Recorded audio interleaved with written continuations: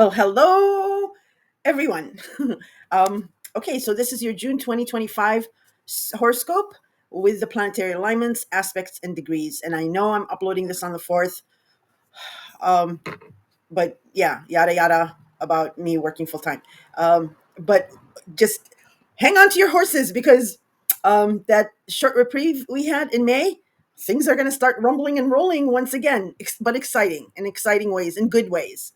So let me just let you take snapshots of June's planetary alignments and aspects. So first through the 6th, 8th through the 11th, 15 through the 22nd, 23rd through the 25th, and 26th through to the 29th. Okay, and I've got a lot to cover, so getting straight into it. Hi, Aries. Okay, Aries, this is your June horoscope, and I do have the planetary alignments, aspects, and the degrees in the very beginning of the video if you wanted to take a snapshot of that. All right. So as June opens, it is with a highly communicative and mentally stimulating phase for you, as the new moon in Gemini just occurred on May 26th. So this sets the tone for new beginnings in maybe your local environment or with communication, or any short trips or siblings, cousins, extended family, social media, because that's what Gemini rules for you. And you're likely to be busy, maybe with errands or learning new things, um, because also Gemini rules, basic concept learning, basic math, and things like that. And you might also be connecting with neighbors, or the neighborhood and all that. Now, I would be remiss not to mention the loop you are going through with your alone time, or with your psyche, or about the past, and or religion, or something personal and private that's going on with you. Naturally, I'm talking about the karma from 18, 19 years ago, and the North and South Node in Pisces and Virgo.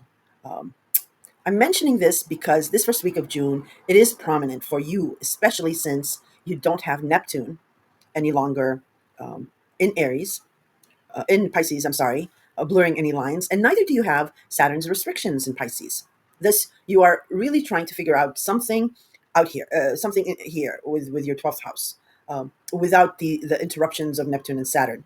So it's in focus. And again, because Neptune left Pisces back in March, April, some concerns were just magically washed away.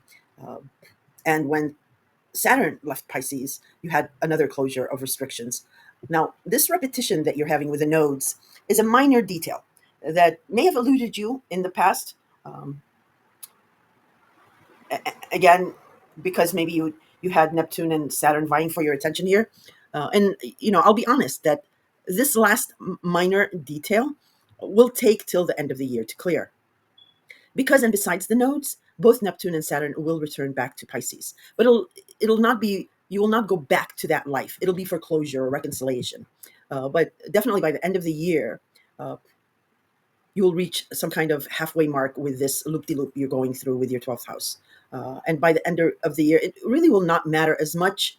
Um, and you and others will not really be concerned about your alone time, as ultimately you gain this freedom, um, from this repetitive soul searching, because it does lead to some kind of a liberation and, of course, growth with a clearer sense of the past, of your psyche, of religion, maybe, of anything that has to do um, with a secret in your long time. All right. So that out of the way, the big shift really for you comes on June 9th as Jupiter enters Cancer, bringing a year-long period of expansion and luck to your home and family life. It is your fourth house. Cancer is your fourth house of home, family, parents, um, your physical living space, your patriotism, your pride. Okay, um, but for many of you, this could mean a bigger home, uh, um, or a move, family growth, or a deeper sense of security and belonging. That's really important for you here, Aries, because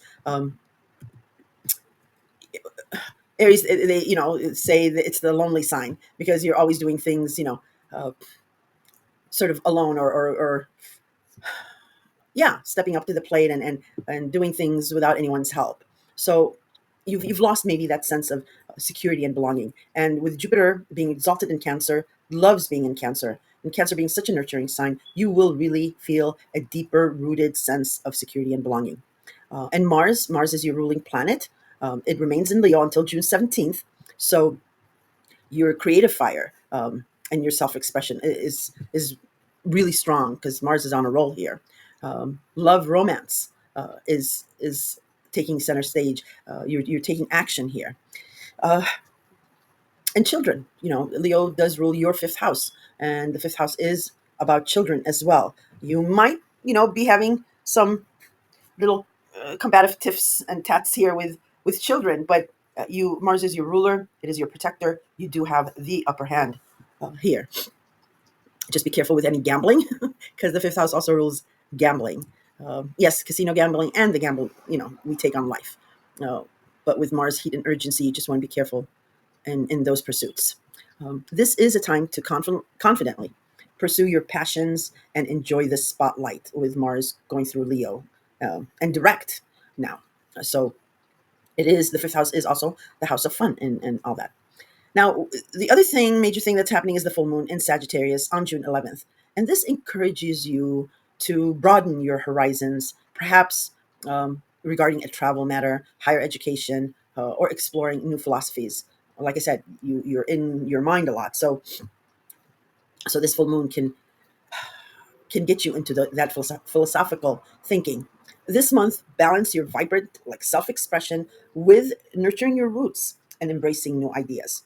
Okay, so the full moon is also not, one of those emotionally full moons like with water signs. This is Sagittarius, and it's not really a combative sign. Sagittarius isn't. It's a very fiery, optimistic sign. So even a full moon in Sagittarius is really fun. What it will be probably loud, um, but it'll be some kind of ending, fruition, or culmination of your past efforts here. Um, in the last 6 months, when we had the new moon in Sagittarius, I believe it was back in November sometime, or maybe December. So whatever you seeded then, you are seeing the results of, or whatever you've been working on since then, regarding your ninth house, of again travel, foreigners, higher education, philosophy, or the World Wide Web. It is wrapping up here. It is either ending or coming to fruition. And of course, my disclosures on full moons is, yes, the full moon will be bright as can be, uh, as a full moon can be. Yet it's still the moon. It is at night. It is hidden. Our emotions are ruled by the moon. So there is something still hidden from you. So, give yourself and others a space of a few days until the moon passes on to another sign before making any life altering permanent decisions regarding your ninth house. Okay? Uh, on the 15th, we do have Mars and Leo squaring Uranus in Taurus. So, again, Leo is your fifth house, and Taurus is your second house of job, income, and your value system. So, this could bring unexpected shifts or a sudden urge to maybe break free from maybe financial limitations or a job or maybe a boss or a position. Um, and square is a tense aspect. So it can go either way. A square can be beneficial where you might come up with a really creative project for within your job or with your business. And with the square, it's taking it up to another notch, which is very good. Otherwise, a 10 square, if it can translate like I mentioned, the fifth house does also rule gambling. So if you risk something, take a big risk, you might get an ouchie with your finances. So just because Uranus is the planet of shock and surprise, just try to limit your risks. um, be flexible and be adaptable. um, and we only have another 3-4 weeks with Uranus and Taurus, and it's been a wild ride, a roller coaster ride for you with your job, income, or your value system for the past 6-7 years. And that will magically stabilize once Uranus leaves Taurus in July. But for the meantime, and with this square, Leo is ruled by the sun, and your ruler Mars is in Leo, and Uranus just wants to break free, and it's your money house. Just keep your risks to a minimum. Okay, those are the big aspects that I wanted to make you aware of for the month of June. Now let me just go over the full month, but I'll just pick out a couple of other things that catch my eye. Um, Now, June 6th, Venus does enter Taurus. And again, Taurus is your second house, job and income. And Venus is the ruler, it rules both Taurus and Libra. Venus loves to be in Taurus. So, Taurus is about stability, and gaining stability. But of course, we do have Uranus and Taurus shaking things up. But Venus here is coming in and smoothing things out. And you may either hear about uh, another job that may be lucrative.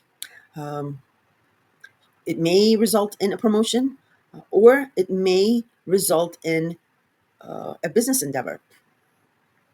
Um, because we also, this first week in June, we do have Mercury in Gemini sextiling Mars in Leo, which is a very nice aspect. And it is about reconnecting with someone maybe from the past. Because remember, Mars has been in Leo for since November, since forever. Or you might be mending fences with someone. And because it is air and fire sign, and you're a fire sign, this will form like a deeper bond. And with Venus entering Taurus, and with Jupiter entering Cancer, this can be a very lucrative month for you, um, Aries. This can be very lucrative. I'm not a financial advisor, and please don't take this as any form of financial advice. But I don't know. I'd be playing a dollar lotto, because Venus attracts money, love, fortune, and fame. So once a week, twice a week, playing a dollar lotto. I don't know. It might pan out for you. Okay. The other aspects is on the 8th, Mercury will enter Cancer. Now, Cancer is your fourth house of home, family, parents, and all that. And so there's going to start ideas. Oh, here comes it's like every single night at this time. It's like 2:30 in the morning. How can you be whatever? All right, I'll stop complaining. Yeah, Mercury entering Cancer. So there will be ideas, discussions, or maybe agreements, maybe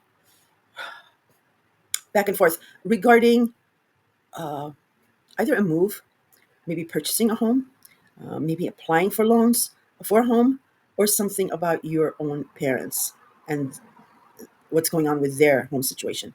But it is, Cancer is your home and family. So, excuse me, if you do have your own place, it is about that. And somehow it's set to expand for the next year. Some areas may be, joining, maybe through a marriage or something, joining families, and you're getting this bigger family. Or some areas may have people coming to stay or live with them.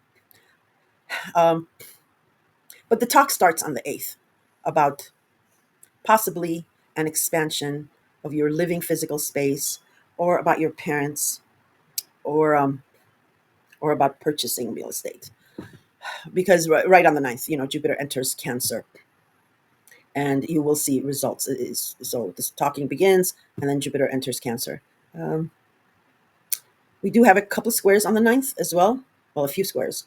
So we have Venus in Taurus squaring Pluto in Aquarius, Mercury in Cancer squaring Neptune in Aries, and Venus in Taurus squares Pluto in Aquarius. Now, I said that twice. Sorry. The Venus in Taurus squaring Pluto in Aquarius, this can be good. Again, Venus rules Taurus, and Taurus is your second house of job and income. So you'll be seeing the benefits of Venus blessing your second house. With this square, you might be helping a friend or an association or a group somehow, um, or your value can be uplifted somehow with these friends or groups. It can play out that way. Otherwise, if it's uh, a tense, air quotes, bad aspect, uh, you might be taking a job that maybe takes you away from this group, from this friend or from these friends. You might not have as much time for them. That might happen. So yeah. Now, Mercury in Cancer squaring Neptune in your sign. This is just basic. Some tense verbal, maybe disagreement regarding your image, the way you appear, your profile. So that may result in that aspect. And it's at 2 degrees 00 minutes. So check your chart for that. Now, I mentioned the full moon on June 11th. Um, and I don't know if I mentioned this. Well, just in case I didn't mention it, we do have Mars in Leo squaring Uranus in Taurus. So this can be, all right, Leo is your fifth house of love, romance, children, and creativity. And Uranus in Taurus. Taurus is your second house of job. Yeah, I already mentioned this. If you have questions about it, you can you can leave it in the comments, but I already mentioned it. Jupiter in Cancer squaring Saturn in Aries. Again, the same thing with Neptune in Aries. So some kind of family focus or your parents, um, and there might be a tense feeling or talk regarding some kind of restriction about your image, your profile. Yeah. Or it can be a good square where, okay, so Cancer, is this summer sign of plenty and abundance. And with Jupiter in Cancer, uh, Jupiter loves being in Cancer. It's exalted in Cancer. And Cancer, and this can relate in uh, also help from your home and family. Um, so with this square, because it's Saturn, restrictions about you, your image, your profile, and so on. Um, this can still be good if you are willing to be disciplined um, with the restrictions that's being applied to you or about your image. And if you're not like flaky or greedy, because it's Jupiter, it's a benefic planet, so you're gaining something from family. Uh, Jupiter will give you the expansion and hope you want, but if you stick within the rules regarding your image and your profile, that's just basically how it's translating out to be. Okay, and it'll be hard. It's a square. These are powerful planets, Jupiter and Saturn. So the hard part will be the struggle within yourself. Okay. All right. The next thing that's happening is on the 17th. Mars enters Virgo. Virgo is your sixth house of health, habits, routine, scheduling, small pets, taking care of someone. It is also called the house of chaos and gossip. And this Mars, your ruler, entering Virgo, you will have the energy and the drive to tackle minute details, your day to day things that you need to do and organize. It'll help you become very organized. Uh, any health, if you want to start the gym, or if you've been God forbid having a health issue, Mars coming in here will get things rolling. So if you've been having this toothache, and you've been putting it off, starting June 17th, you will make the appointment and you will go. You won't put it off anymore. Um, but you'll be very, very busy with some kind of a health, a schedule, a routine, or taking care of someone. And um, if you're a workaholic, just be careful not to overdo it. Remember, the sixth house is separating your day in 8 equal parts: 8 hours for sleep, 8 hours for work, 8 hours for fun, relaxation, and rest. And if one gets too much than the other, you'll be off kilter. So don't over research, don't be overly critical or over analyze, or become overly sensitive. All right. Now, the next major aspect we have is on the 18th, which is the last quarter moon in Pisces. So the last quarter moon is just that. It's the last step of wrapping things up in your Pisces related house that you started on the new moon in Pisces in February. So you either seeded something here, um, or you were giving an opportunity and you started working on something. Pisces is your 12th hidden house, behind the scenes in the past. Um, and the other thing with this new moon is that it forms a square to Uranus at that critical 29 degrees of Taurus. Yeah. So here he comes again. Sorry. See, if he was just going to, whatever, if he was just coming back from work, I'd be like, okay, one time. But he does it on purpose. And why at 2:30? It just doesn't make sense. Whatever. Um, Yeah, so this last quarter moon, because it's culminating, because it's the like the last step before an ending, with the last quarter moon, and because with the square at the critical 29 degrees, and with Uranus in Taurus, this may signal some kind of an aha moment or a surprise revelation. Uh, Something that you were not expecting happens or is revealed, because that's how Uranus works. Where then things make sense, whereas before it may have seemed like a conundrum or something like that. But now it will be it will like fall into place for you. Okay, you get an understanding why things happened, maybe suddenly before, and you had maybe a hang up about that. Okay, and then we have Jupiter and Cancer squaring Saturn in your sign. So Cancer is again your fourth house of home and family, and Aries, of course, is your sign, so it's your first house of image. So you are feeling some restrictions regarding your profile, your image, um, and this actually the square can be really good, um, because it is Cancer and it is Jupiter.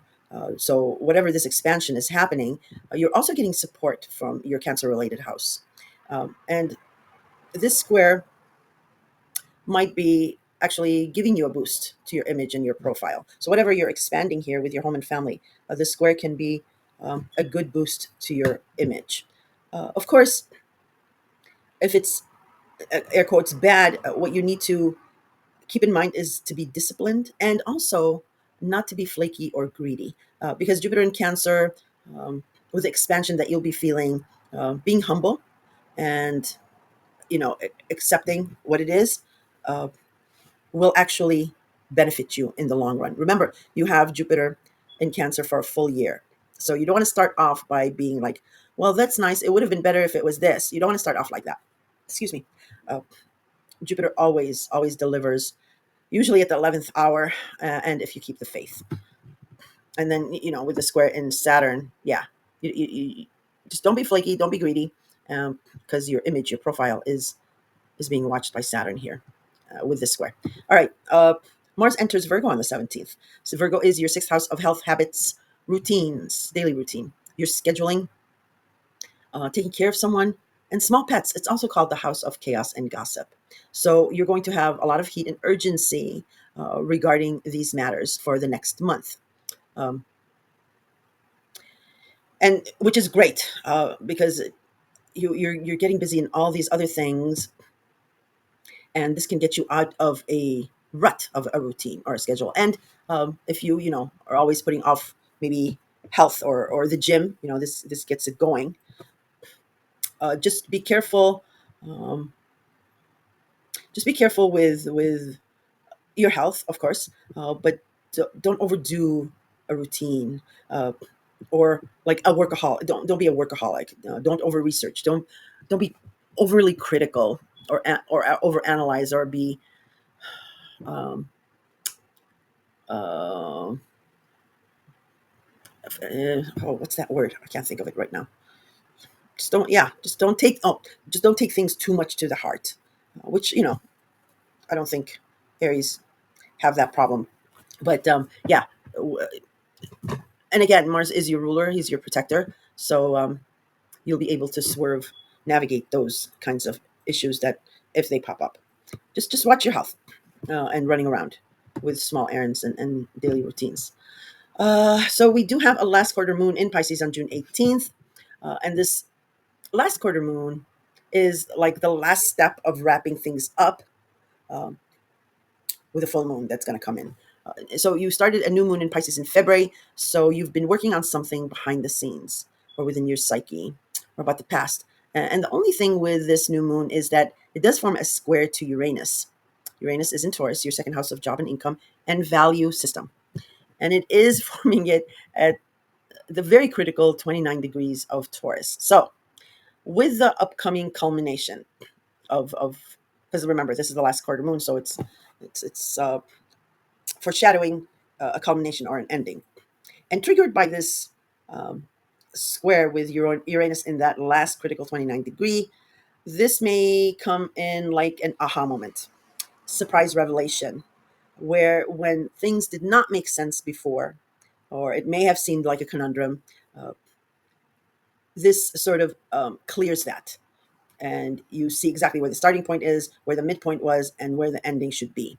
Okay. You get an understanding why things happened, maybe suddenly before in the past. And you have this hang up about it, but it makes sense. It's also concerning maybe faith or religion. Um, yeah, where if something was like a cliffhanger, okay, this solves it. And this works really well also with what I mentioned early on with this with the nodes being in Pisces and Virgo. And the Jupiter in Cancer squaring Neptune in Aries. This is actually very, very beautiful. Um, it's at these times these squares are good, because Jupiter is, a benefic planet, and Cancer is your home and family, and it's very nurturing. And you have Neptune idealizing your image and your profile, so this can be a boon for you. Something about an expansion of a family situation or a house or a move that's giving a really nice, positive, dreamy image of you. Just be very careful, because it is Jupiter and it is Neptune. Jupiter is hopelessly optimistic, and Neptune is, all about fog and idealizing things. So just be very careful with being too optimistic or not being able, to navigate through the fog. Okay. Um, yeah. All right. Then we have the sun entering Cancer on the 20th, and it is the summer solstice. So this is going to shine a light on all your fourth house related matters, for you and for others to see what is going on here. Um, and the summer solstice is a wonderful time. It's the time of abundance and fruitfulness. It is the time where you get to lay back and enjoy family gatherings and and all that. So take advantage of this time, because we do have Jupiter in Cancer. So this will be a very nice summer for you, definitely. A very hopeful, very exciting time. Uh, let's see. The other thing I wanted to mention is on the 22nd, Mars will be sextiling Jupiter. Remember, Mars now is in Virgo and it's sextiling Jupiter in Cancer. So something about your routine, your health, your scheduling, or taking care of someone is actually giving a supportive aspect to this expansion regarding family matters. Uh, and the sun in Cancer squaring Saturn in your sign, you know, this is about a tense aspect between two unmatching energies. Cancer is a water sign, you're a fire sign. However, you're both cardinal signs. So you both are trying to get the same result. And which is better? Is it better to be authoritative or nurturing? Uh, it's better to be like a little of both. So working together and being like a good cop, hard cop, I don't like to say bad cop, is the best way to tackle this. Uh, yeah. So, yeah, something that's going to illuminate about your home and family. So that's the sun in Cancer. That's not sitting well in regards to these restrictions that are being put regarding your image and your profile. So both want the same thing. Both want good things for you, Aries. Saturn wants you to look good, um, and to have, you know, a nice profile, a good image out there, and your home and family. The sun wants you to have uh, a nice home and family. So, but they're approaching it in different ways. One is approaching it emotionally, the other one is approaching it with enthusiasm and fire and let's go, go, go. And the in between is the best approach. That's how that can work out. Now, um, the 24th, we do have Jupiter in Cancer, Kazimi. Okay, this is important. So listen up. It's very good. It simply means the Jupiter and the Sun conjoin in the sign of Cancer.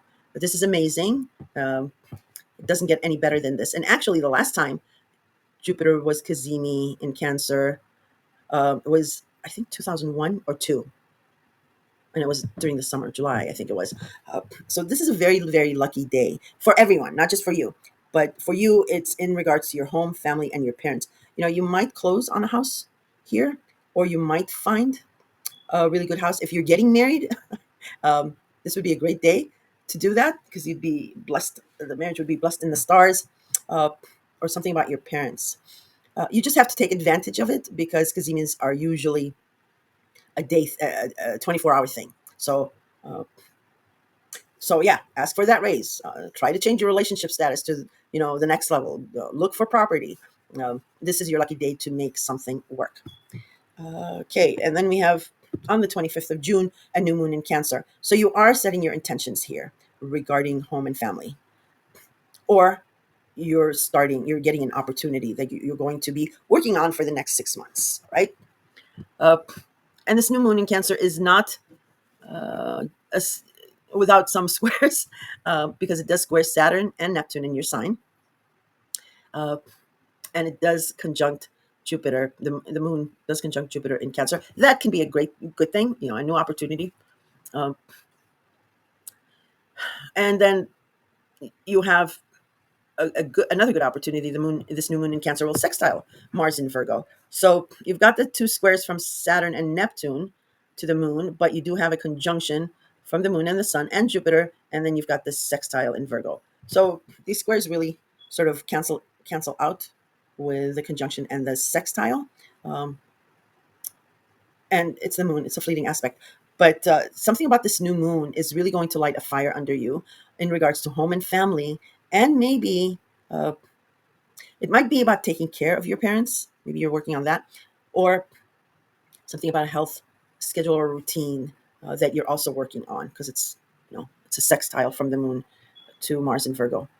So yeah, very critical new moon, but a very good new moon. This is serious, and this is going to be big for you. So set your intentions on this new moon. Uh, Okay, and then we have the Mercury in Cancer sextiling Uranus in Taurus. Nice, very, very nice. So again, something about talking, discussions, agreements in regards to your fourth house that is actually um, supporting some kind of a revolution you want to make with your job income or how you value yourself. That might be getting a boost from this home and family endeavor that you're trekking on. Um, because we also have the sun in Cancer sextiling Mars in Virgo, which is great. So whatever you're doing with your health habit, routine, or taking care of someone, again, whatever the sun is highlighting in regards to your family is definitely supporting you in your endeavors with your sixth house. Venus in Taurus sextiles the North Node in Pisces. Very nice. Venus is blessing your second house of job and income, and it is supporting something about the past, your psyche, or the release of something that is karmic in nature from the past or your psyche. So maybe you're getting uh, the good benefits of karma that you have paid. Okay, and then Mercury will enter Leo.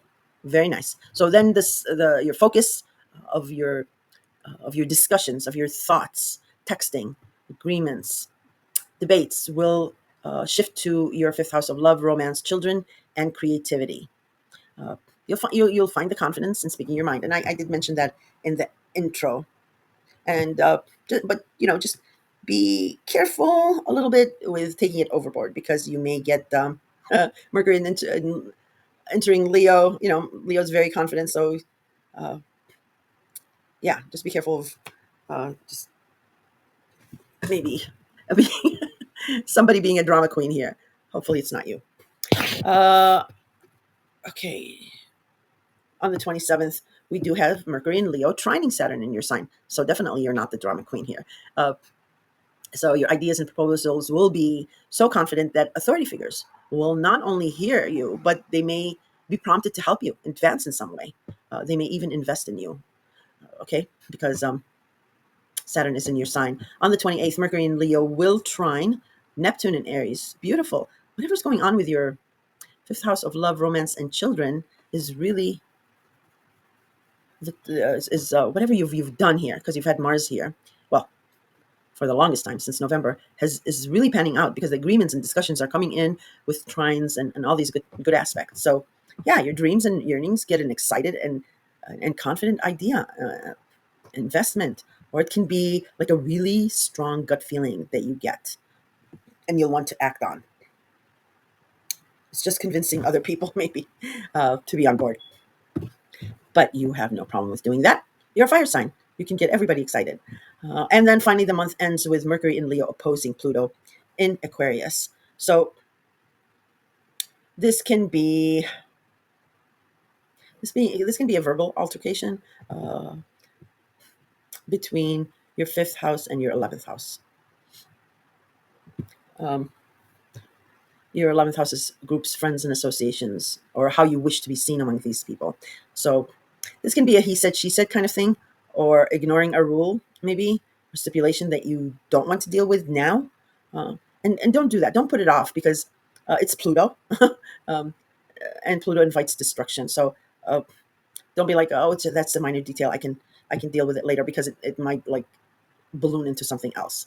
Deal with it now when it's small and you can get it out of the way. And you have no problem with procrastination because you are a fire sign and a cardinal sign, super strong cardinal sign.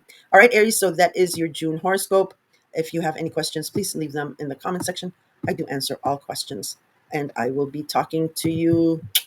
I'm going to do a couple of dedicated videos this month. And well, if you're subscribed, you'll be notified. I'll talk to you then. Hi, Taurus. Taurus, this is your June 2025 horoscope. And are you ready? Put on your seatbelt because that reprieve that we had in May is about to shift again, and it's going to start. Yeah, put on your seatbelts. It's going to be a bumpy ride, but it's going to be a fun bumpy ride, new exciting bumpy rides. We have major things happening. So June 2025 begins with Venus, your ruling planet, entering your sign on June 6th. Um, Hallelujah. It's been in Aries for the longest time with the retrograde. So you've needed this badly. And this is going to be bringing a strong focus on, definitely for a good chunk of you, on your self-worth. Um, and also, of course, enhancing your image because it's your first house of your image, your profile. This is a beautiful time to indulge in self-care, skincare, wardrobe, change of wardrobe, maybe new wardrobe, hair, cutting your hair, or doing a new style with it, trinkets, makeup, jewelry, even if you're contemplating plastic surgery, which I do not recommend, but anything with Venus in your sign, and it's going direct, you're good. Um, so yes, definitely you're going to, and Uranus has done a huge number on your image and your profile. It's changed you a lot, but and Venus is coming in here and just crystallizing this change in you, but to beautiful, more attractive you. So you're going to be beaming definitely with Venus entering your sign. And Venus attracts love, money, fortune, and fame. Fame definitely is going to benefit you. Um, if you had any issues with, your image. Um, the new moon in Gemini on May 26th that we had sparked fresh energy around your finances and material possessions, maybe encouraging you to explore new income streams or reevaluate your spending habits. So maybe you had a new opportunity, or you seeded the hopes of something new here regarding your job or income. Some of you could have started a new job during the new moon, or a promotion or a raise, or maybe a business endeavor. So you're on that high as well. Now, Mars has been in Leo for the longest time, since back in November, and you've had issues and your struggles with home, family, your parents, um, or maybe it was political because it does rule like your pride, your patriotism. But now Mars is wrapping up things here in your home and family. You may have moved, or you may be thinking about a move, but you have this drive and energy until the 17th, so a couple more weeks. You might feel a dynamic push to assert yourself within your home or family life. Possibly, it can lead to home improvements. Maybe you've been working on that, or addressing maybe any domestic issues. And certainly, a lot of you have had that as well. Um, but that's smoothing out right now. And then uh, Mars will then move into Virgo this month, which then your drive and your energy will shift to your fifth house of love, romance, children, and creativity. So, um, Mars in Virgo, just the only thing is try not to be overly critical, or over analyzing things regarding your fifth house. But because it's, Mars rules Aries, the god of war. Mars is, I'm sorry, the god of war, and it rules fiery Aries. So it's going to give you a lot of push, a lot of energy here. But Virgo is pragmatic and tends to sometimes overanalyze. So just be careful of starting any fights here, or just over being overly critical. Um, or it might be, about your children going back to school, and you'll be busy, really busy with that and with that schedule, because you've got things going on with your schedule too, and your routine. Um, but sorry, I'm looking at some notes. But going back to Mars in Leo, around the 15th, Mars in Leo will square Uranus in your sign. This may potentially create a sudden urge for personal freedom, or an unexpected shift in your self expression or appearance. And you're getting some pushback from maybe your parents or your family. But, it is Uranus. You are used to this energy, and it's just 3 more weeks, and Uranus will leave your sign. So that will settle down. But like I mentioned in last month's scope, you're actually going to miss the unexpected shifts in regards to your image and all that. And this last square might break you free of something. Um, but yeah, a square is a tense aspect, but it leads to some kind of freedom, some kind of breakthrough. It might be also a breakthrough. Okay. Now, the major transit for you also is Jupiter entering Cancer on June 9th, blessing your communication and your learning sector, your commuting, maybe a new car, maybe a new communication device. But this it also covers, siblings, cousins, extended family, and social media. Um, so this area of your life is set to expand bigly, as someone says, because Jupiter is the sign of expansion and optimism, and Cancer is a very nurturing sign, and Jupiter is exalted in Cancer. But also, there will be something about home and family or parents playing out in the background with this expansion of your communication, your commuting, or siblings, or even social media. There's something in the background playing up out with that. And you've had Mars in Cancer here in October, January, February, March. So um, if there were any issues or problems, Jupiter coming in here, again, depending on your birth chart, it it's definitely Jupiter is definitely a benefit planet, so it'll smooth things out because Cancer is also nurturing. But if you have any afflictions in your birth chart, it might expand an issue here. But for the most part, um, Jupiter does not want to expand issues, so it's it's a very good time. We're all predicting Jupiter in Cancer is a very good time for everyone. This could bring also more opportunities for short trips. Again, if you are maybe you have children, yeah, your schedule is going to change.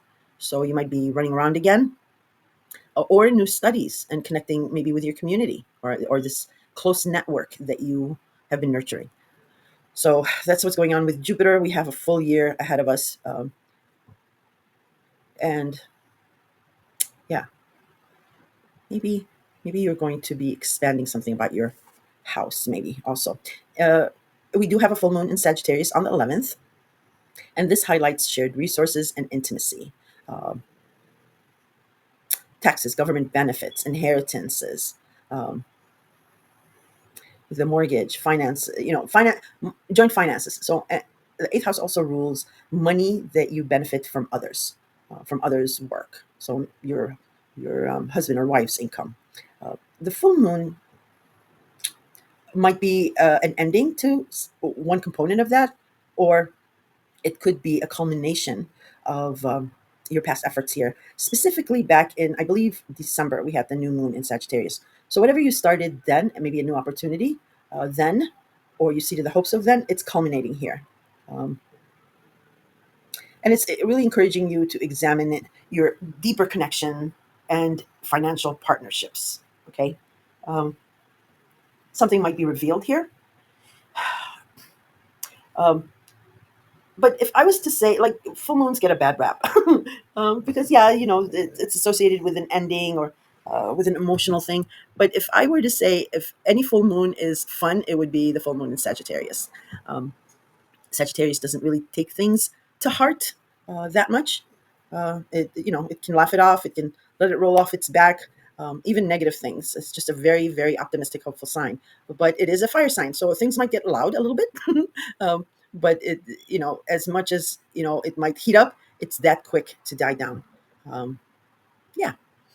So just remember my disclosure on full moons. Yes, they're full, bright, and illuminate a lot of things, but it is still the moon. It is still hidden. It's at night.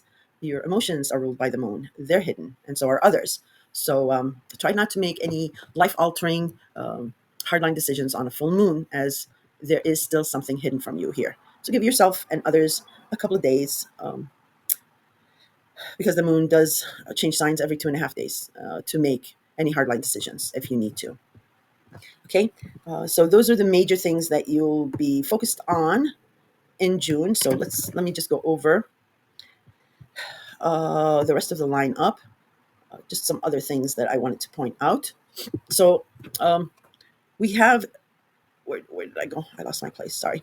Um, Mercury in Gemini, sextiling Mars in Leo. That's a great aspect. Um, uh, a sextile is a very supportive aspect. So something, a talk, discussion, texting, email, agreement regarding your job, your income, or your value system is actually supporting your action that you have been taking in regards to home, family, and parents. I wanted to point that out. And the next thing I wanted to point out, excuse me, is on the 8th, Mercury will enter Cancer. So talks, discussions, emails, agreements, disagreements, will start happening uh, June 8th regarding your third house of communication, commuting, and social media. Then Jupiter enters Cancer on the 9th. I already mentioned that. Um, so, yeah, the next aspect, Venus in your sign will square Pluto in Aquarius. So Aquarius for you is your 10th house of career, status, reputation, and authority figures. So again, a square is a tense aspect, but in this case, it can be a good jumpstart of something, as Venus is blessing your image. It's portraying you in a really nice light. Um, and authority figures are taking notice. And this square can take it to the next level. Okay, so you might be approached by an authority figure or authority figures regarding, oh, well, maybe you're, because the way you're changing and whatever, they might offer you something here. The 10th house also rules unpaid work, any volunteering or charity work. Just wanted to throw that out there. All right.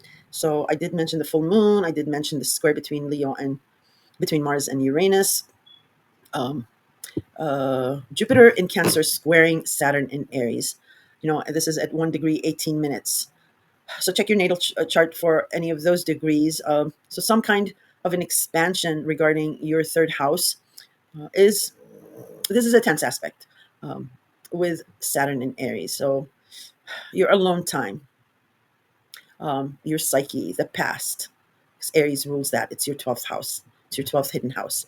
So you're getting some rules, restrictions, constrictions in regards about with your alone time, um, and with expansion that's going to be taking place with communication, running around, scheduling. It's just this tense aspect just relates to you're not going to have as much time as you would like um, for downtime or alone time. Um, Uh, but Jupiter is a benefic planet. It is exalted in Cancer. It loves being in Cancer. So it can be good if you are willing to be disciplined. Jupiter in Cancer also, like I mentioned, expands something. So opportunities are going to come from others who are very nurturing. So try not to be greedy um, with this. It's one of those where it's like, oh, that's so nice. I really like that. I wanted that, but it would have been better if it was this. Try not to be that way. Be humble, and because um, because then it sets the tone going forward. You have a full year for Jupiter to be in Cancer, so you're going to have all these people helping you, and you don't want to be labeled like unappreciative or whatever. So if you're humble and if you're thankful, it'll expand even more. Okay. Um, yeah, so that's what Saturn is uh, trying to warn you about. And then I mentioned Mars entering Virgo, and then on the 18th we do have a last quarter moon in Pisces, and that simply means um, the second to the last step of an ending of something in your Pisces related house, which is your 11th house of groups, friends, and associations, or your hopes, wishes, and dreams of how you want to be seen amongst these people. Um, and the other thing is that this moon is forming a square to Uranus at the very critical 29 degrees of your sign. Uh, so it's important. Why? Because with the last quarter moon, so with that almost ending, and with this critical 29 degrees of Uranus wrapping up its stay in your sign, there is a realization, a surprise revelation, um, an aha moment uh, that may have been eluding you, or it may have been in like a cliffhanger. And with this square here, uh, that that eluding you will stop, and you'll be like, oh, that's why this happened. So it'll make sense, is what I'm trying to say.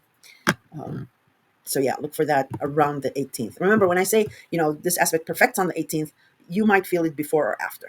Okay, so I wanted to mention that because that was not in my intro for you.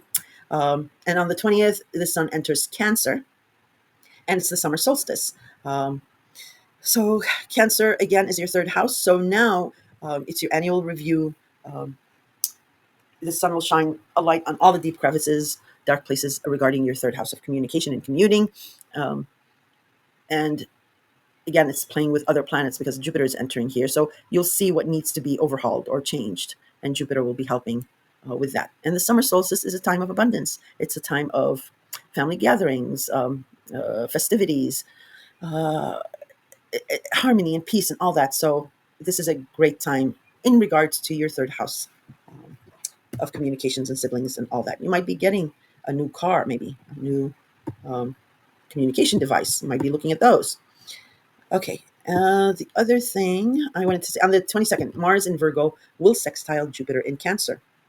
Very lovely. So, whatever you are starting with heat and action and drive in regards to your fifth house of love, romance, children, and creativity, that is your endeavors here are going to support whatever expansion you're making in regards to your third house of communications and commuting. Again, some of you have children, so you might be setting up a schedule because they're going to start school or something like that, and and that's going to expand this running around with short trips because the third house is inclusive of short trips around the neighborhood.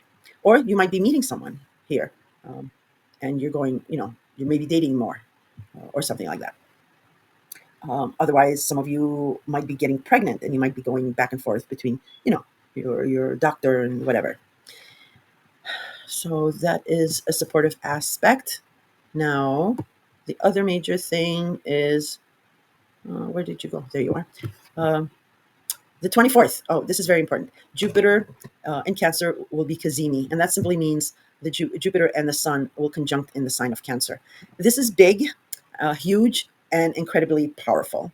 Again, remember, Cancer is your third house. So we haven't had this aspect since 2002, summer of 2002. So that's a long time. And, between that then and now, we had some really hard hitting planets with Pluto in Capricorn and Saturn in Pisces and all that. But here, this is why I'm saying these, this year, everything changes, life changes. And this Cazimi with Jupiter in Cancer epitomizes that. So some kind of an expansion, um, and and the sun is making this happen as well, is shining this light on how you can expand this. This is a very lucky day for you. Um, you just have to take advantage of it because it is a 1 day deal.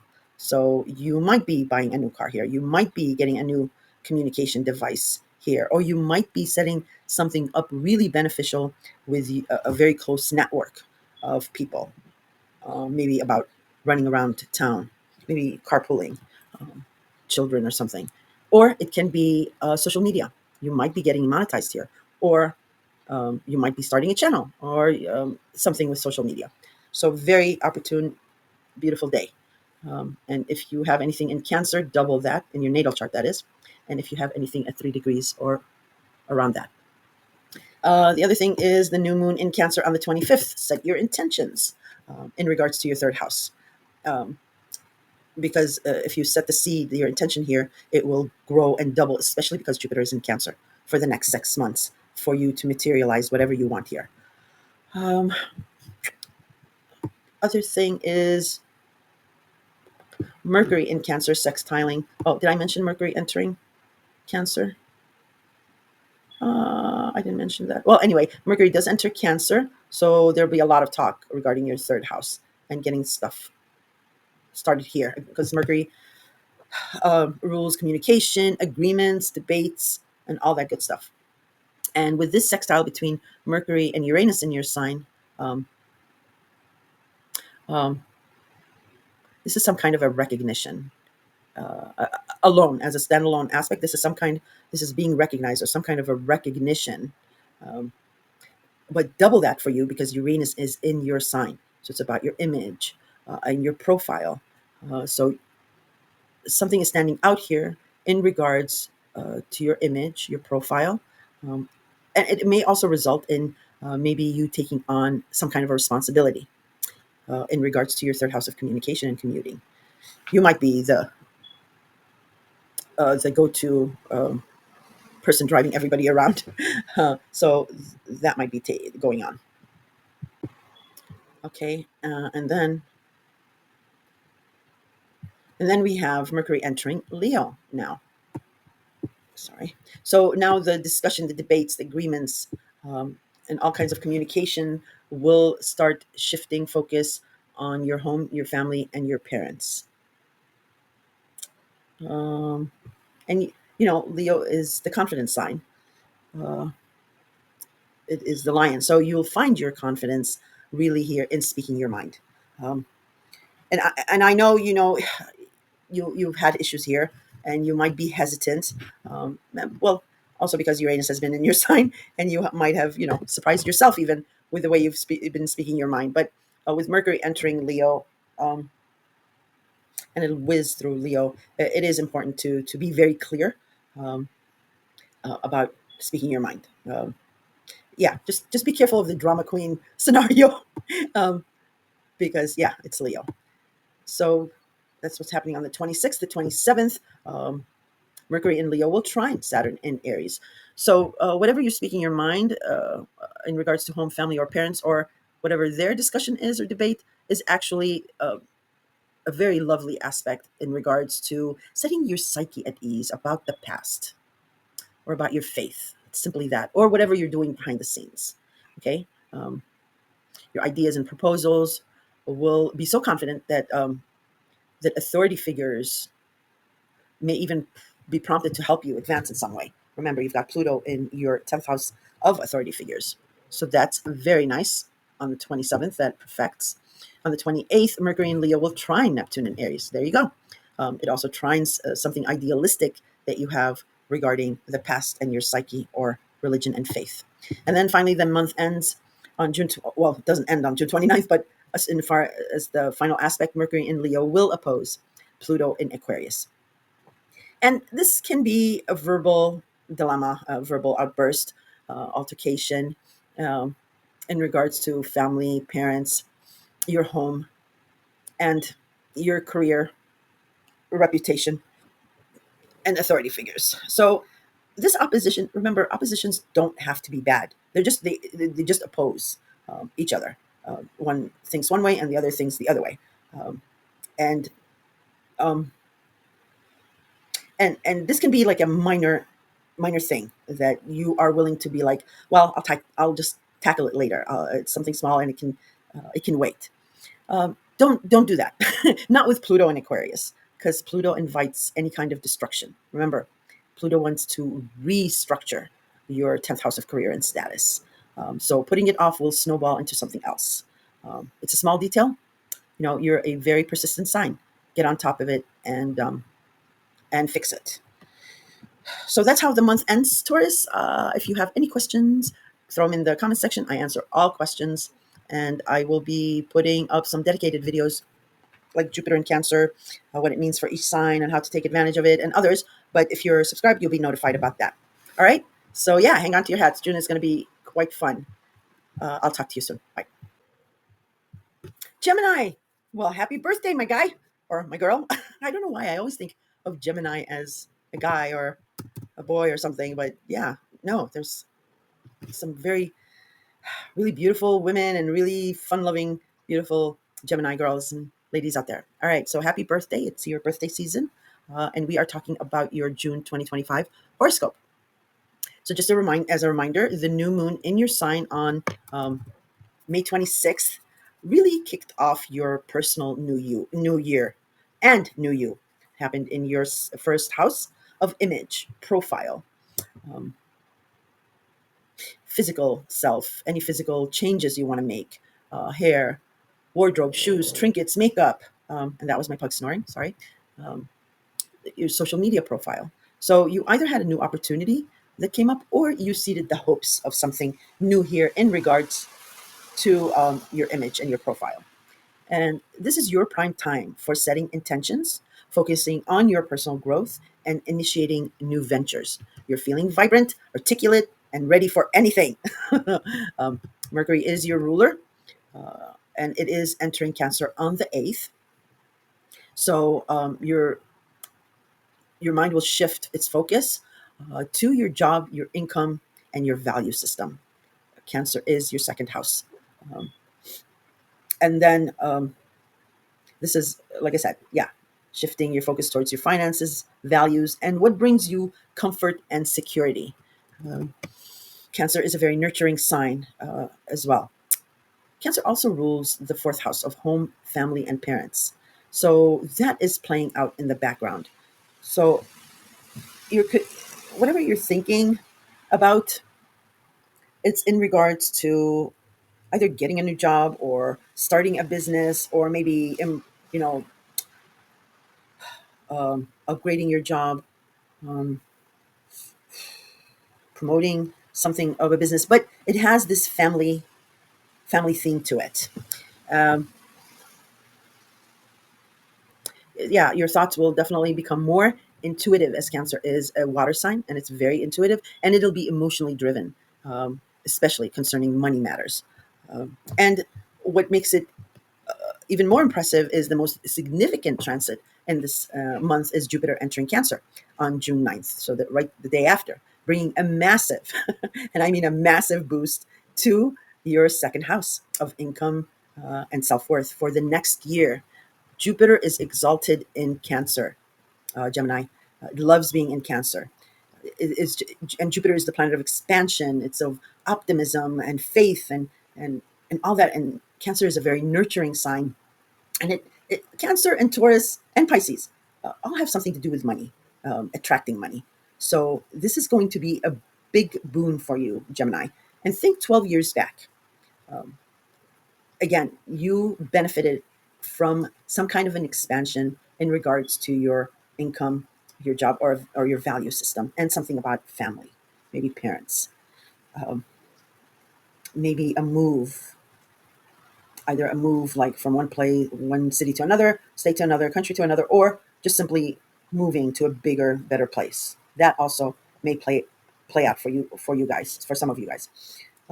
But I myself, if I were you, and this is in no means financial advice at all. This is just for entertainment purposes. But I would play, dollar lotto, um, maybe every weekend or what have you, because this is really going to expand something for you in regards to money. It's beautiful. It's absolutely gorgeous. And like I said, think back 12 years ago. Um, this is a highly auspicious period for financial growth. I can't emphasize that enough, for attracting new opportunities and feeling more secure, really in your own skin. It'll give you a lot of confidence. Um, Then we also have a full moon in Sagittarius on June 11th, which is your opposite sign. So it is your seventh house of partners and relationships, all kinds of partners, personal, intimate, platonic, and business. Um, so anyone who knows you really, really well can be considered a partner. All right. And this shines a light on something coming to a culmination or an ending. It can be an ending, or clarity to partnerships. Um, because as much as Sagittarius is hopeful and optimistic, it is also, say it like it is. So some kind of clarity um, to a partnership, both romantic and, like I said, professional and platonic. Um, My disclosure on full moons. Yes, full moons are quite bright and they illuminate things. So something about a partnership might be also revealed here. However, it's still the moon. It is still at night. It's hidden in the dark. Our emotions are ruled by the moon. They're hidden. So something is still hidden from you here. So if you are, just put off any hardline, life altering decisions during a full moon. Um, Give yourself and others space. Usually the moon, it's about 2, 3 days and the moon changes. And but I would say, if I was to have any full moon, I would want it to be in Sagittarius because they're still fun. Sagittarians are really loud people, and full moons in Sagittarius is a very loud full moon. But Sagittarius, just as much as they get angry, they're that fast to like forgive and all is well. Um, if you just admit something, they're all about truth. So yeah, it's going to be an exciting full moon. So this month really leverages your enhanced communication skills to secure your financial future and deepen your most important connections and partnerships. Keep that in mind.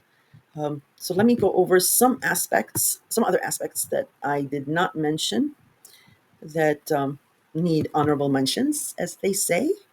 So Venus in Aries will sextile Jupiter in your sign, Gemini, and it's at 28 degrees, almost nearing that critical 29-degree ending. So when I say Jupiter delivers at at the 11th hour, if you keep your faith, this aspect would be an example of that. Um, Aries is your 11th house of friends, groups, associations, memberships of any kind. And it is also your hopes, dreams, and wishes of how you want to be seen amongst these people or just people in general. A sextile is a very positive aspect.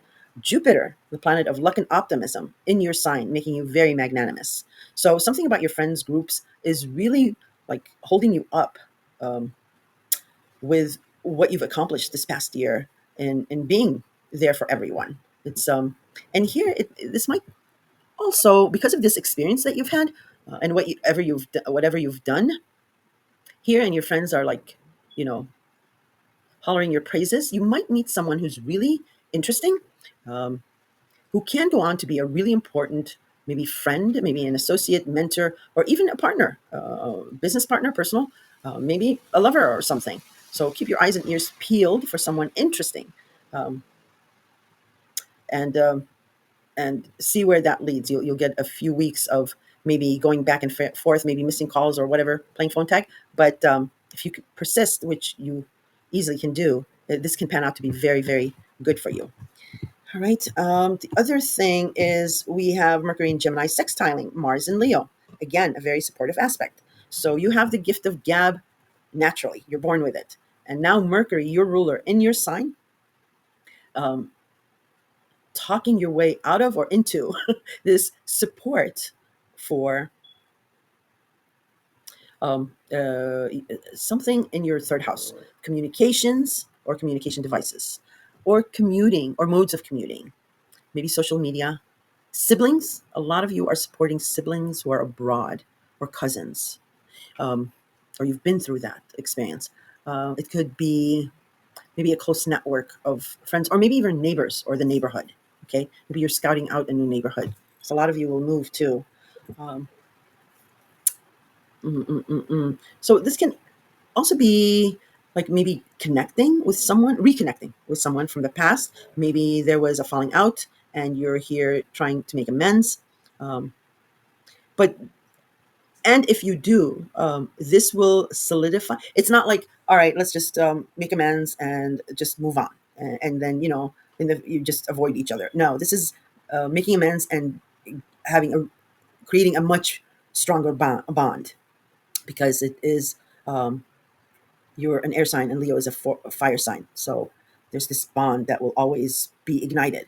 This will form, yeah, a deeper bond than just making amends. So look for that. I'm just sorry, I'm just doing something because I can't see something.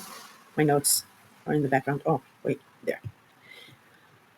Okay, and then we have Venus entering Taurus. Taurus is your 12th hidden house, your psyche, your religion, your faith, any confining spaces. It's about the past. So you've had a roller coaster ride here with secrets being revealed and things like that for the past 6 years. You only have 3 more weeks of this, Gemini, and then Uranus will exit Taurus and enter your sign then. But Venus is coming in here and actually smoothing out anything because, yeah, Uranus is almost ending its tour in Taurus. So Venus attracts love, money, fortune, and fame. Um, so having a clear psyche or releasing the past here will get some kind of a benefit from Venus entering and beautifying this um, headspace that you may have had an issue with. Um, the other thing I wanted to mention is on the 8th, Mercury, your ruler, will enter Cancer. Again, it is going to be talking, debating, exchanging ideas regarding job, income, and your value system. Just take time because you are really a fast talker. Excuse me. Just take your time. Maybe like if you see the person being overwhelmed, take time and then revisit that conversation again a little later, re-emphasizing what you said, and then move it to the next stage because it is Cancer. It is a water sign, and yeah, it's all about the siesta and afternoon naps and becoming refreshed. So that's how I'm interpreting it for you. And Mercury is just whizzing through Cancer. Before the month ends, it enters Leo. Um, I discussed Jupiter entering Cancer for you already. Um, I discussed the full moon. Um, Mars in Leo will square Uranus in Taurus. Leo is your third house of communications and commuting, and Taurus is your 12th hidden house. So this this what I've been explaining it is um, doing something that's good, that's supposed to be good, and in your mind good, and getting admonished for it. Something like that's what I get for being a nice guy. This translates as such. Um, and with this being in your third house of communication and your 12th house of the past or psyche, it's a tense aspect. So this might be a struggle within yourself because you've had Uranus shaking up your house of the past and secrets. It might be a struggle within yourself to repeat that same confidence. Um, okay.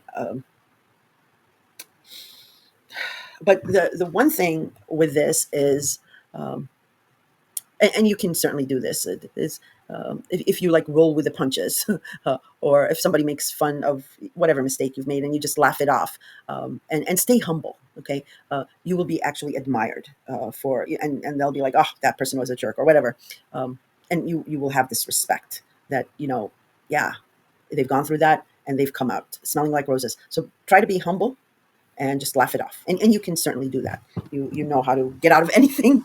You can talk your way out of anything. And then Jupiter in Cancer will square Saturn in Aries. So again, something about your communication and commuting. Oh, I'm sorry, some expansion in your house of values and money. Squaring Saturn in Aries. Aries is your 11th house, groups and memberships, and then of course your vision of your how you want to be seen. So Saturn is saying, okay, in order for you, there's some kind of restriction, some kind of a boundary in regards to your friendships or your groups or how you want to be envisioned amongst these people. Um, and with you getting this expansion with your income or your values, um, this can be like, um, try not to, because the 11th house is ruled by Aquarius, and Aquarius does not like um, people, individuals taking credit. It's about group thing. So with Jupiter expanding something about your money or your job, and you getting like maybe getting a little haughty or like, oh yeah, um, you know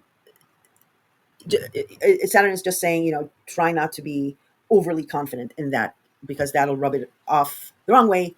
And as far as how you appear amongst your groups and peers, it can translate that. Otherwise, it can really be very good if, again, you are disciplined, and not being flaky or greedy, because Jupiter in Cancer nurturing, people coming out of the woodworks to help, and it is your second house. So if you're offered something, being like, oh, thank you, that I really appreciate it, instead of, oh, that's nice, but you know what? It would have been really good if it was this. You don't want to do that, especially not with groups, friends, or or your Aries related house, because that Jupiter has just entered Cancer and it's set to expand it here for you. And if you're greedy and setting that tone right in the beginning, that's not going to be a good look. So that's what Saturn is trying to warn you about. And that's what I wanted to talk to you about. Now, on the 17th, Mars will leave Leo and enter Virgo.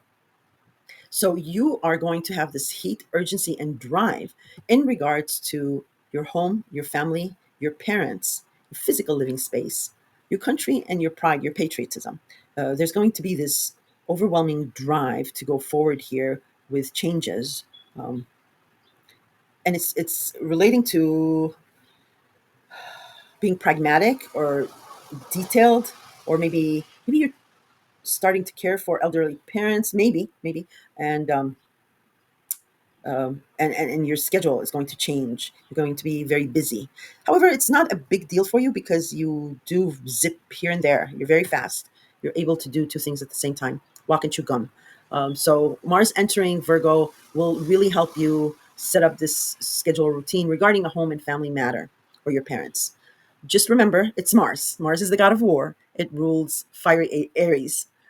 So just don't rise to any heated arguments with family or parents. Just be careful with that.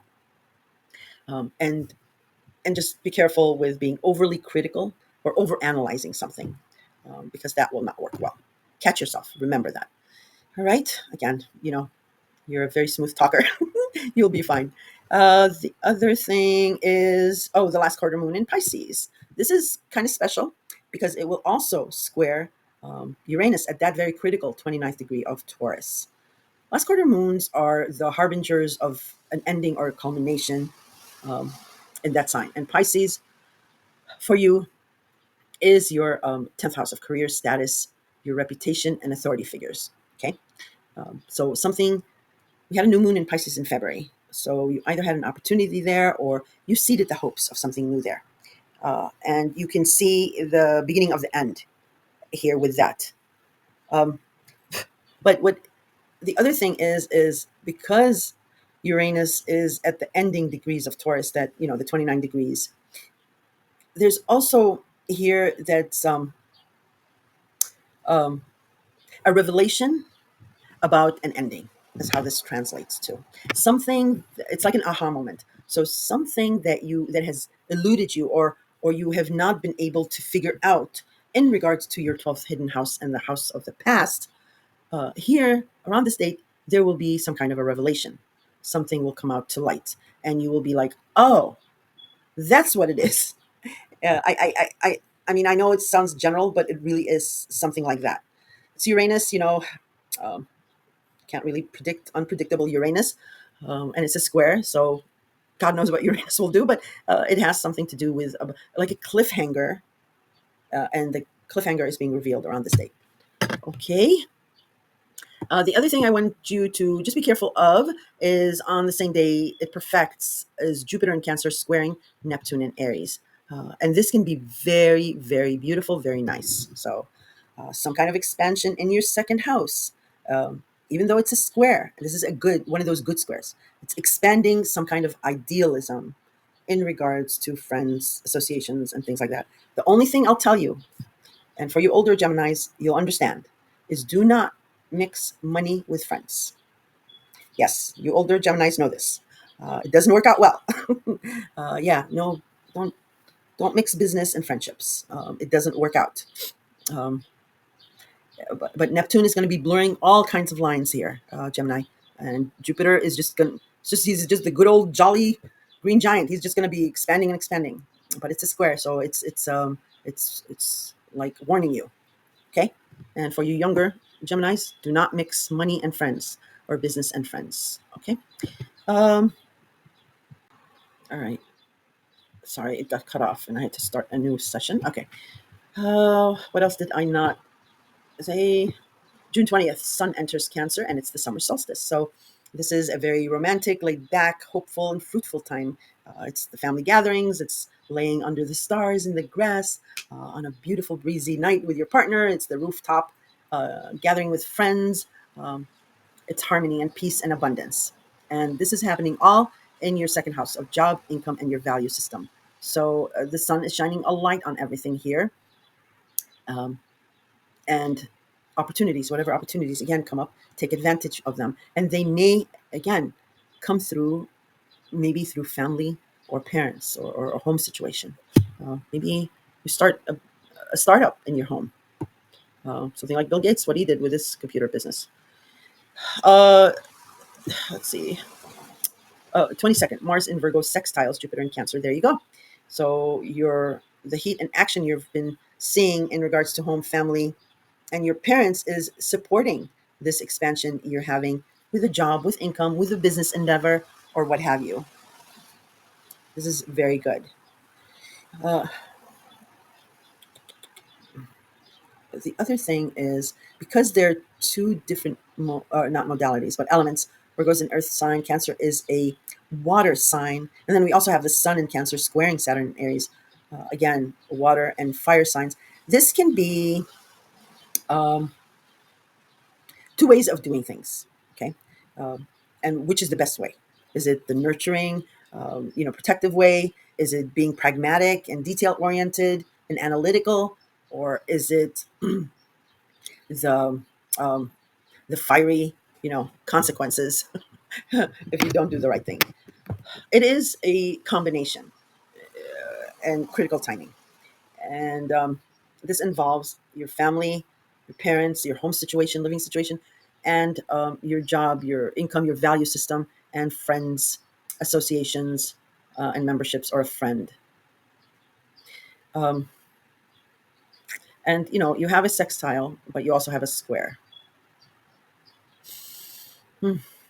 Um, it's saying just don't be over nurturing or over analytical, and find a happy medium. Some of you might be because you're famous for taking a troubled person, fixing them up, propping them up, and setting them on their way. But these friends then latch onto you, and get the wrong idea.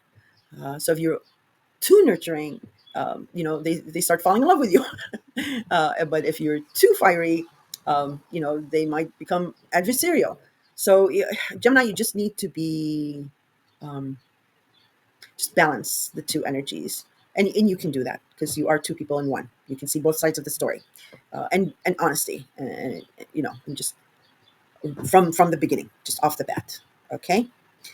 Uh, the other thing is Jupiter Kazemi in Cancer. So Kazemi simply means the sun conjuncting a planet in a certain sign. So in this case, Jupiter and the sun will be conjunct in the sign of Cancer. Huge. This is huge. Sun is one of the most powerful planets, solar gas giants, and Jupiter is a very important, massive, another gas giant. And this has not happened since almost 20 years ago. July 2002 is the last time it happened. Um, and because Jupiter is exalted in Cancer, it's a very lucky transit. And because it's falling in your second house of job and income, this is a very lucky day for you. I would play the lotto here. Again, no, it's not financial advice.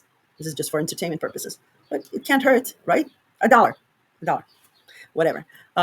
But because this is a use it or lose it kind of day, it's only a day thing, and it perfects on June 24th. So go big. Well, no, don't go big. Whatever, you know what I mean. Yeah, but it's quite a lucky day. And we do have a new moon in Cancer on June 25th. So set your intentions regarding job, money, or value system. Here, seed your intentions, seed the hopes of something, because in 6 months' time, you will see the fruition of it. And again, family and parents are in the background with this. For a good slice of you, you guys are going to start, sorry, some kind of a business or marketing campaign, and it has to do, either the theme has to do with real estate, home, family, or parents, or you're starting it in your home or with your parents, or your parents are investing. Something about that. All right. The sun in Cancer will sextile Mars in Virgo. Virgo is your home and family. Cancer is your second house, but again, natally, Cancer rules home and family. So this is something like standing out, and authority figures, um, taking notice of you. It may result in maybe, more responsibility. Um, so just be careful to what you agree for, on, with. Um, um, because it is Virgo. Virgo is a workaholic, and not everyone is a workaholic like Virgo. So yeah, it's and you've had Jupiter in your sign, so you a lot of people are taking notice of you. But that's what this translates in. Now, Mercury also on this day will enter Leo, and Leo is your third house, so you're going to definitely have the gift of jab, um, and you will be able to talk with confidence, speak your mind with confidence, and you will be heard. Leo will be heard. So it can be very, very good. Just be careful with going overboard, being overconfident, and being crowned the title of drama queen, or somebody in your sphere might get that thing because Leo's queen, get it, king. All right, June 27th, Mercury in Leo will trine Saturn in Aries. There you go. So whatever you're talking, whatever you're doing, it's forming a really lovely aspect to um, your friends, your groups, your associations. You're standing out amongst them about whatever this discussion is that's taking place. Maybe social media, maybe siblings, groups, neighborhood, um, whatever discussions, agreements, debates you're having in that community is really making you stand out amongst authority figures, amongst friends or groups or memberships that have some kind of an authority about them. Okay. And then the 28th, Mercury in Leo will trine Neptune in Aries. So same thing. Your dreams and yearnings get an excited and confident idea, investment, or it can be a will to want to act on.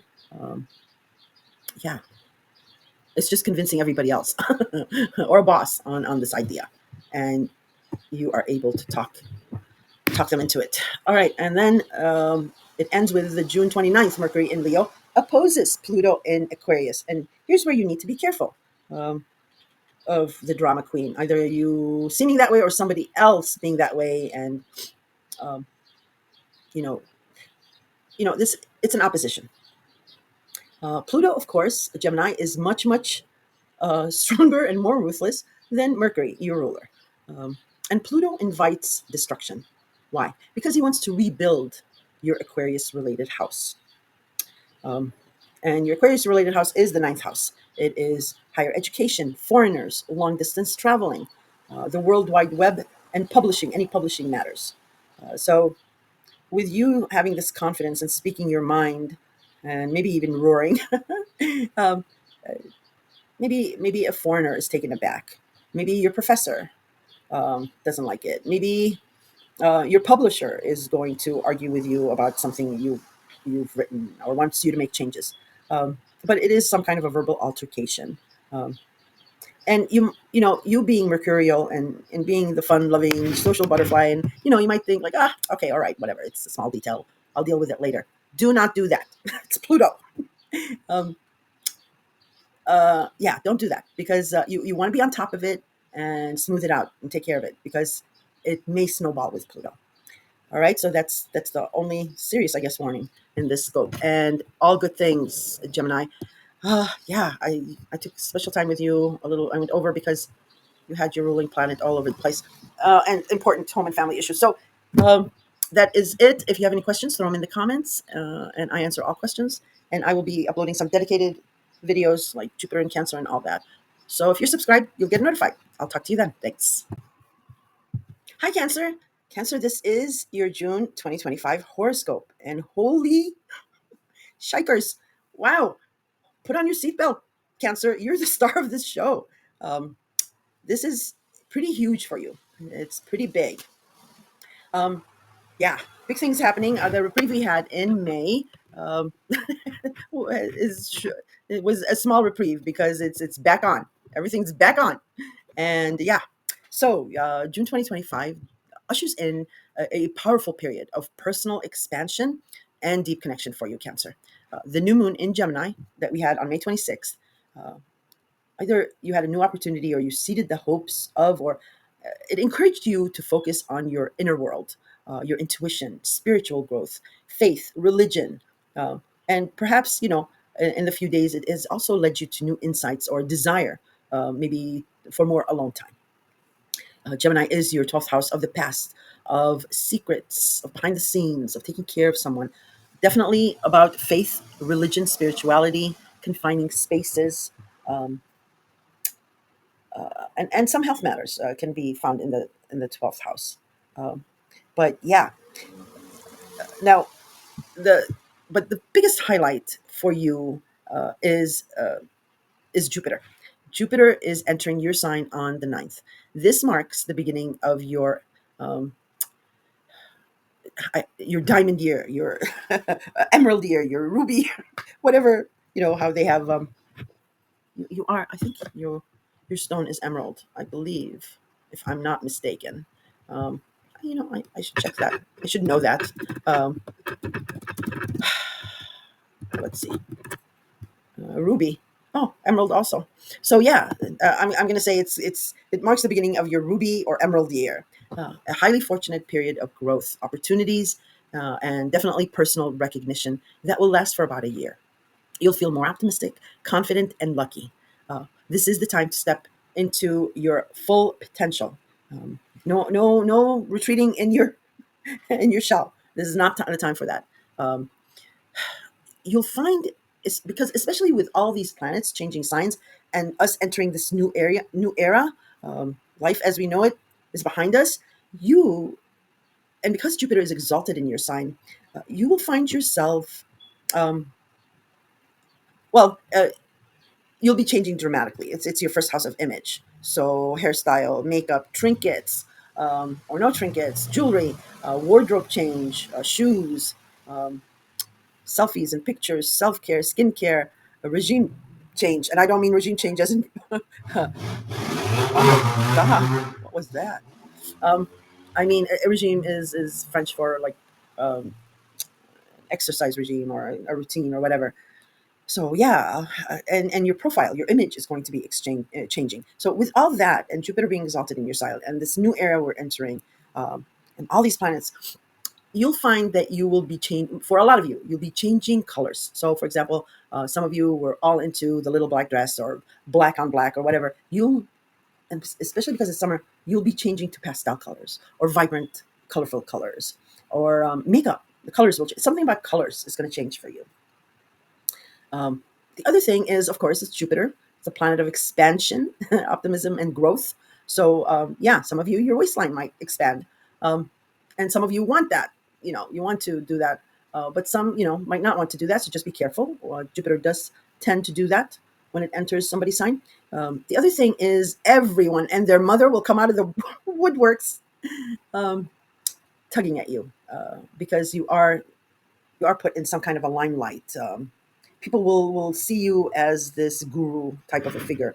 Jupiter entering a sign, especially in its exaltation, um, you'll seem magnanimous, very magnanimous, um, like Optimus Maximus, like an emperor. No, but seriously, you will be the go-to person.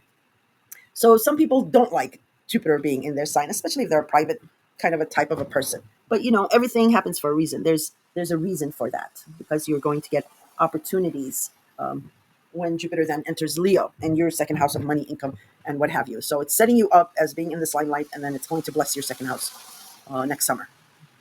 Mercury also enters your sign on June 8th. So you're going to have the gift of gab and about your profile and your image. It's going to make your communication more intuitive and emotionally expressive, and people will like that emotion um, infused conversations. And it's the time of the summer solstice. It's the time of abundance and fruitfulness. It's the time of, taking a nice afternoon a siesta, and being rejuvenated. It's the time of family activities and June brides. It's the rooftop gatherings with friends. It's the couples, you know, uh, laying in the grass on the summer nights with the stars and a beautiful breeze passing by. It's that feel good, nurtured time of fruitfulness and peace. And you are smack in the middle of representing all that. So you might see a lot of people um, gravitating towards your style of communication and energy. They just want to be around you because you're like family. You're almost like family. Cancer rules the mother, the very nurturing mother, the very soothing and nurturing mother, and at a time of plenty and harvest. So yeah, most of you will revel in that because that's what you're all about. But some signs don't like all that attention, and some of you guys might be like, eh. But if you take afternoon naps, I promise you will be able to handle it. Mars will be in Leo, your second house of job, income, and value system until the 17th. So you've been, been a tough, long road since November in regards to a job, income, or maybe a value system. Some of you could have switched jobs, lost jobs, are between jobs, or maybe business or something like that. That's coming up to a wrap. It's like I said, it was a bumpy ride, had its ups and downs, but something is stabilizing here for you in the next 2 weeks. So added drive and passion to your financial pursuits. You've got a couple more weeks to that. And then Mars will enter Virgo. And Virgo is your third house of communication, communication devices, commuting, modes of commuting, siblings, cousins, extended family, your neighbors, your neighborhood. Social media is big in the third house as well. Um, Virgo also rules. Um, it is your third house, but it also rules like schedules, routines, health matters, taking care of someone. So that's going to be playing out in the background. So the heat, the urgency, the drive will be in those matters after Mars changes signs. Just remember not to be overly critical or uh, over analyzing things, over research things, or becoming a workaholic during the period of Mars in Virgo because it'll throw off your schedule. Then we have a full moon in Sagittarius on June 11th, which highlights your, um, I'm sorry, yeah, it highlights your daily routines, health, your work environment. Um, it is a bringing an ending or a culmination or an important decision in these areas, or maybe one of these areas. This, and like I said, because Virgo is in your third house of short distance trips, and Virgo also rules taking care of someone. Some of you might be taking on the mantle of taking care maybe of an elderly parent, or maybe many of you are in the field of education, so there might be this special interest maybe in a certain group of students. Excuse me, sorry about that. But it's a full moon. A full moon is a wrap up, an ending, a culmination. We did have, and it's in relations to the new moon in Sagittarius back in December. So whatever you started then, or you seeded the hopes of something and you started working on that, you're seeing a fruition of your past efforts here, or an ending, like job well done, whatever. Uh, the only thing with full moons is for returning listeners, bear with us as I explain to new listeners. Full moons are very bright and they illuminate. Yes, something will be revealed here as well. However, it's still the moon. It is hidden. It is at night. Our emotions are ruled by the moon. They're hidden. Something is still hidden from you here. So that's why if you can put off a life altering permanent decision, do that. Don't make decisions like that on a full moon. Give yourself and others a couple of days to act on because the moon moves like 2-3 days to a sign and you'll have clarity if you can avoid it. The other thing is full moon in Sagittarius can be loud. People will speak their mind. Sagittarians uh, is a fire sign. They're very outspoken, um, and but they are everybody's friend. And they're as quick as they are to temper. They're that quick to like be oh shucks I'm sorry. They're really really great people. They're fiery, but they come. It's not like Aries. Can be very intimidating and fiery. Sagittarians are like fiery and funny. So it can be actually a funny full moon. If I was to have any full moon, I'd want it to be in Sagittarius. It's a fun full moon. So yeah, but this month, embrace your natural empathy because the universe is calling for that. Everybody needs that, and that's why Jupiter is entering your sign. And allow yourself to grow and express your truth from the heart. Okay, that's what the whole month is about. Now I'll go through some aspects that I didn't mention that need, how do you say it, honorable mentions. um, so June 5th, we have Mercury in Gemini, sextiling Mars in Leo, and Mercury in Gemini squaring the North Node in Pisces. I'm not really concerned too much about that. It's the Mercury sextiling Mars, which is great. Um, Gemini is your 12th house of the past, of secrets, of behind the scenes, of faith and spirituality. And Leo naturally is your second house of job, income, and your value system. Leo also natally rules the fifth house of love, romance, and children. So that may be playing out in the background. And Gemini naturally rules communication, commuting, and siblings and neighbors. So that is also somehow related. But a sextile is a very supportive aspect, and this can be either connecting or reconnecting with someone from the past that you may have been at odds with. Um, and because it's an air sign, Gemini, and Leo sign, fire sign, this amends will build a really strong bond um, from here on end. Okay, so any of those people I mentioned can be what is going on with this mending of the fences. Venus will enter Taurus. Venus rules Taurus. Taurus rules the second house of job, income, and value system. So it's all about money, money, money, money. And Taurus for you is your 11th house of friends, groups, and associations. Venus attracts money, love, fortune, and fame. So many of you might be maybe benefiting from friends. And as far as money is concerned, maybe they come up with this great business idea. Um, or you might find love amongst a friend, a group. Um, and yeah, and this will like somehow fall into place because um, with Jupiter coming in your sign too, yeah, you might attract this romance, budding romance in amongst your friends. And there's money, something of money involved, a job, or maybe your value system. You get like maybe you help out a friend, and your image gets boosted somehow. All right. Then on the 8th, Mercury does enter your sign, Cancer. So I already explained that. Um, and on the 9th, Jupiter enters Cancer. I already explained that for you. Full moon in Sagittarius. I covered that. Now on the 15th, Mars in Leo will square Uranus in Taurus. Leo is your second house of job and income. Taurus is um, your 11th house of groups and friends.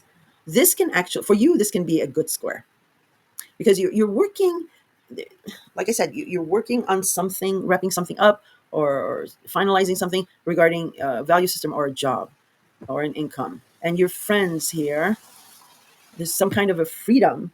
Uh, it's in your friends, your groups, they're enabling you with breaking free of something. So this can be a very good square for you. Um, Jupiter in your sign will square Saturn and Aries. So Aries is your 10th house of career status, your reputation, and authority figures. Um, and with Jupiter in your sign, expanding your image, putting you out there, um, uh, and authority figures taking notice. Again, this can be a good square because it's expanding something about your image to authority figures. Now, of course, you know with Jupiter and the 10th house, you want to keep yourself above reproach. Watch your social media posts. Watch your opinions regarding, you know, favoring somebody over somebody else or a group over another group, because it's Jupiter. It's going to really put you out there in the public, and Saturn is all about rules and restrictions and playing within boundaries. So yeah, authority figures are going to be watching you and watching how you influence other people, especially you guys in the educational field. So yeah, it can that can be one scenario. Of course, it can be a whole host of scenarios, but it is about an image. Okay, Aries rules the first house of image, and Jupiter is in your first house of image. So keep yourself above reproach. Be kind, be direct, yes, but yeah, just watch your image. All right. Then I mentioned Mars going into Virgo already. That happens on the 17th. And then on the 18th, we do have the last quarter moon in Pisces. And Pisces is your ninth house of higher education, foreigners, long distance travel, the World Wide Web publishing. Um, and the last quarter moon is just the beginning of an end here. You can see the beginning of some kind of an ending or culmination.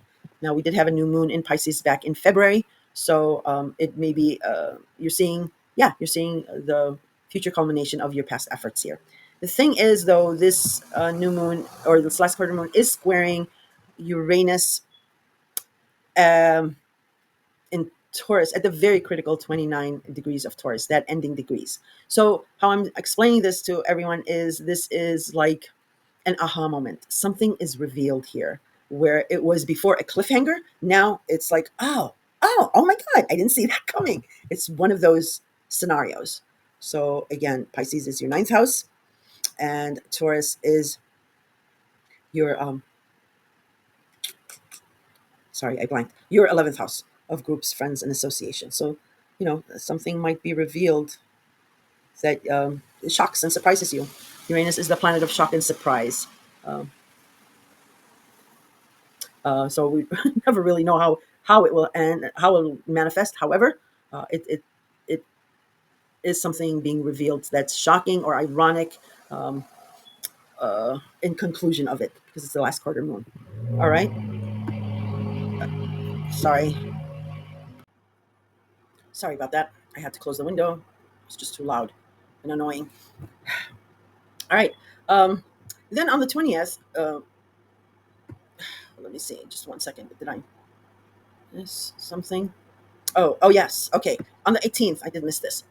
So I did explain in the last quarter moon in Pisces. The other thing is we do have Jupiter in your sign squaring Neptune in Aries. So this again, it's a square.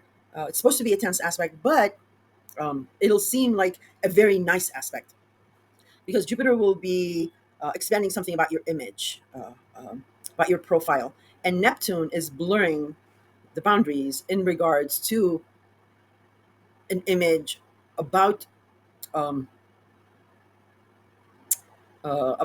something regarding your 10th house of career status and authority figures. So it might translate that.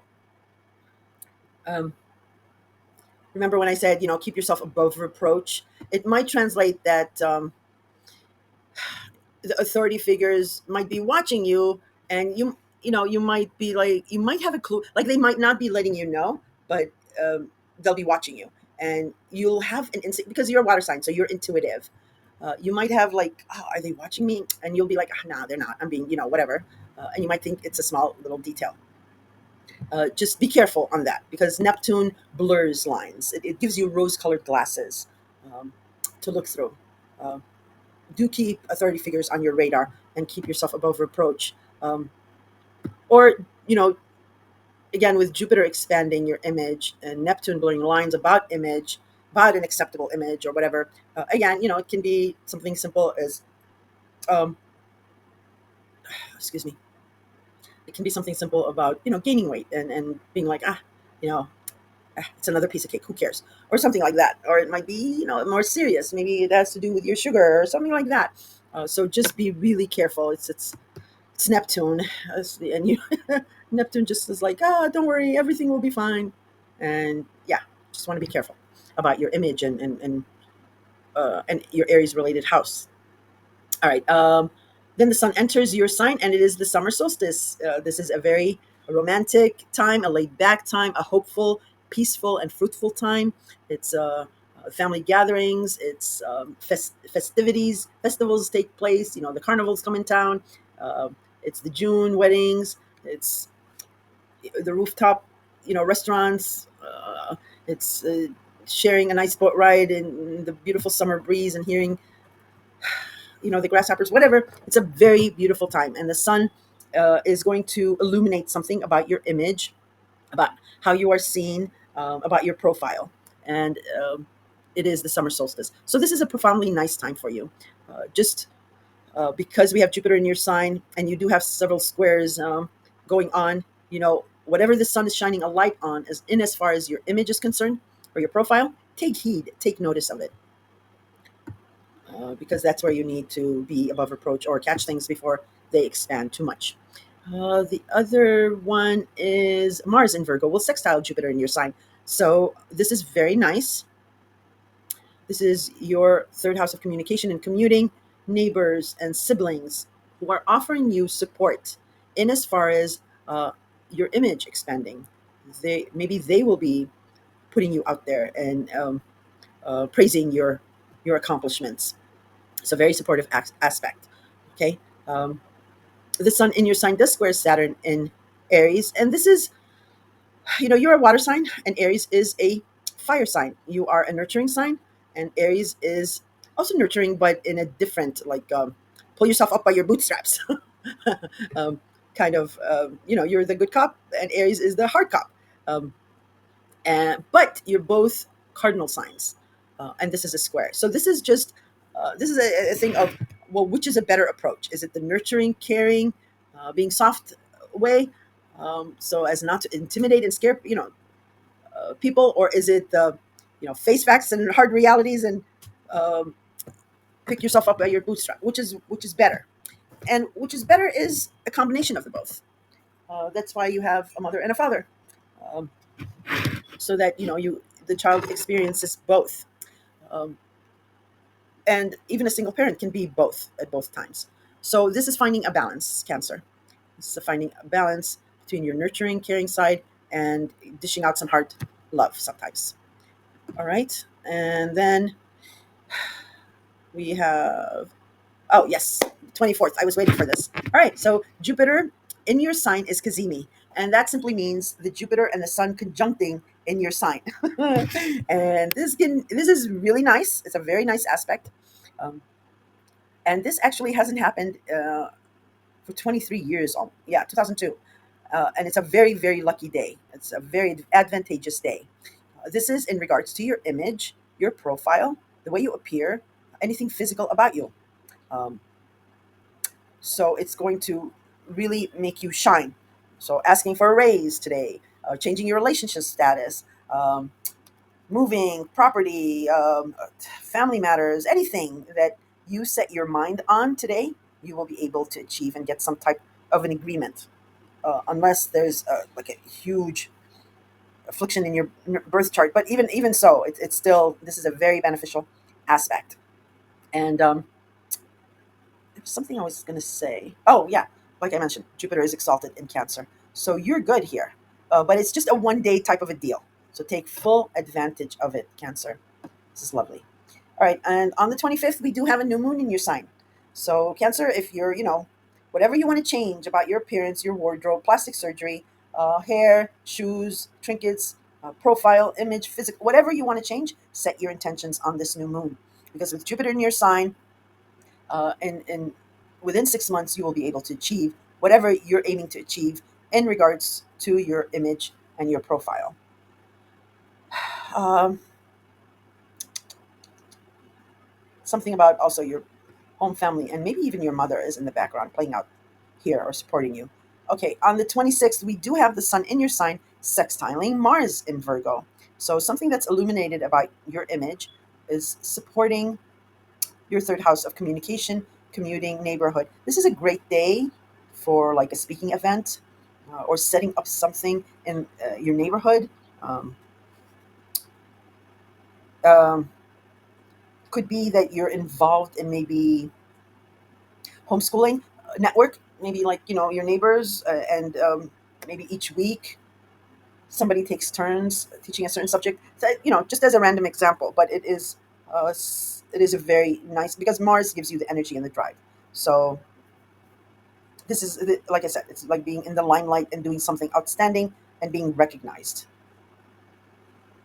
um, However, it does. I do have the note, and I'm warning everyone. It may result in more responsibility. So if you're not up for that, or if you have too much on your plate, just be careful. You might be signing up for something that's going to get bigger and more involved. Okie dokie. And then Mercury enters Leo also on the 26th. So agreements, disagreements, talks, texting, calls, emails, and negotiations regarding your job, income, and your value system. Um, you're going to speak your mind and be very confident about that. And you have just a few weeks. Mercury is just whizzing through your sign in Leo. So take full advantage of the time Mercury is in Leo and your second house. On the 27th, Mercury in Leo will trine Saturn in Aries. So there you go. Um, Whatever discussions, agreements, or ideas, Mercury also rules ideas or learning. Regarding your third house, will have a very lovely aspect to um, your Aries related house. And something you're learning here, something you're starting to learn, um, or teaching something. Uh, Again, Aries is your 11th house of groups, friends. I'm sorry, I'm sorry, I jumped the gun. It's your 10th house of career, status, and authority figures. So yeah, whatever you're trying to learn here or setting an example, um, um, authority figures will hear you, uh, and they may be excited about advancing you in some way or investing in you. Then on the 28th, we have Mercury in Leo trining Neptune in Aries.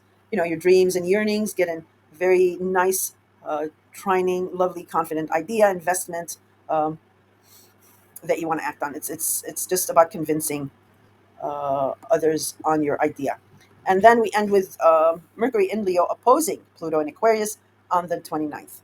This is Leo again is your second house of job, income, and your value system. And Aquarius is your eighth house of joint finances, intimacy, the mortgage, inheritance, mm, taxes, government benefits, and the past and taboo subjects. So this is simply something that's like a minor detail.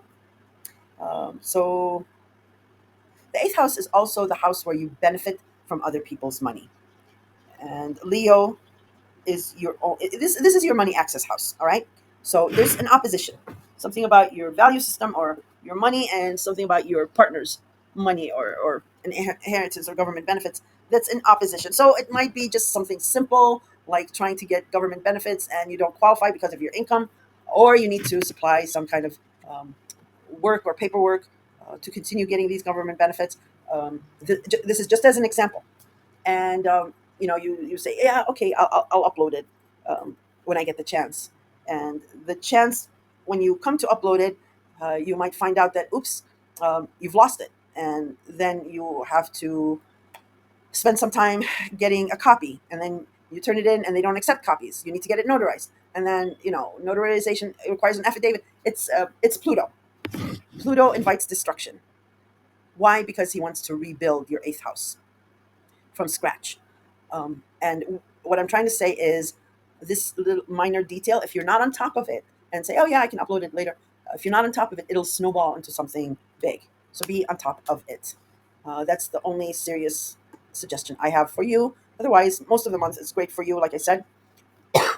And if you have any questions, throw them in the comments section. Um, and I went overtime for you because you, like I said, this month, and with Jupiter, it is all you're the star of the show. So I will talk to you in the next video. I'm probably going to do some dedicated videos, like Jupiter being in your sign and things like that. But if you're subscribed, you'll get notified. I'll talk to you then. Hi, Leo. Okay, Leo, this is your June 2025 horoscope, and I hope you enjoyed the quiet reprieve in May. But things because things are going to shake, rattle, and roll again in June. Big new energies coming in. All right, so June 2025 is really a month of vibrant social connections, about family, and for you, a shift towards inner reflection or the past. Um, so we did have a new moon in Gemini on May 26th. Um, Gemini is your 10th house of career, status, reputation, and authority figures. It is also the house of unpaid work, volunteering, or charitable organizations, and what have you. So this brought fresh, new energy um, to to these areas of your life, and you might have gotten an opportunity, or you've hopefully seeded the hopes of something new here, changing. Um, this is a great time for networking and connecting with like-minded individuals. It'll really benefit you. Social groups, um, uh, fresh energy with your friendships and circles. Um, Even though the 10th house is your career status in the 30 figures, but you can find a 30 figures amongst these people or these groups. Gemini also natally rules the house of siblings, commuting, communication, and social media. So that theme or those people may be playing out in the background here. Mars, of course, the planet of action, uh, the god of war, which rules fiery Aries, is in your sign until September or June 17th. Sorry.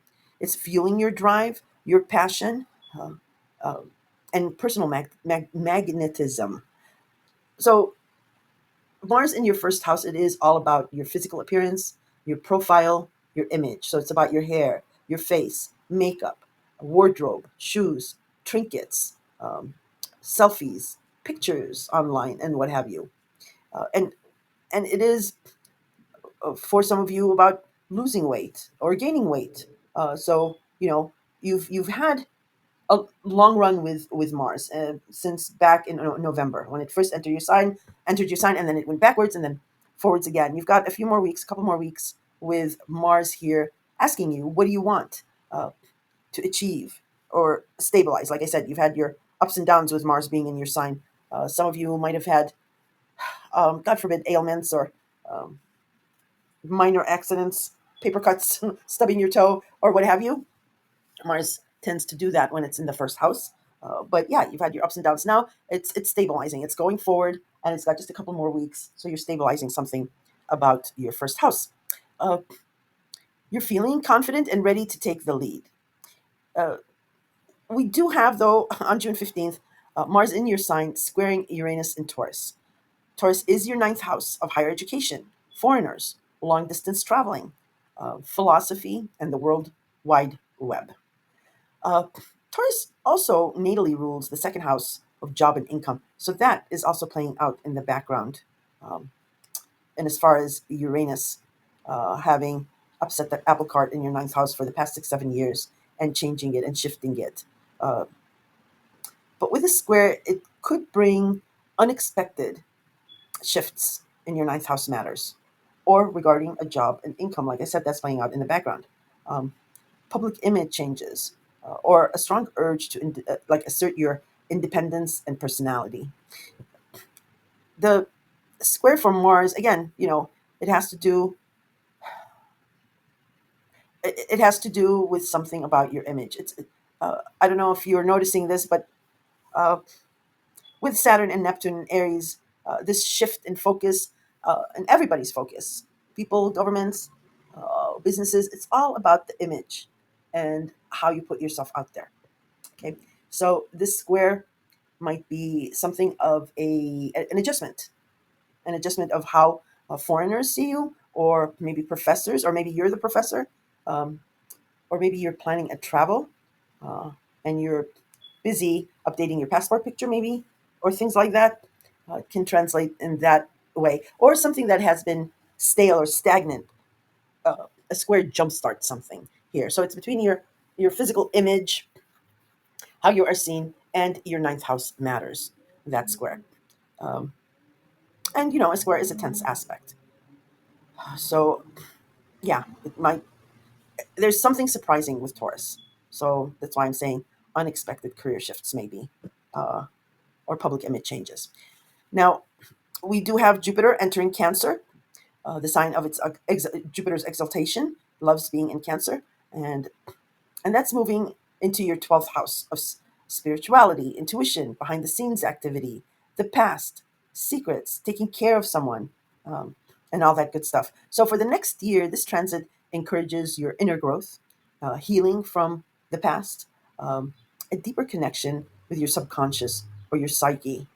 And also, it has a lot to do about spirituality and faith. And for a lot of you, it's about the ethereal. Um, and some of you, it's about like life after death, or things like that. You might be researching something here, but that's what it is. Some of you, that's what it's at front of mind. But you've got a full year here in your 12th house of the past and behind the scenes. So you're going to have some sort of an expansion, creativity. The 12th house also can be a creative house.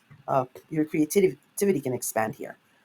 The full moon now in Sagittarius. Oh, before I move on, I just wanted to mention Cancer also natally rules the home, family, parents, and like patriotism. So I have mentioned for you guys, you are moving, but there's this the move um, is somehow related to family. Like there's a coming together of family or combining families, um, or combining properties, or something that it was hidden, and maybe like an inheritance, something that becomes sudden and very beneficial for you. And as far as living space, most of you have probably moved, but uh, part of Leos from that group will again be moving. This is about your physical living space, but it has to do with something about family. The full moon in Sagittarius, your fellow fire sign, on June 11th, will illuminate something of a creative project. Uh, it is about also romance and self expression. It's about having fun. It is, yeah, the house of fun. Also is about children. And it doesn't necessarily have to be like young children, it can be your adult children. And it's about pets and gambling. Um, so this is bringing either a conclusion, an ending, a culmination, or a fruition of your past efforts here. And you can think back to the new moon we had in Sagittarius back in December. So you either started working or received an opportunity in one of those areas, or it came through from one of these areas. Sagittarius also rules the ninth house of education and foreigners. So that is also playing out in the background of this full moon.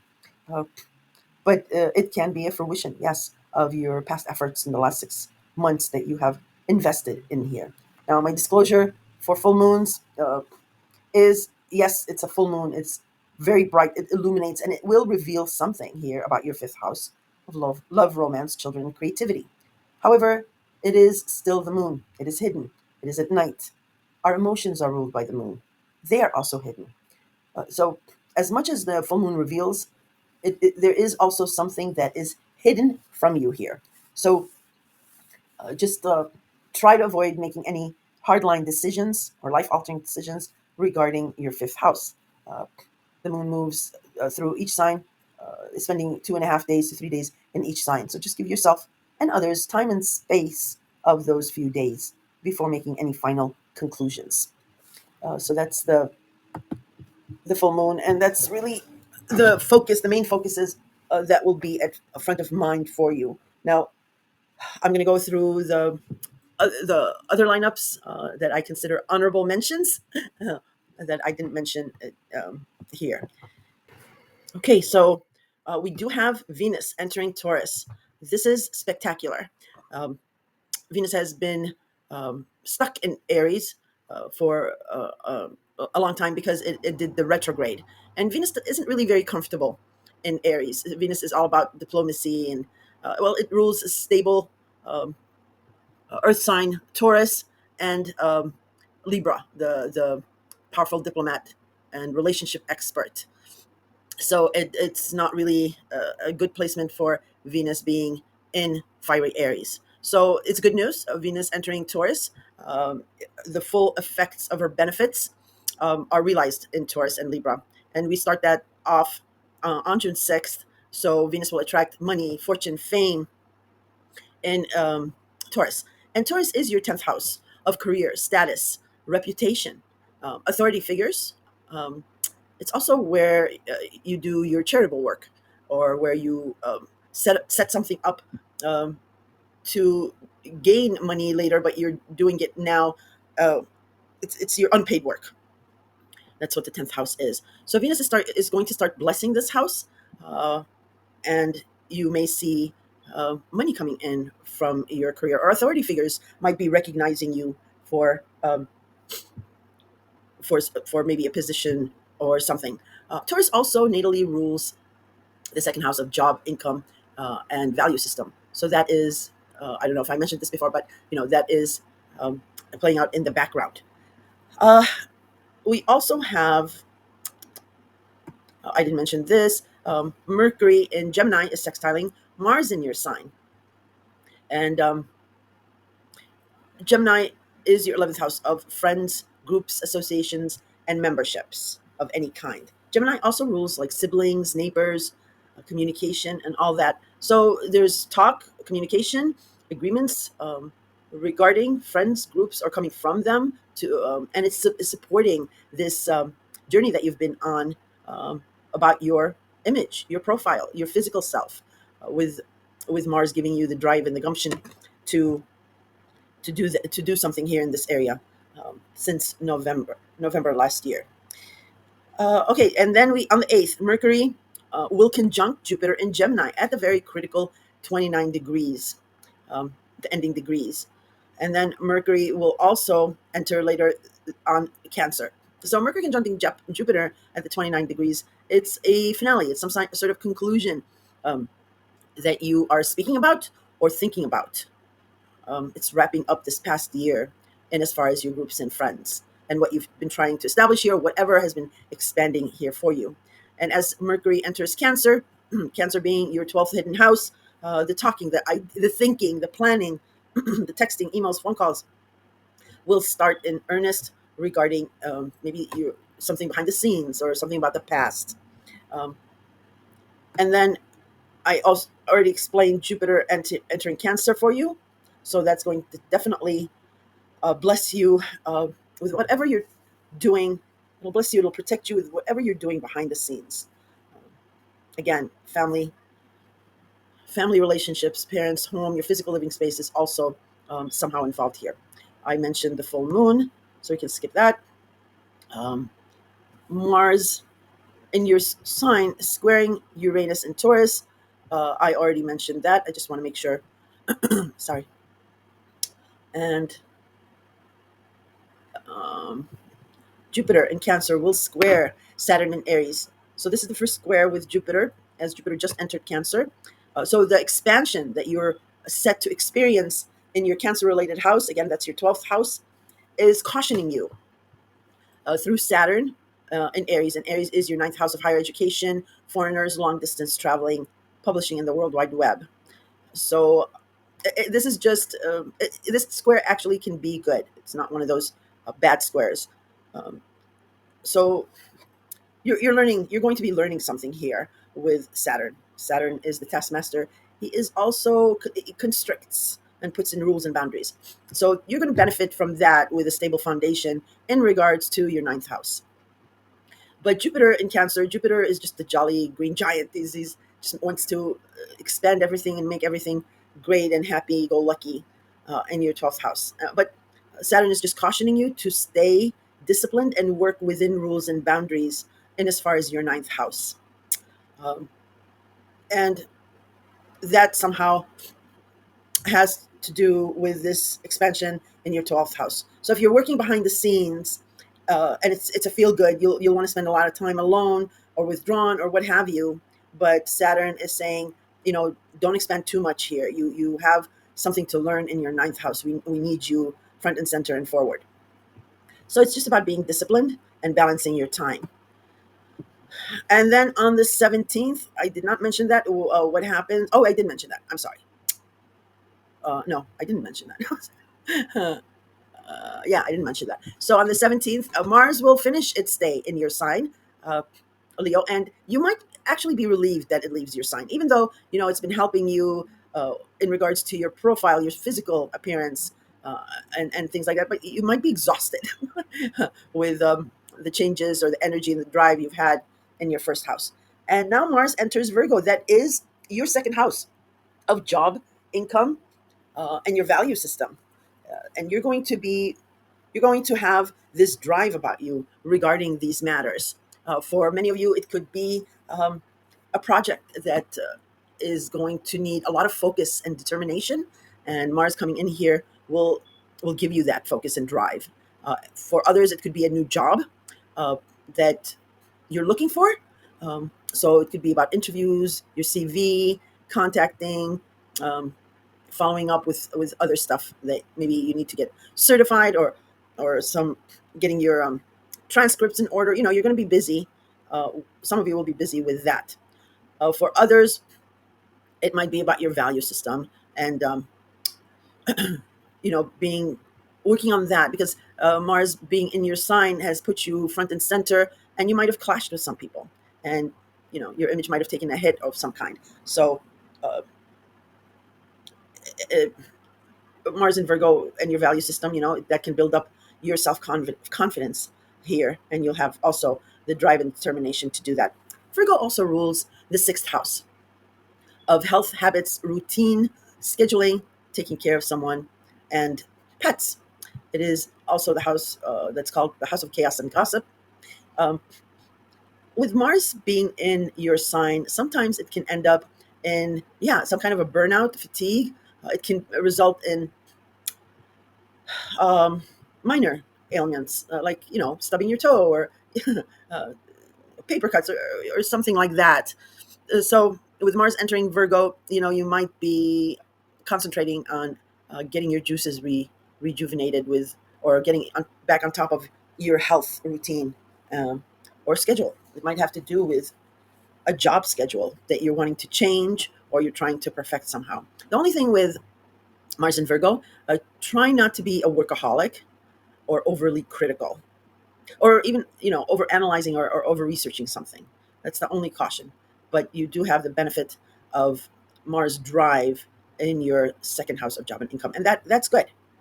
um, all right, on the 18th we do have Jupiter in Cancer squaring Neptune in Aries, and that can be very, very, very good, because Jupiter again will expand something regarding your 12th house, and Neptune in Aries. Aries is your ninth house. Neptune will be blurring the lines in your ninth house, um, and make you think that you're somehow invincible here.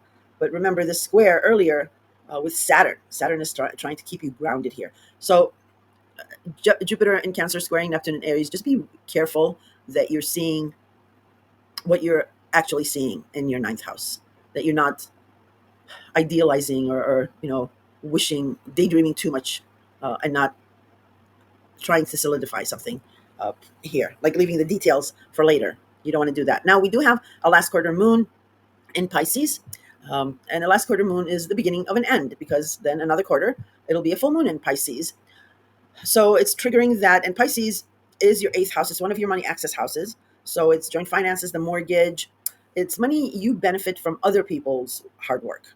Um, it also covers inheritance. Oh my God, I can't speak. Um, it covers taxes and government benefits as well. Um, and you've had your 14-year experience with your eighth house, and the last 2.5 years with Saturn, grounding you here. And now you don't have either. You don't have Saturn, and you don't have the restrictions, and you don't have Neptune blurring any lines regarding your eighth house. So you're trying to stabilize something here, and you're seeing the beginning of the end of some kind of a stabilizing organization in your eighth house of joint finances or other people's money. Uh, um, the other thing with this last quarter moon is it is squaring up to Uranus in Taurus, but not only doing that, but doing it at the critical ending 29 degrees of Taurus. So that's a double whammy, the beginning of an end in Pisces and the ending conclusion of Uranus in Taurus. Again, Pisces is your eighth house, and Taurus is your 10th house of career and status and reputation. So something might have eluded you in either houses before, uh, and especially maybe regarding authority, or your reputation or something like that. It might have been somewhat confusing, or yeah, somehow eluded you. But here there's a surprising revelation that you're going to have, that aha moment. And we really don't know how uh, Uranus will act. Uranus does things in surprising ways, ironic ways, um, things that the last thing that you would have ever thought of. Uranus does it just because it's Uranus. So this roller coaster ride that you've had for the past 6 years with Uranus um, will be coming to close, and you'll have stability regarding your 10th house starting next month, as Uranus will change signs from Taurus to Gemini. But until then, yeah, you'll have these the surprising factors that you've experienced in your 10th house. And this last square at the critical 29 degrees of Taurus from the last quarter moon in Pisces is one of those. So, yeah, something of a revelation that's surprising between your 8th house and your 10th house. The other thing I wanted to mention, well, just on the 20th, the sun enters Cancer. So this is your annual review of your 12th house of the past and behind the scenes.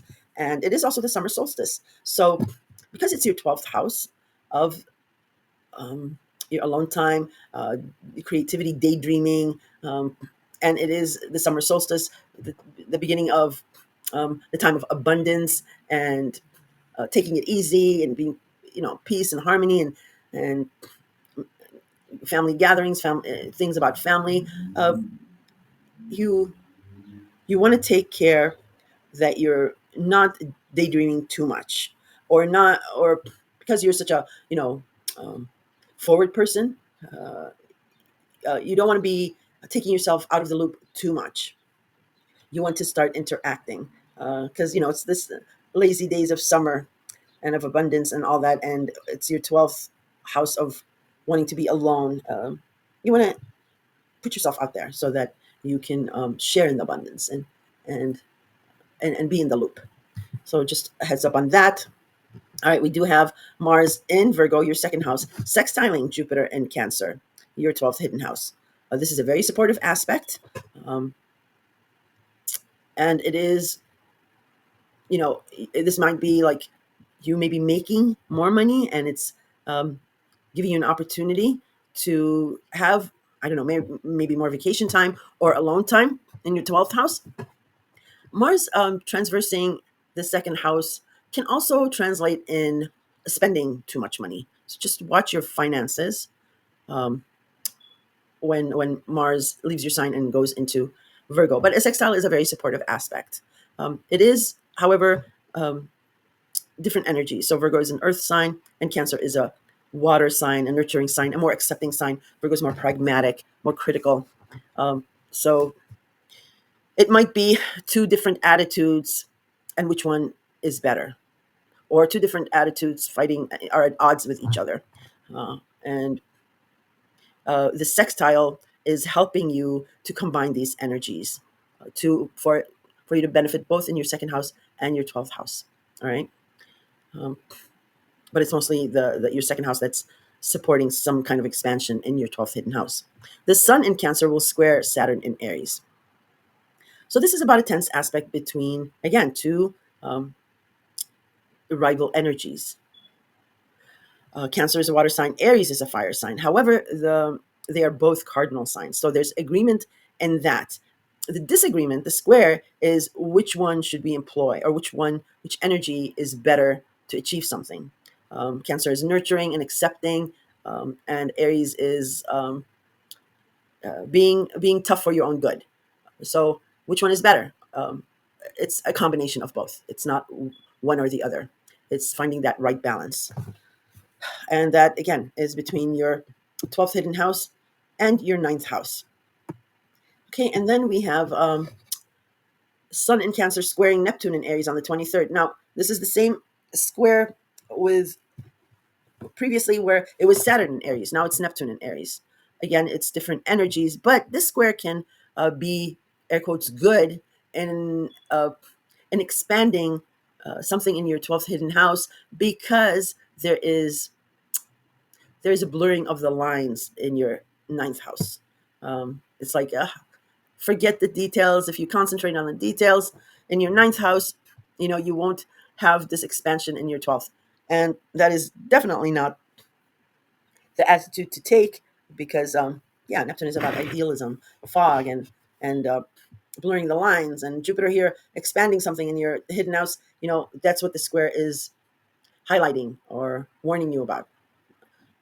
Just stick to the square with the Saturn Aries. Stick within the lines, within the boundaries, within this rules or regulations that have come up regarding your ninth house. On the 24th, we do have a very important, long-awaited 23-year aspect, which is Jupiter in Cancer will be Cazimi. And Cazimi simply means a planet and the sun conjoin in a certain sign, perfecting a certain degree. And in this case, it is Jupiter in Cancer, conjoining the Sun in Cancer at 3 degrees 21 minutes. You want to check your birth chart and see if there's anything at those degrees around this time. And this is a very super duper lucky day. Cancer is your 12th hidden house. Um, so set your intentions here, or whatever you're trying to accomplish about this expansion, whatever you're working on behind the scenes. This is an auspicious day to take it to the max, or consider asking for something here, whatever it is that you're working on behind the scenes, because you might very well get it. June 25th, new moon in Cancer. So there's a new opportunity, or you'll be seeding the hopes of something uh, new in your Cancer related house, in your 12th hidden house. And it's about this expansion that you're recently feeling. Uh, the other honorable mention would be Mercury in Cancer sextiling Uranus and Taurus. So there you go. Now you have, after this revelation that you had with the last quarter moon in Pisces squaring Uranus and Taurus at the critical 29 degrees of Taurus, now you have a sextile. You have a supporting aspect, and from your Cancer related house, which is your 12th house, to Taurus, your house of reputation and authority figures, and your charitable work. So your time alone, or whatever you're working on behind the scenes, is panning out that you are getting recognized somehow by authority figures. Um, just be careful because since Jupiter is in Cancer, this might be signing up for something that it snowballs later on. That whatever your input is, and that's what maybe authority figures are recognizing, that you might end up with more responsibilities, more duties. So just be aware of what you're signing up for, um, because there might be extra work involved. It is Taurus, determined Taurus. And not everybody's a workaholic like Virgo and Capricorn. So just know what you're signing up for. Then Mercury enters your sign, Leo. You're going to find your audacity and confidence in speaking your mind. And this has to do regarding your image, your profile, your physical appearance. So you'll be talking and thinking about those ideas. On the 27th, we do have Mercury in Leo trining Saturn in Aries. Another great aspect regarding your image and your 10th house. I'm sorry, your ninth house of higher education and foreigners or publishing. On the 28th, we do have Mercury in your sign trining Neptune in Aries. Very nice. Again, your ideas about your image.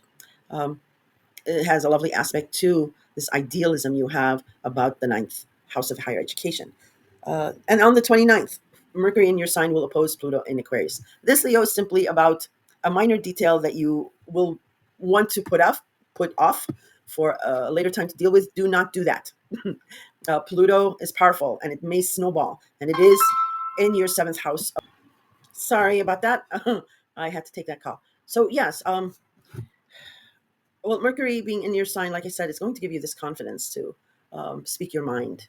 Um, and with the opposition to Pluto, it's something simple, not simple, but simple in meaning. You might have something to say that will oppose a partner's conversation or idea or thought. And um, and and the reason I mentioned that it might be a minor detail and you'll want to put it off is that you might think, like, because you've been experiencing these oppositions with partners since last November, you might be thinking of like, all right, I don't want to make this into a drama situation. I'm not going to go there. So you might be like, okay, well, I'll just put it off. I'll be the bigger guy. But the problem, like I said, is it's Pluto, and there's going to be an enormous transformation in your seventh house of partners. So you want to be careful with, like, even if think you're right, uh, but you'll be like, no, I'm not going to push the point.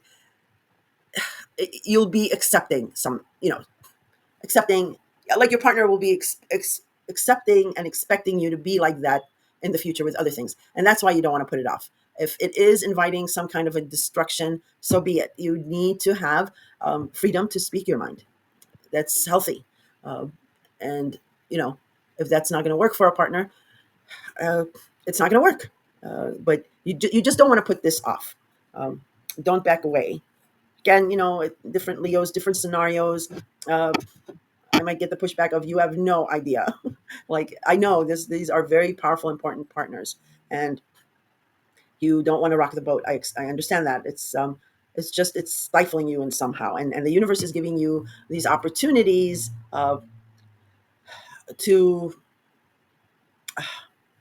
to write a balance, or to learn how to control power plays and control issues. So anyway, my interpretation of that is just it's a small detail that you'll want to just let it be. It, it Pluto is not a let it be planet. It invites destruction, so it might snowball later on, where it'll be even more difficult. Where now you can tackle it, while it's still small and have some kind of understanding. I hope that makes sense. If it doesn't answer all questions, you can leave them in the comments. And I actually haven't heard from a lot of Leos, so it's interesting. Well, we do have a lot going on in your 12th house, so you may choose to be anonymous or quiet. But that is about it. That's your June scope, Leo. Really good things coming in with Jupiter and Cancer and Mars going into your second house. So good things keeping you busy and getting you out there. I will talk to you in the next video, which I'm going to do a couple of dedicated videos, like Jupiter and Cancer and a couple of other things. So if you're subscribed, you'll absolutely be notified. I'll talk to you then. Hello, Virgo. Okay, Virgo, this is your June 2025 horoscope. And the small reprieve that we had in May from, new things coming in and changing our old way of life, that is out the window.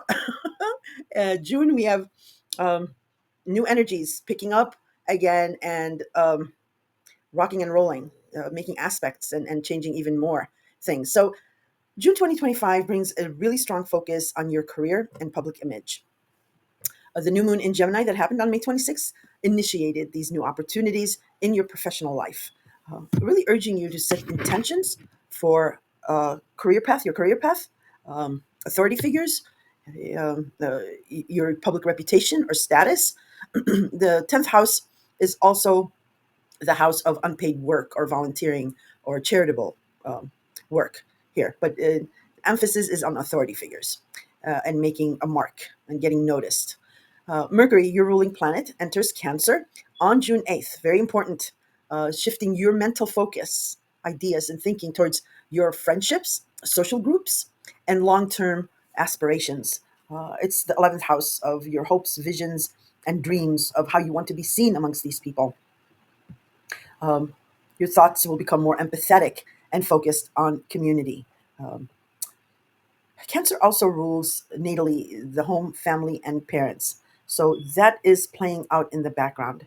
Um, you might be tapping on friends to maybe get something situated with home and family, or a mother or mother figure, or vice versa. So, but it's Mercury, your ruling planet, very important, and it's more of the talking and getting these ideas out there.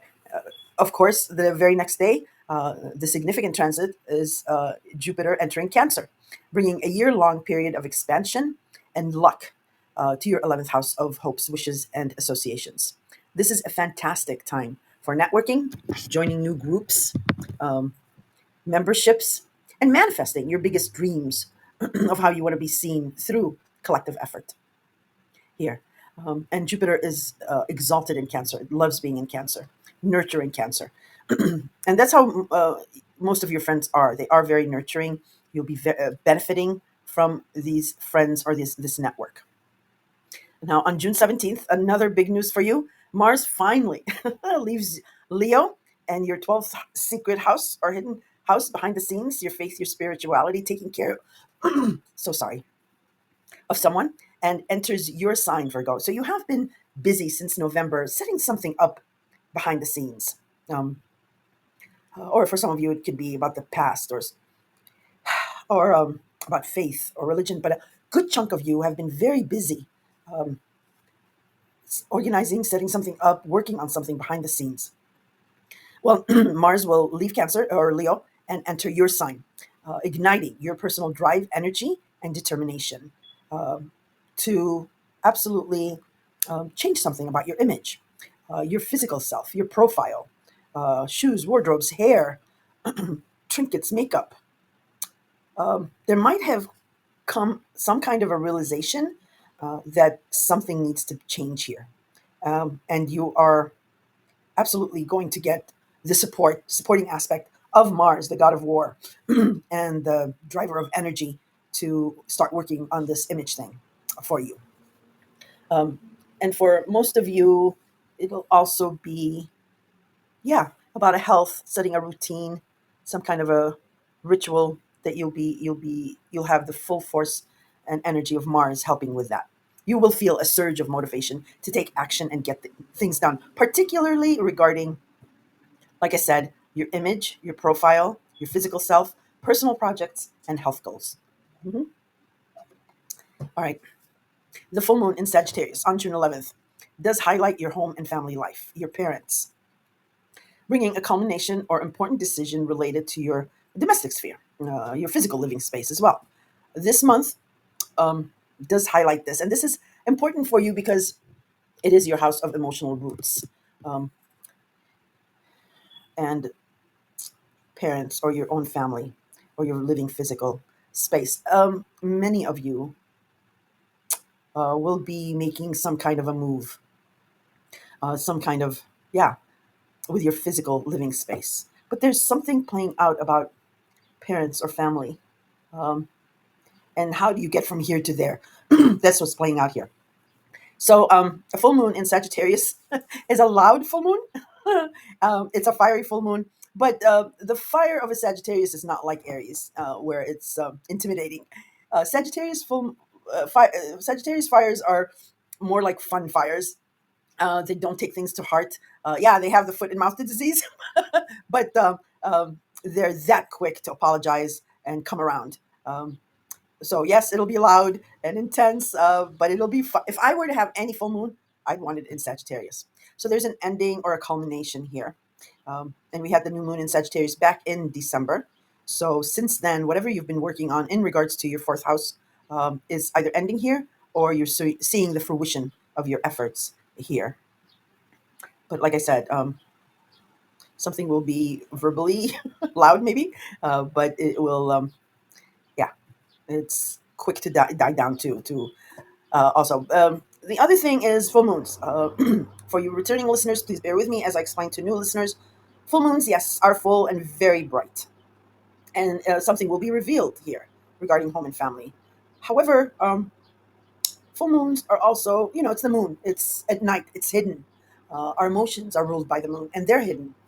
So, as much as it reveals, there is still something concealed from you here. So try not to make any life altering, hardline decisions on a full moon. Give yourself and others space and time of about 2-3 days, as the moon changes signs in 2-3 days before making any hardline decisions. The other thing is Sagittarius also rules foreigners, higher education, long distance traveling, philosophy. Um, so that is somehow playing out in the background of this home, family, and parent matter. All right.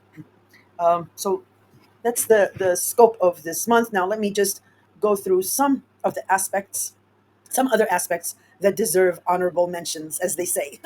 All right, on the 6th, Venus will enter, excuse me, Taurus. Okay, so with Venus in Taurus squaring Pluto in Aquarius, well, Taurus is your ninth house of higher education, long distance travel, foreigners, the World Wide Web, and publishing. And Aquarius is your sixth house of health habits, routine, your scheduling, maybe a job, and also taking care of someone. So with this square, it can be a good square in as far as um, with Venus trying to bring some kind of a stable program uh, to your ninth house, because that has been changing on a dime, and you've learned to roll with those punches. But Venus, because Uranus is leaving Taurus, Venus is here stabilizing something here for you for the long term. um, it might jumpstart something in regards to this transformation that you're going through with health habits, routines, and scheduling.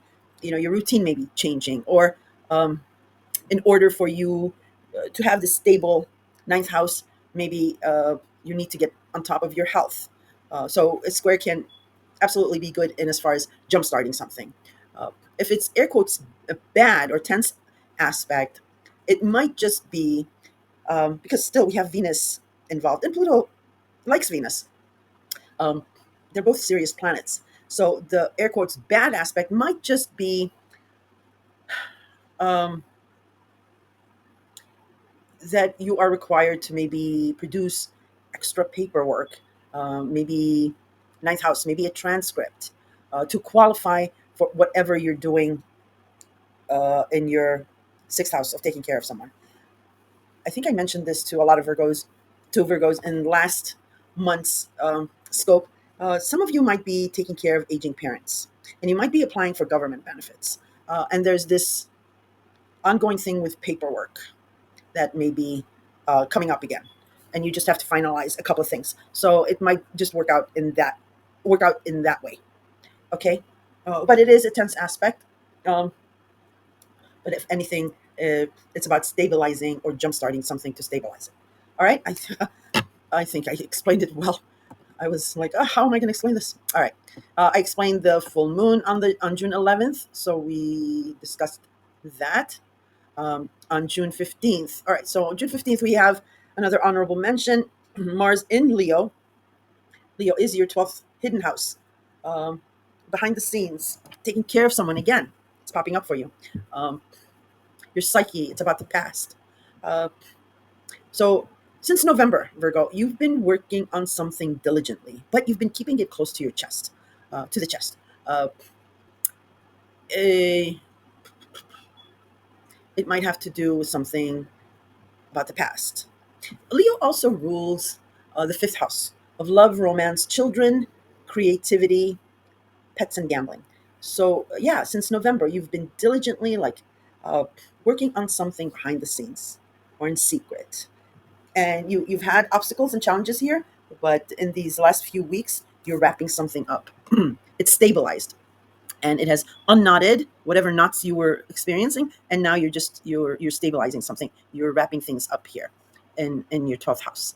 Uh, with this square to Uranus in Taurus, again, um, this can be again something that a step is missing that you need to redo that you've done in the past. Because remember, Mars went retrograde in Leo.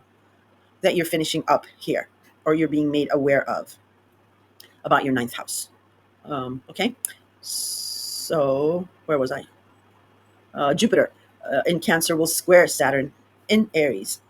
So, God, it skipped again. Where'd it go? Oh, there it is. Okay, so Cancer again is your 11th house of groups, friends, and associations, and Aries is one of your money access house. It is the eighth house of joint finances, uh, the mortgage, inheritance, money that you benefit from other people's work, government benefits, and taxes. Also rules the past. Um, and again, in the background, uh, something about family and parents or the mother, an image is playing out in the background. Now, this square, how this translates is there's this expansion that you're going to be encountering with groups, friends, and associations, and they are going to feel like family. There's something about family here that's screaming out. And Jupiter just wants to expand. It's whatever it touches. Saturn wants to constrict, of course. So somehow your groups, associations, and friends is somehow getting involved with your eighth house of joint finances, government benefits, or taxes. Uh, your friends might be as simple as like telling you, oh, maybe you can use this person as a dependent on your taxes, or maybe you can take this exemption. I'm just as an example. So that's where Jupiter brings in the optimism and expansion. But it's squaring Saturn and Aries in your tax house, where Saturn is saying, no, no, no, no, uh, no, you can't expand it that way. Take it uh, to the next level that way. For now, you have to work within these boundaries, rules, and restrictions. You got me? I hope that I made that clear. So it can be actually, the square can be really good. Um, where you learn something here with your eighth house of taxes, and then later on with the Jupiter in Cancer expanding something about your friends, groups, and associations, you might be doing their taxes. It can work out that way. Again, can be a whole myriad of examples, but it was just a tricky. This is a tricky aspect, and I wanted to take extra time to explain it to you guys. All right. The next honorable, I already mentioned Mars entering your sign. Did I? Yes, I did. Uh, Again, it's about your image and all that. Yes, I did mention it. And then on the 18th, we do have a last quarter moon in Pisces. So last quarter moons are the beginning of the end. All right. And Pisces is your seventh house of partnerships, personal, business, platonic. Anyone who knows you really well would be considered a partner. Uh, so this is the beginning of the end. That's what a last quarter moon is. And we did have a new moon in Pisces back in February. So you might have started working on something then regarding partnerships. Now, the thing about this last quarter moon is it does square uh, Uranus at the very critical ending 29 degrees of Taurus. So there's some kind of a double whammy here. And Taurus is your ninth house of higher education, foreigners, publishing, and the World Wide Web, long distance travel, I think I mentioned. So this might take you back to some kind of a situation with that super full moon in Pisces back in September. It might have to do something with that. Uh, this is a wrap up of something about a partnership. It doesn't necessarily mean the square to Uranus and Taurus at the ending degree doesn't necessarily mean that it's a bad aspect. It's just how I've been explaining it to other signs is because it's the beginning to the of an end with Pisces, and because it's the ending degree in Taurus, this is some kind of a revelation, some kind of a surprise, a shocking revelation in regards to your ninth house of foreigners. Um, that is coming through with this beginning of the end. It's like a cliffhanger that you had maybe back in September. That is, you're getting an aha moment here with this last quarter moon, and or whatever with a new moon in February, even if it was a new moon, it might have been a new way of ending a partnership. Um, or it could have been a new partnership. And you're now with the last quarter moon, you're seeing the beginning of the end of it. And it doesn't necessarily mean that it's going to be an ending. It can be a culmination, a fruition of what you've achieved thus far since February, since the new moon. It can also work out that way. But it is something of like a surprise revelation to a cliffhanger situation, an ironic situation. It's Uranus. We can never figure out what Uranus is doing, but it does sure loves to surprise people. Um, yeah. All right. The next one is the Sun enters Cancer on the 20th. So your focus, your annual review, will shift towards groups, friends, and associations, or you'll be amending your hopes, your visions, and your dreams of how you want to be seen amongst these people. Again, it has to do also with image. Image is playing out in the background somehow, and family. And then it is the summer solstice, so it's the time of abundance, romance, hopeful, fruitful time, family gatherings, events, festivals, carnivals. It's a very feel good time. A very Cancer is very nurturing, and since you've had Saturn leave your partnership house and Neptune here with the summer solstice and all this expansion in your groups and friends, you might be finding friends becoming lovers or friends setting you up on these dates. Oh, I've got the perfect person for you. And it's all falling very nicely together because of this beautiful time of abundance and peace and harmony.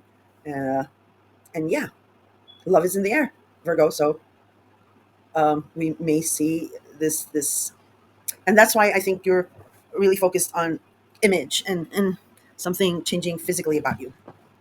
Otherwise, like I said, because you are getting a lot of help from friends or groups, or they're becoming like family or whatever, this summer is going to be special in as far as having a lot of fun with family gatherings uh, or outings with friends and groups. It's going to be a good time. It's this summer is special because Jupiter is exalted in Cancer, and Cancer is in the forefront, nurturing everyone. So it's good. All right. We do have on the 22nd Mars in your sign sextiling Jupiter in Cancer. There you go. So the efforts that, even with a few days that you're taking in as far as your physical image, your profile, your physical self, is sextile is a supportive aspect. And as far as this expansion you're getting with groups and friends, you're going to see results right away. Very nice. Um, the Sun in Cancer will square Saturn in Aries. Ugh, again, with like uh, party pooper. So Cancer is a water sign, Aries is a fire sign, but both of them are cardinal signs. So this is just mixing these two energies and which path to go forward on. Um, and which is better? Is it the nurturing Cancer side, or is it the fiery advocate Aries advocacy? So it's a combination of both, is how it's supposed to work.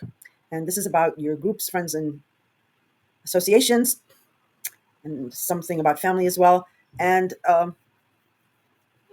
your eighth house of intimacy, the past, government benefits again, taxes, and all that, or money, or joint finances. Yeah, I mentioned that, mortgage or inheritance.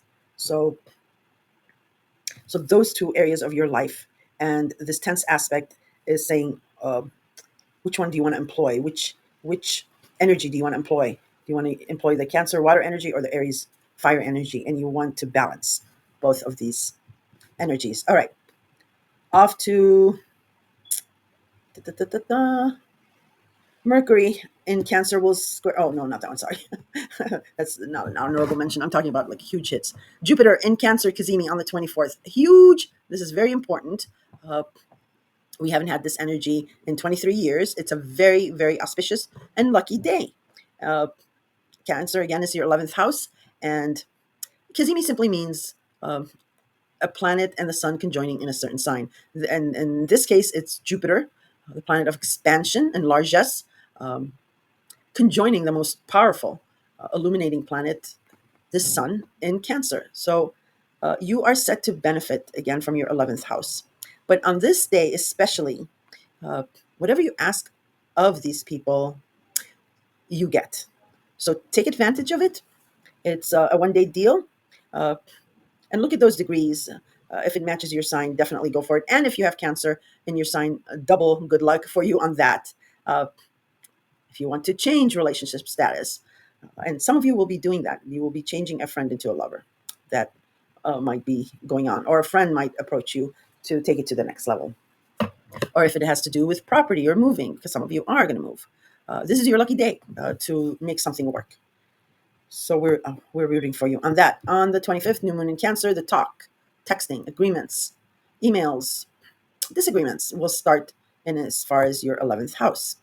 And, Mercury is also coming into Cancer. Well, it already did, I think. Wait, did I miss that? No, I mentioned that. Sorry. I just saw something from the corner of my eye. I apologize. All right. The next honorable mention goes to the Sun in Cancer, sextiling Mars in your sign. Very, very nice. Again, something that is being illuminated regarding your 11th house is being supportive to whatever actions you're taking about changing your physical self, your image, your profile. So that's a lovely aspect. Then Mercury enters Leo. See, I told you, it's like whizzing through two signs in 1 month. Uh, and now the talk again regarding something that you've been working on since November behind the scenes, or holding it close to your chest, maybe about taking care of someone. You're going to speak your mind here and be confident about what you've been doing. I mean, it can be maybe a creative project, but whatever it is, uh, yeah, now you get the answers, and you get, maybe you learn something new here. All right, the 27th, Mercury in Leo trine Saturn in Aries. So your ideas, proposals, um, collaborations are pretty out there and confident that higher ups are taking notice. And especially for you, Virgo, because Uranus will be entering Gemini, and that is your 10th house of authority figures. Um, and Aries being your joint finances, government benefits, or taxes house, like I said, you're going to be, your authority figures are going to invest in you somehow, and it's going to be a shocking surprise to you. where you thought you were going with your 10th house is going to completely like shift for you. And it's exciting. It's an air sign. And Mercury, your ruler, rules both you and Gemini. So there's mutual reception. There, it's in your interest to have whatever this shocking surprise is in your career. Uh, it'll be very uplifting. It's an air sign. It's Gemini. Mercury in Leo trines Neptune in Aries on June 28th. So your dreams, idealisms, yearnings get a very, sorry about that, get a very exciting, confident idea or thought. Um, it can be like a really strong sense of, yeah, I should act on it and I should act on it now. Uh, if you're trying to convince somebody else about it, though, that may take time. And then we have on the 29th, Mercury in Leo will oppose Pluto in Capricorn. All right. So this is really the only main tense aspect I see. I mean, we had the squares that I talked about, but they can turn out in your benefit. And it's Jupiter in Cancer is protecting you. But this is a standalone, and this is an opposition, and it's Pluto. So something behind the scenes, talk about the past or behind the scenes, taking care of someone, or just faith. Uh, it's not Mars, it's not action, it's an idea, talk, an agreement, or whatever will oppose whatever you've been working on in regards to your schedule, your routine, your health habits, or taking care of someone. So there's something about taking care of someone. I know I keep repeating that, sound like a broken record. I'm sorry, but I just need to mention it as I see it. Um, an opposition doesn't necessarily have to be bad. Um, it doesn't necessarily have to be bad. It can be like, yeah, an opposition, but you can agree to disagree, and that can be one form of a good opposition. It's just a random example, might not even be relatable to you, but I'm trying to explain it. A good opposition. The other air quotes bad or tense opposition here is just try, because this looks like a verbal altercation, um, maybe a shouting match. Maybe it doesn't get to that point, but because Mercury knows Pluto is way powerful, so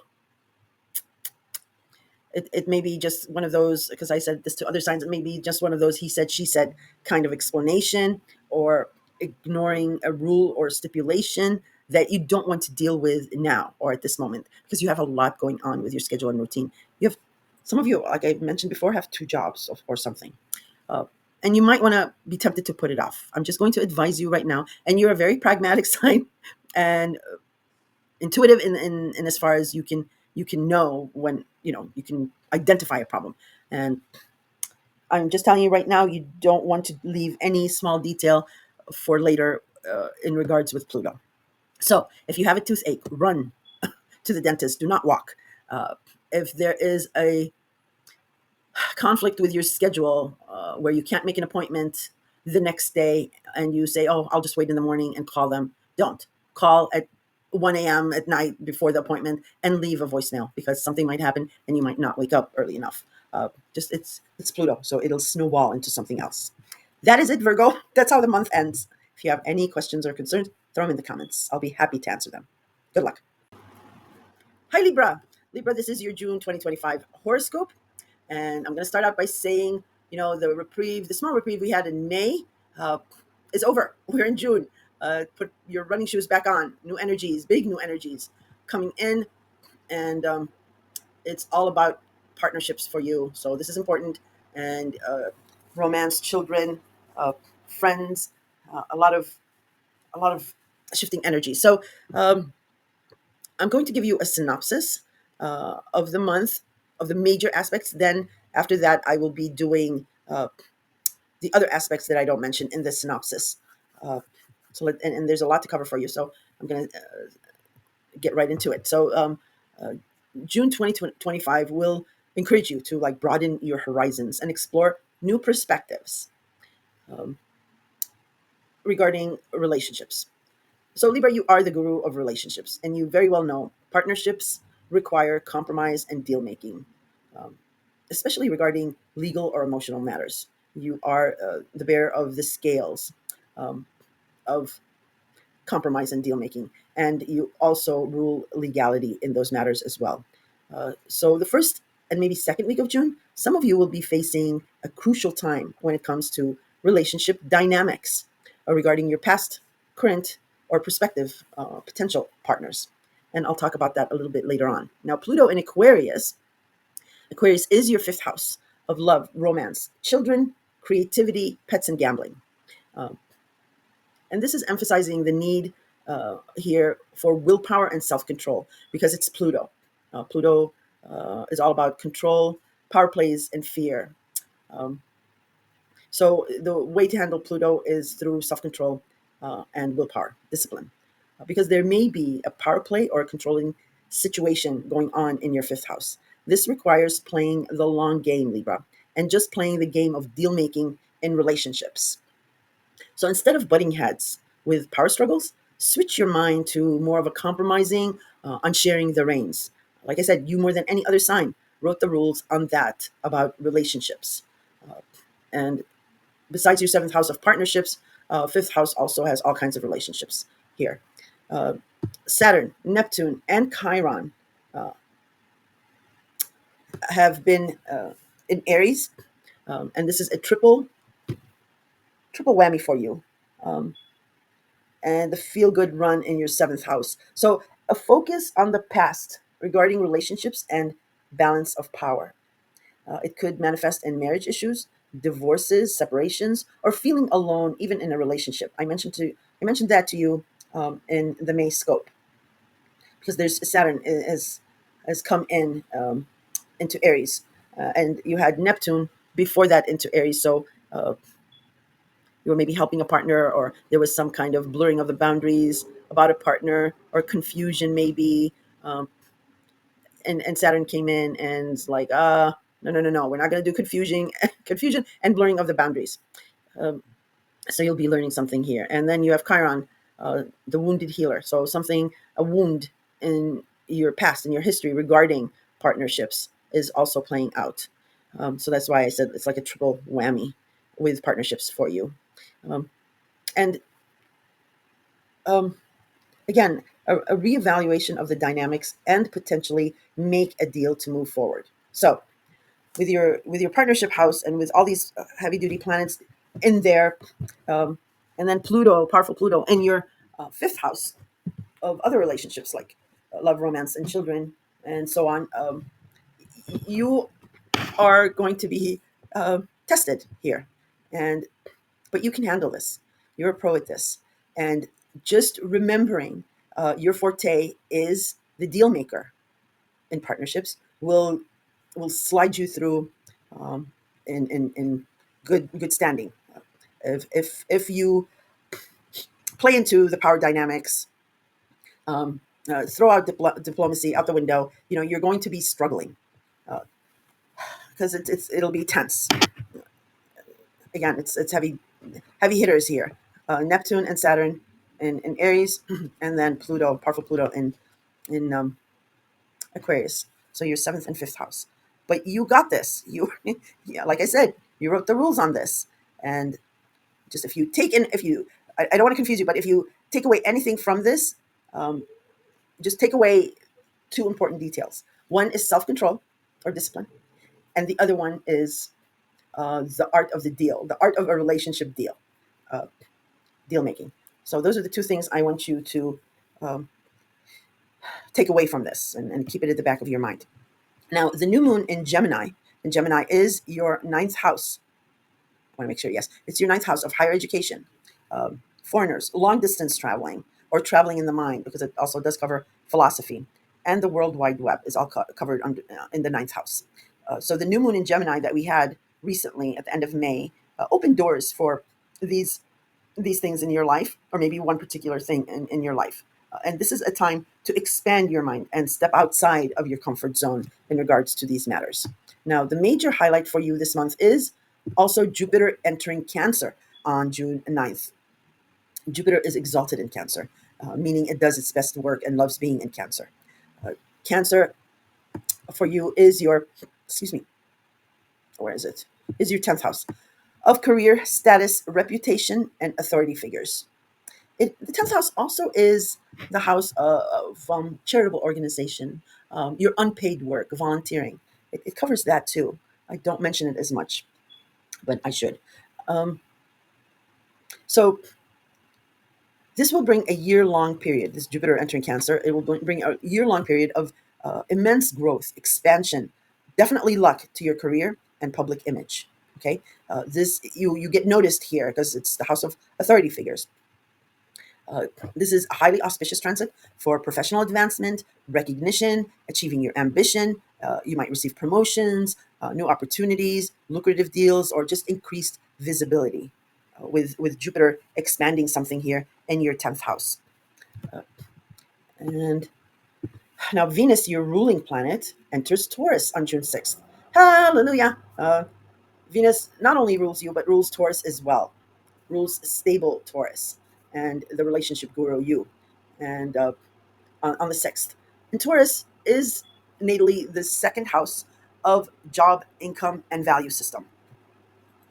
And it's been in Aries for a good long while because it went retrograde. So you've had the blessings of Venus showing you the way of the art of the deal of partnerships for a few months now, and that's why I'm saying, now with these heavy hitting planets coming into your partnership house, you've got Venus's experience and lessons learned the past few months. Apply those. Now Venus goes on into Taurus, uh, grounding your values and focusing on building security and appreciating beauty, because Taurus is all about beauty. And Taurus for you is one of your money access houses. So it is your eighth house of joint finances, the mortgage, intimacy. Uh, it is also about inheritance, taxes, government benefits, and it can also be about the past. It's a very deep layered house. It's a transformative house. And with all that deep tension and those very important matters, Venus coming in here is fantastic because it's going to attract love, money, fortune, and fame in those areas of your life moving forward. I think for a full month, Venus is here. It is also setting up some kind of a stable situation going forward because you've experienced this roller coaster ride, if you will, the past 6 7 years in your eighth house since Uranus, the planet of shock and surprise and electricity, entered Aries back 7 years back. So now it's ending its stay in Taurus, Uranus is, and will change signs early July. So stability comes back to your money access house, your eighth house. And Venus here coming in a few weeks earlier than Uranus is about to leave, it will start stabilizing this area going forward and uh, affording you these uh, benefits of Venus in your eighth house. Mercury also enters Cancer on June 8th, and this enhances your career related communication. Definitely, it's very good for public speaking. You get clear ideas and you speak your mind, and you will come off as an authority figure when you speak with Mercury giving you confidence regarding, again, um, your 10th house of career, where authority figures are taking notice of you. The full moon in Sagittarius on June 11th will highlight your communication and local environment. Um, Sagittarius is your third house of commuting, communication devices, modes of commuting. It is about brothers, sisters, cousins, extended family, and a very close knit community. It is about neighbors in the neighborhood. It is about language, your need to be heard, and definitely social media is big in the third house. Uh, Sagittarius also natally rules higher education, foreigners, travel, and we say travel in the mind too because it's about philosophy and all that. So you have a full moon here. So it's either an ending um, of something in regards to your third house. Uh, Maybe you are not going to put up with that old car anymore that's been giving you problems, and you'll be getting a new car. Maybe you get a new communication device. Maybe you need to get an added role of training people, so you'll be up front and center. So you're the language and communication skills, teaching. Um, will come into play, or something about neighbors or neighborhood or siblings. Um, so there's some sort of an ending here, or it could be a culmination, a fruition of your past efforts in this area of your life, which you've been working on since last December, because we had a new moon in Sagittarius back in December. So you either got a new opportunity and you started working on that, or you seeded the hopes of something new here, and it is culminating on this full moon. Uh, and again, remember, Sagittarius natally rules the ninth house of higher education too, and foreigners and traveling. So that's somehow playing out in the background. The disclosure with a full moon is naturally, most of you are returning listeners, but for the sake of new listeners, um, yes, a full moon is very bright. It's big and it illuminates. So something will be revealed in your third house. However, it is still the moon. The moon is hidden. It's at night. Our emotions are ruled by the moon. Our emotions are usually hidden. So try not to make any hardline, life altering decisions on a full moon. You just don't want to do that at an emotional area moon. The moon also rules sensitive Cancer, and Cancer is about family and parents too, and emotional roots. Uh, so there will be some, like, emotions, and you just want to give yourself and others space and the time, at least until the moon moves on to another sign, so that you can make your decisions not based on emotions. Having said that, I would not want a full moon in any other sign than Sagittarius. Um, Sagittarius, a full moon in Sagittarius will be loud. It'll be fiery. Um, because Sagittarius is a fire sign. However, it's not like Aries. Aries is hot-headed and combative, and it's a cardinal sign. It's a very, when we have full moons in Aries, it's serious. Not saying that Sagittarius isn't serious, but Sagittarius, as quick as it is to get mad or temper, they're that easy to calm down. Um, once they let it out, they're like, okay, all right, let's go back to being friends. It's a really fun. I think it'll be a fun full moon. I don't know. That's the intuition I'm getting. That's the feeling I'm getting. Uh, but yeah, it's going to be a loud full moon, and it might be fiery, but it'll be. It's one of those things where we say it's all good.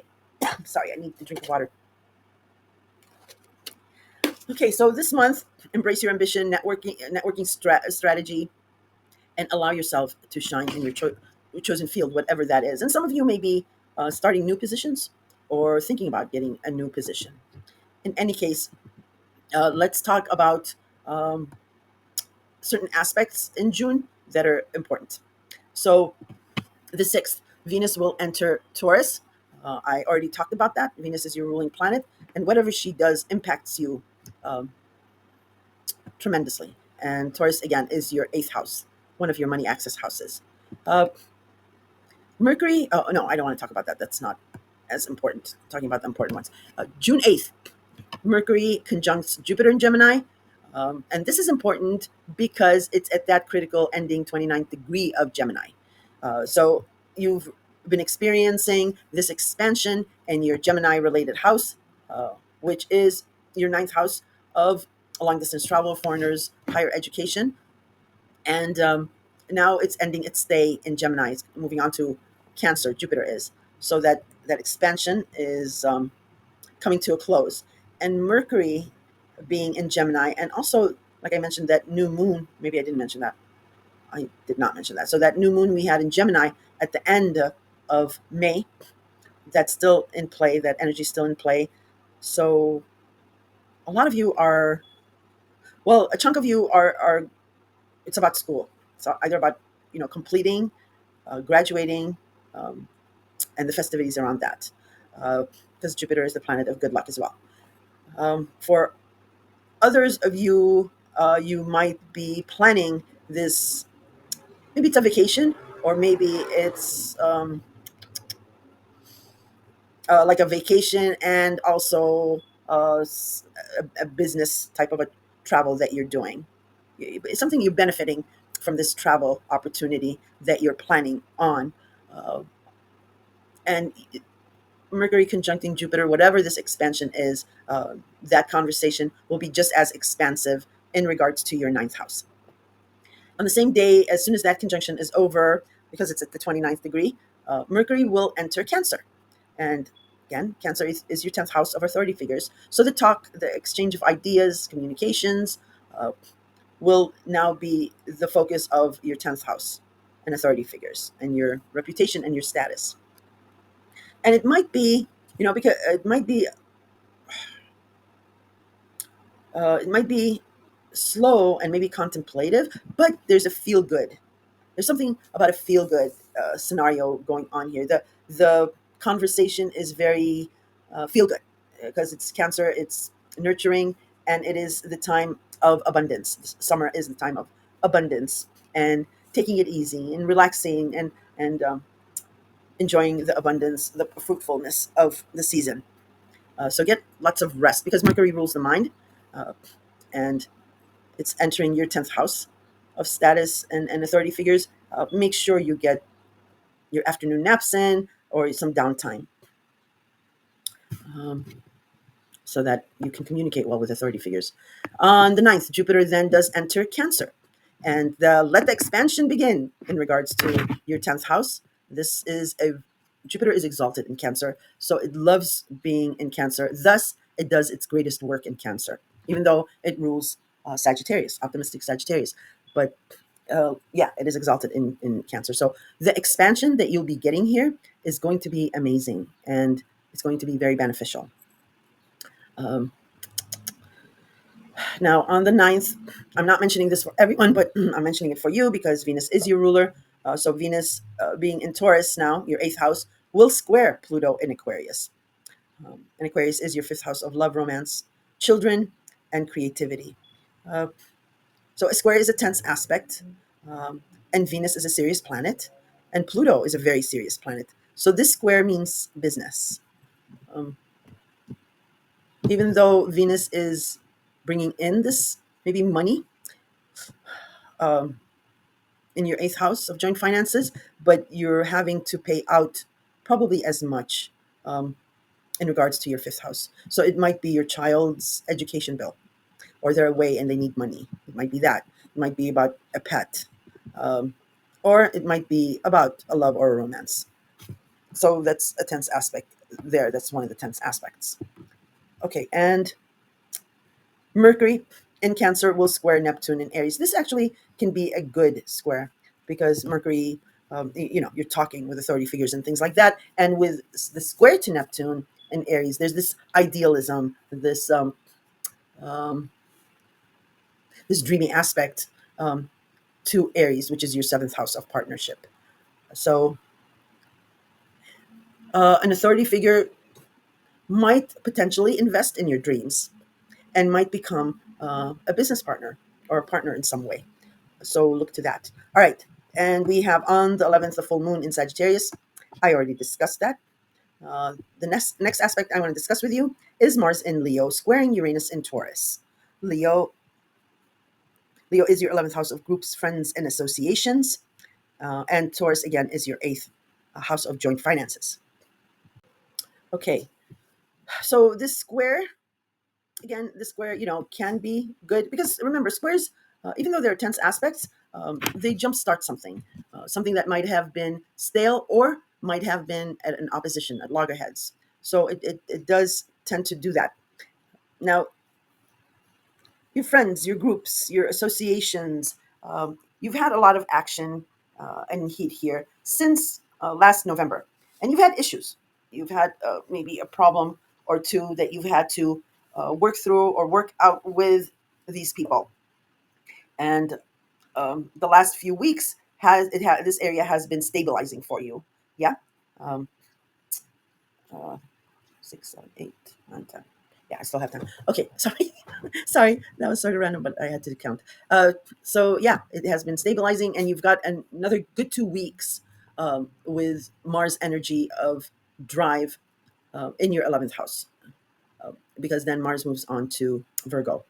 Uh, so, before it leaves your 11th house, it's forming the square to Taurus at that, coming up to the closing ending degree. Um, and again, Taurus is your eighth house, so it can be a little tricky to navigate. Um, it's something like It's something like doing something good and then not being appreciated, but having having a fallout like blamed on you. That's why I'm saying it's a little tricky. It's um, like, oh, that's what I get for being a nice guy, or trying to give financial advice, um, and then they don't take it and still blame you. Or the other one, a good example was like, asking someone if they're overweight, if they're pregnant, but they're just overweight. It's one of those. But again, you're the relationship king or queen, and you can smooth something out. But yes, it's a tense aspect, and there's some tricky navigation here. And again, this is between your 11th and your 8th house. And Jupiter in Cancer will square Saturn in Aries. So you're getting this expansion in regards to your career and status. And the square to Saturn in Aries, that tense aspect is just Saturn has recently come into Aries, into your 7th house.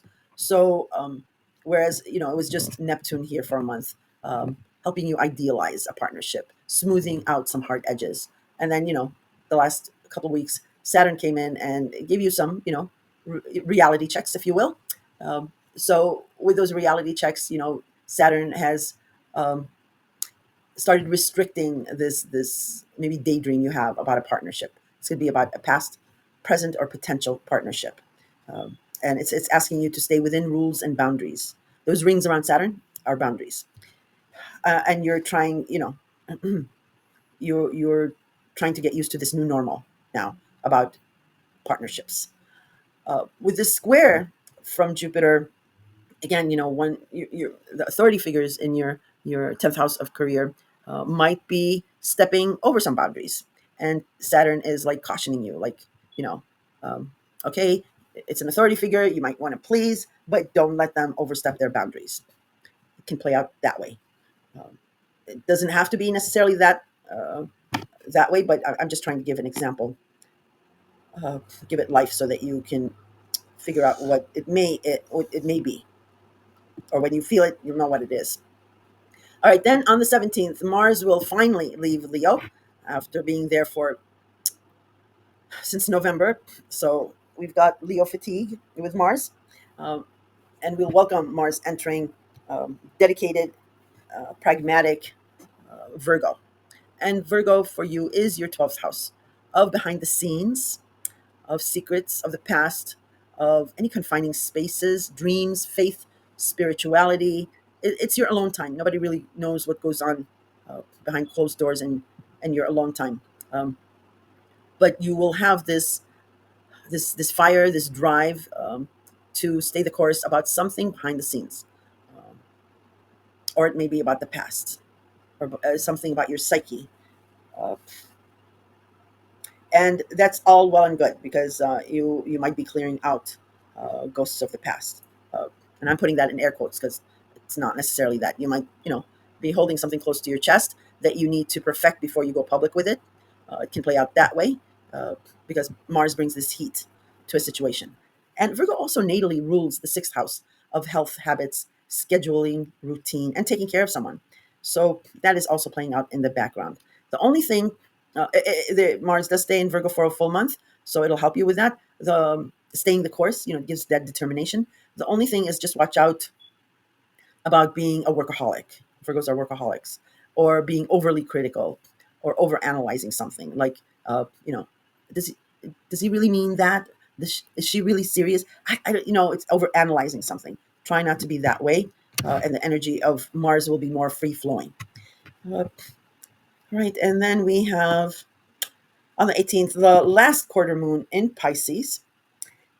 So a last quarter moon is simply the beginning of the end, because that um, last quarter will then develop some kind of ending or culmination.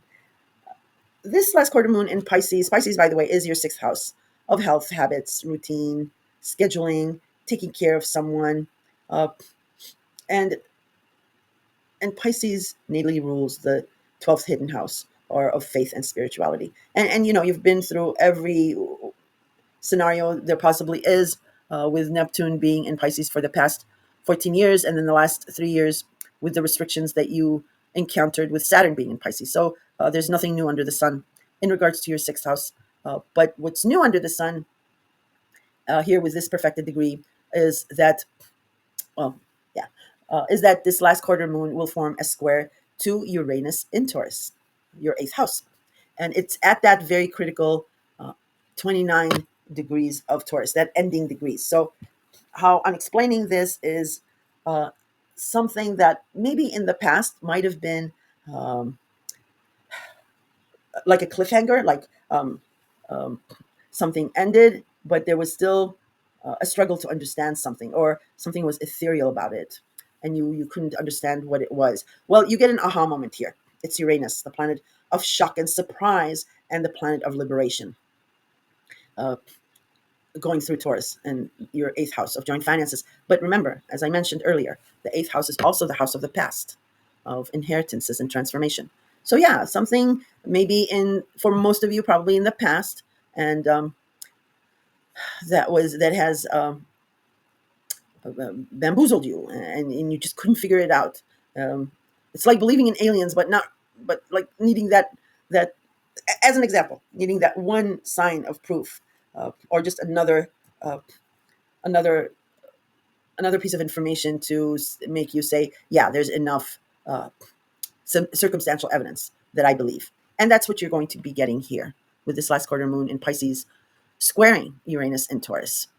Uh, Uranus is crazy. It works in really weird ways. All right. So that's happening there. Uh, we do have, did I miss something? I just want to make sure I didn't miss something. Oh, yes. Jupiter in Cancer squares Neptune in Aries. So again, Jupiter is going to be expanding your 10th house of authority figures and your reputation. And Neptune is going to be blurring the lines in regards to a partnership or partners. Um, and in your some of you, I mentioned this in the past month, some of you will be dealing with like not flaky. Well, yeah, some will be flaky partners, but there will be like not like feeling sorry or trying to help a partner with a problem. There's going to be a problem that's not concrete. That's more emotional, maybe more ethereal, more Uh, I call them the artsy um, bohemian types is what kind of partners you're gonna be encountering. And Jupiter's expansion again and Neptune blurring the lines here in your partnership house. Be really, really careful with this expansion. Um, Again, an authority figure, and you might hook up, and that's maybe where the blurring of the boundaries are. But yeah, you don't want to be dating your boss or someone that can have influence over your reputation or authority without some kind of ground rules. I'm not saying we're all adults. You most certainly can do whatever you want. Doesn't I'm just saying just be aware of that, and also try to have some ground rules in, because Jupiter, the jolly green giant, and Neptune, like we'll worry about that later. It's not a good combination, so be careful. The 20th, the sun enters Cancer. So this is your annual review.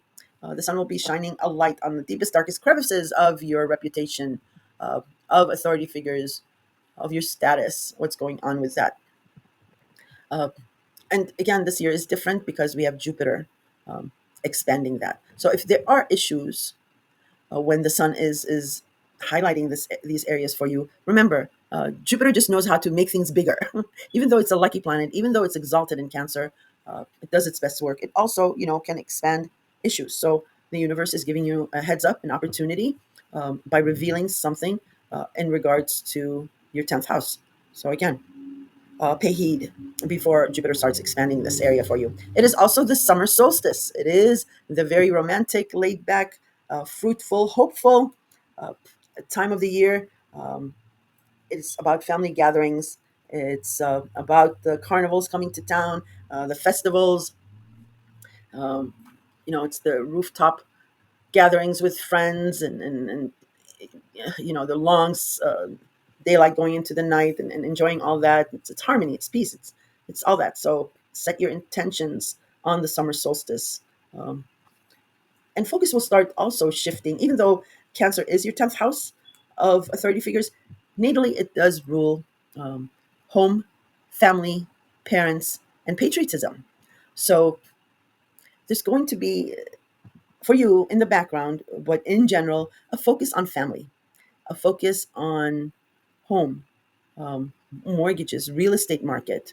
Um, Definitely patriotism. We're already seeing that.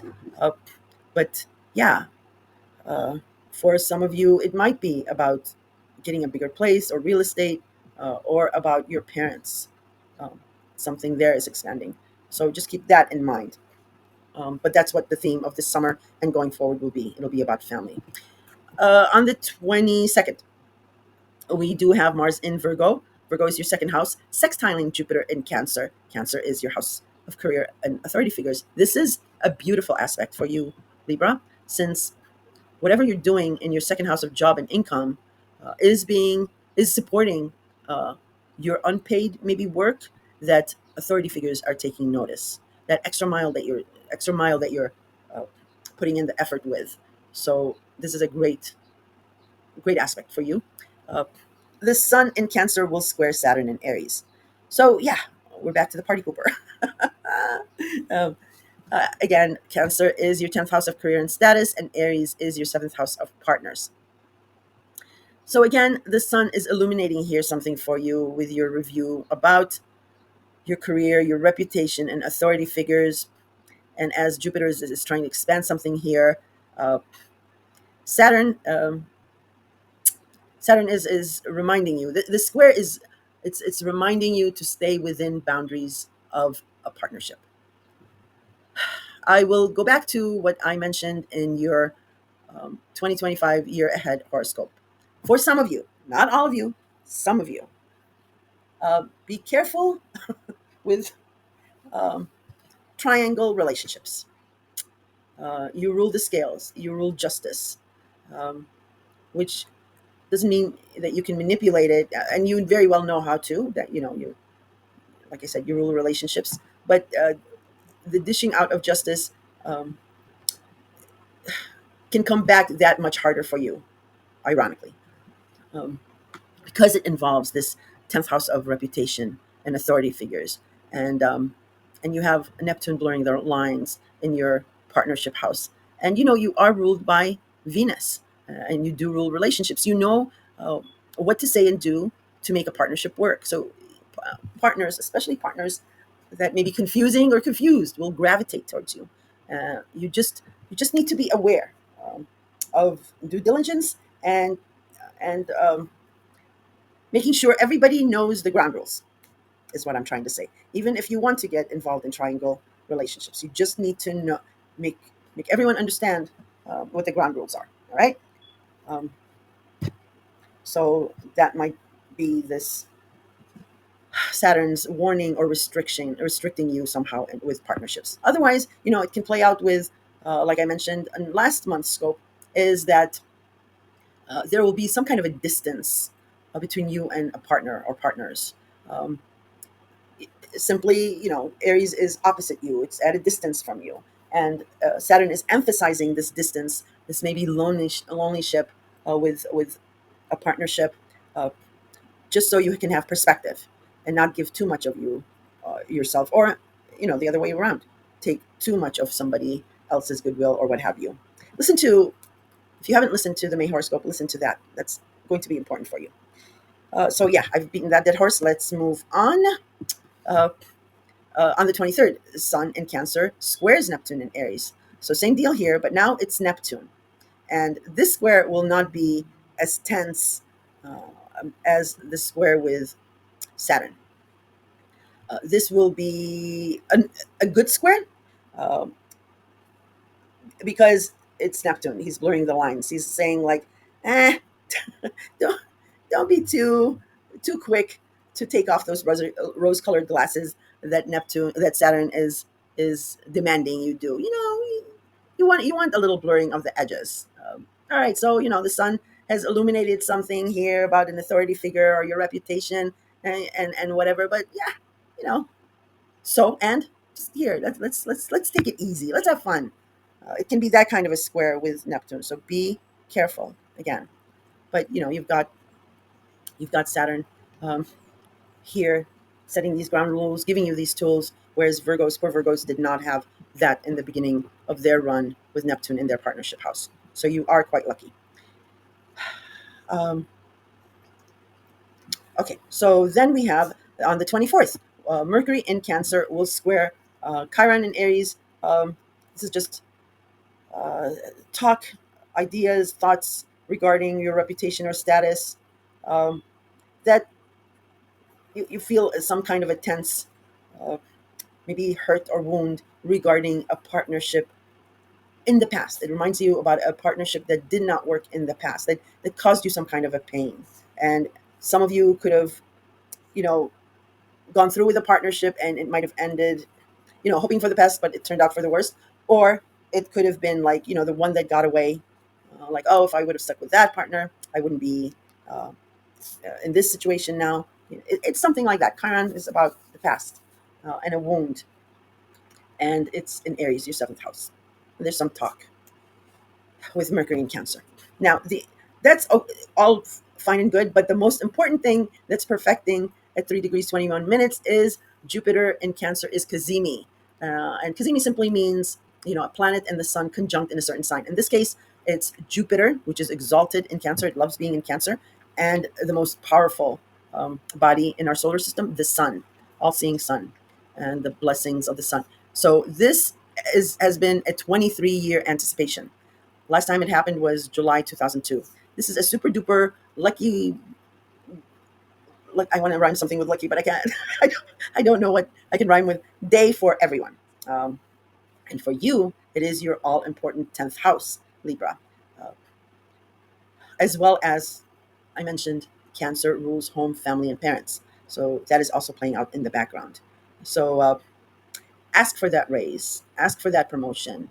Um, if you want to change a relationship status, or if you want to look for property or uh, or something, because parents can also be authority figures, or if you need to solve something with parents, because usually the fourth house and the 10th house oppose each other. Career and status and parents oppose each other. So take full advantage of this day. It is a 1 day type of a deal, because these are just a 1 day type of a deal. Take advantage of this good luck day in regards to your 10th house, and maybe about your home, family, and parents. All right. And then on the 25th, the new moon in Cancer. So a new opportunity, maybe after you asked for something from this authority figure, you get a new opportunity. An authority figure maybe invests in your um, career project, or you'll be seeding the hopes of something new happening with your status, reputation, or with an authority figure. And you'll be working on that, where it'll manifest in a matter of 6 months, 6 months down the road. Okay. Um, New moon in Cancer, right? That's what, yeah. Sorry, I ran out of recording time, so I had to start a new session. Yeah, new moon in Cancer, so I covered that. Uh, we On the 26th, we do have Mercury in Cancer, sextiling Uranus in Taurus. Uh, Again, your 10th house, and Taurus, your 8th house. So this is a very supportive aspect. Um, this is like being in the limelight, being recognized for doing something outstanding. Um, so this is a very, very good thing. So talk, ideas, plans, agreements in regards to your 10th house is supporting something regarding joint finances, intimacy, taxes, government benefits. Your 8th house. Just be careful. Excuse me. Just be careful with what you sign up for here. Um, it may be added responsibility, or down the line you may need to do extra steps. Um, but it may be extra responsibility. And like I said to other signs, not everyone is a workaholic like Virgo and Capricorn. So uh, you might not want to sign up for more than what's on your plate, because you have a lot going on too, um, with other things. And also on this date, a Mercury will enter Leo. So the talks, the ideas, the demons. I'm so sorry. I need a drink of water because I've been talking and my mouth is dry. The ideas, the thoughts, the talking, the texting, um, the debates will now start in earnest in regards to your 11th house. Um, and Mercury just whizzes through two signs this month, Leo and Cancer. So you have a couple of weeks of discussions around your 11th house when Mercury enters Leo. And they will be confident discussions and talks because Mercury rules Gemini, an air sign, and Leo is a fire sign, and it is the king of the forest. So it is all about confidence and speaking your mind. Just be careful you don't become a drama queen. Get it? King, queen, Leo. um,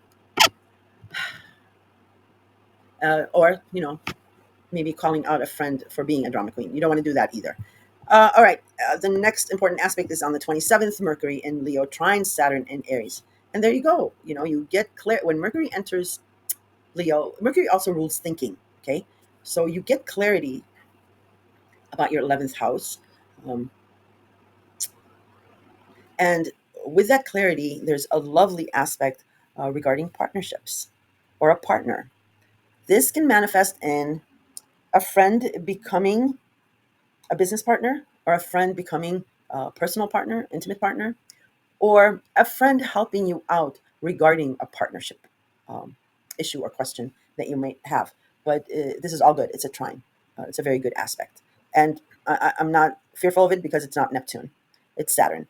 And Saturn is building foundations for you in partnerships. On the 28th, Mercury in Leo will trine Neptune in Aries. So there you go. It's not only going by the book and within boundaries and rules and restrictions, but it's also very pleasing in Neptune as well. So this might be the one. I don't know. Getting both Saturn's approval and Neptune's approval, this might be the winner. For some of you. And look at those degrees if they match anything in your natal chart.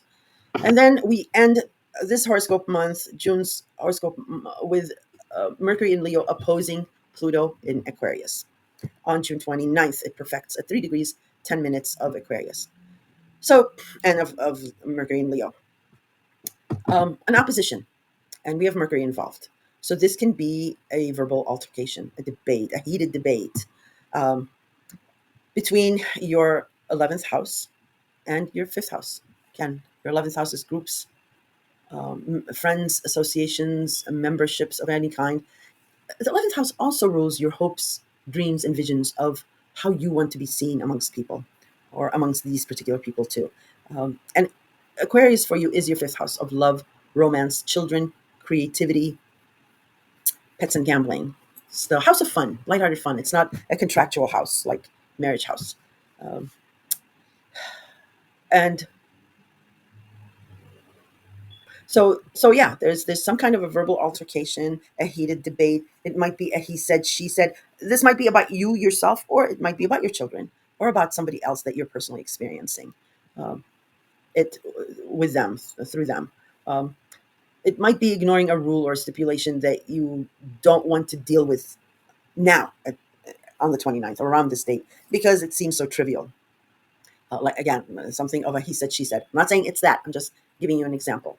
However, do not put it off. This small, you may think insignificant, and it may be insignificant detail at this time. You don't want to put it off. Why? Because it's Pluto. Um, Pluto is setting something up to empower you, yes, in your 5th house.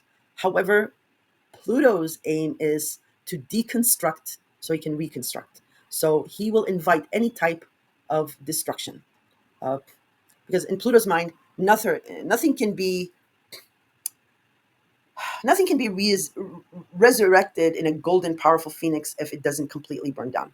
So Pluto has just entered Aquarius. It's an outer planet, slow moving planet. It's only at 2-3 degrees. It's already retrograding. So that's why I'm saying it might seem insignificant or whatever, but Pluto plays the long game. It's setting something up for the future. And it's not trying to trick you, it's just trying to teach you this empowerment skill. And I'm just here, maybe I'm Saturn, and warning you like whatever power play or some type of a control struggle that's going on in your 5th house, and around the 29th there's a verbal altercation about it. You might choose to be like, I'll let it go. Don't let it go because it'll snowball later. Because what you're teaching maybe a lover or a child, or maybe whatever you're doing creatively. Your teaching is it's okay to get away with it in your mind for now, because it's, but they're taking it like, all right, that's a ground rule, I can push this far every time. So that's how I'm explaining it. And I'm sure that makes a lot of sense to the relationship gurus, which are Librans. So that's the close of June 2025. I hope you found it informative and entertaining. If you have any questions, throw them in the comments. I answer questions, all questions. And I'll be talking to you in the next video. Probably be dedicated video for something like Jupiter and Cancer, because I'm not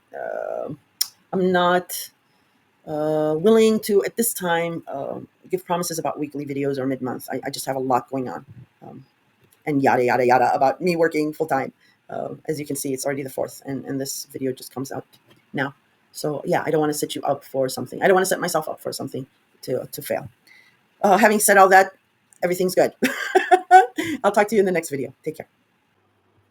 Hi, Scorpio. Scorpio, this is your June 2025 horoscope.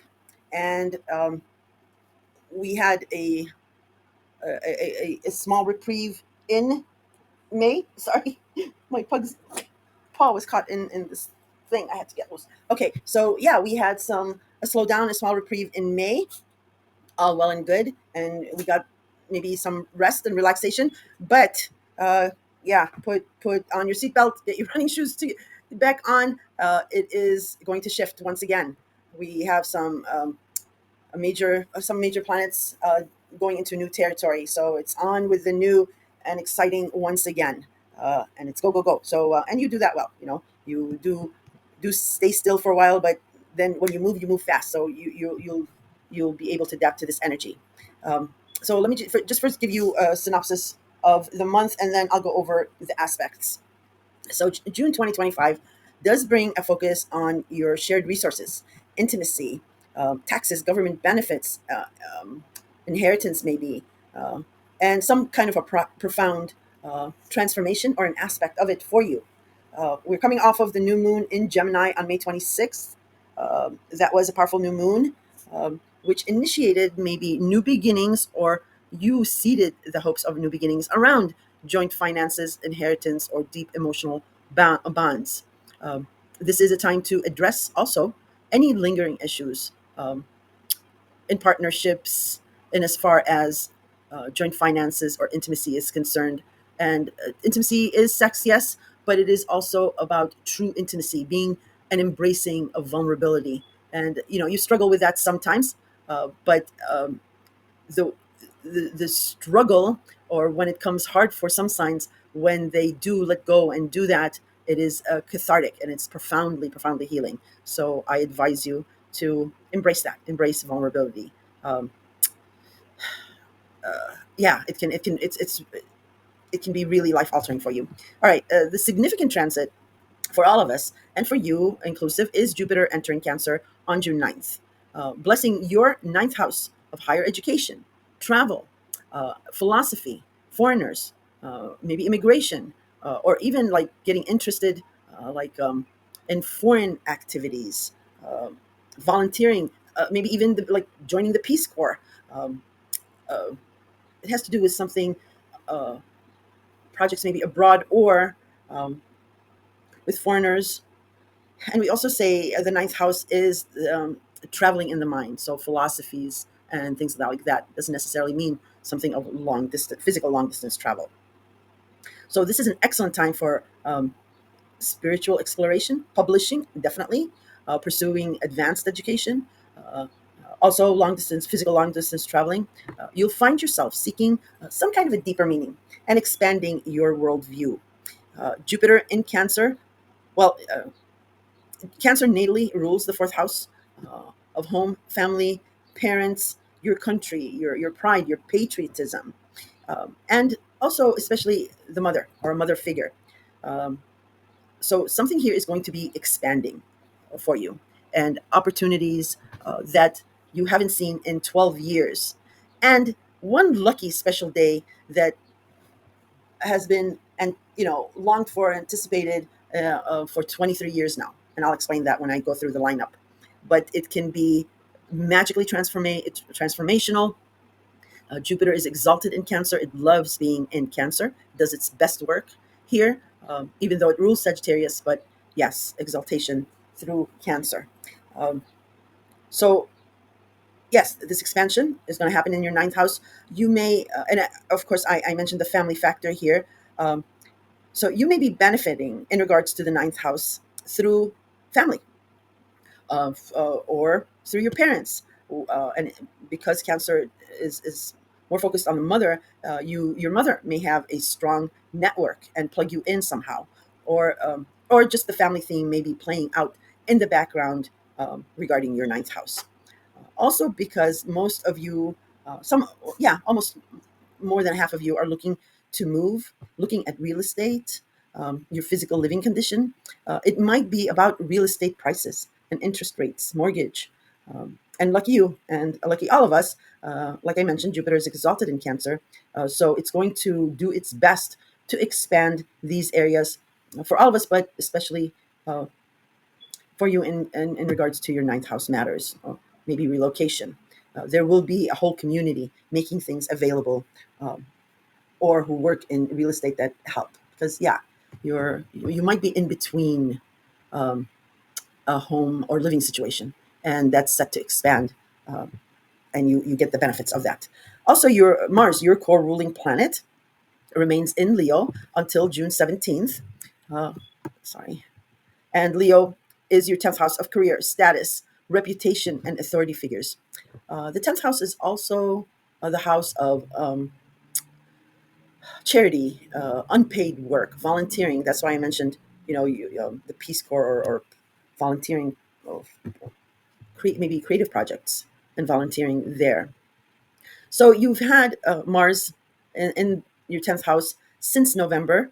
It's been a long time in Mars and Cancer, but now it has been going direct in Leo, and it's wrapping up its stay in Leo. We've got Mars in Leo for a couple more weeks, so you're finalizing something, some action, some driving force that you might have had issues with, some stumbling blocks, but now you're trying to wrap up what you've been working hard on in regards to your 10th house, because then on the 17th, Mars will enter Virgo, and Virgo is your 11th house of friends, groups, associations, um, memberships of any kinds. So your drive, your energy, the heat will shift towards that area of your life, any social groups, and long-term goals, in as far as your hopes, wishes, and dreams of how you want to be seen amongst these people, or people in general. You'll be motivated to take action within a community, your community, and pursue maybe collective endeavors. And that can be a whole host of scenarios. Um, you might convince a cousin to go along with you on this Peace Corps journey. Just as an example, we also have the full moon in Sagittarius on June 11th, which brings an ending or a culmination, um, and clarity, most importantly, to your personal finances and self worth. Definitely urging you to assess your values and your resources. Sagittarius for you is your second house of job, income, and your value system. So some of you might be in between jobs, or some of you might be wrapping up, like you might be an independent contractor and you're wrapping up a certain contract. Um, some of you, your companies might be relocating, so this ending is coming. Or some of you might have started a new contract or position back in November, December, because we did have a new moon um, back then in Sagittarius. Or you might be wrapping up maybe a probation period with your job, and you're moving on to the next scale. Um, um, but the full moon, full moons are, yes, very bright, and illuminate something, and something will be illuminated, something will be revealed. However, of full moon is still the moon. It is hidden. It is at night. Our emotions are ruled by the moon, so most of our emotions are hidden. Um, so something still will be hidden from you. So if you plan on making like hardline decisions, try not to make it on a full moon, because for the aspect of something being hidden or emotions, being involved. Give yourself and others a space of a couple of days to be more clear-headed. Again, this is your second house. Sagittarius also rules natally the ninth house of foreigners, long distance travel, and higher education, and publishing. So that might be playing out in the background somehow. But as I've been telling all the signs, if I, I maybe made it sound like a little sad or critical, but and usually, full moons are yes, emotional. But if I wanted to have any full moon in any sign, I would want it to be in Sagittarius. Sagittarius is a happy-go-lucky sign. Does not dwell on sadness and being down at all. So it's a fire sign, and this will be a loud full moon. uh, just do not harbor any uh, if there is a tense aspect, if there is some loud words being said. Sagittarius is a fire sign, yes, but it's very different to an Aries and a Leo. Leo is just confident and doesn't really do drama. Aries is combative and just loves sometimes to fight just for the fun of it. Um, but Aries is a cardinal sign, so full moons in Aries can be quite tough. But Sagittarius is they're as quick as they are to temper. They're that quick to back down and realize something and be like, okay, I got him out of my system. Let's go back to being friends. That's how Sagittarians deal with things and people. That's why they're everybody's friend. Yeah, do not fear this full moon is what I'm trying to say. Whatever this ending is or a culmination, and it can be, a fruition of your hard work. Sagittarius can be a very dedicated, fiery, hard worker. It may not always finish what it started, but it definitely has the enthusiasm. So it's going to be. I think it'll be a fun full moon. All right. And this month with all this ninth house energy, embrace transformation and exploring new intellectual frontiers and connect with your spiritual side, your philosophical side. um, Lastly, I'll be mentioning an important aspect that happens at the end of the month regarding Pluto, your ruler, your modern ruler, um, which is in Aquarius, and that is your fourth house of home, family, and your parents, your country, and your patriotism.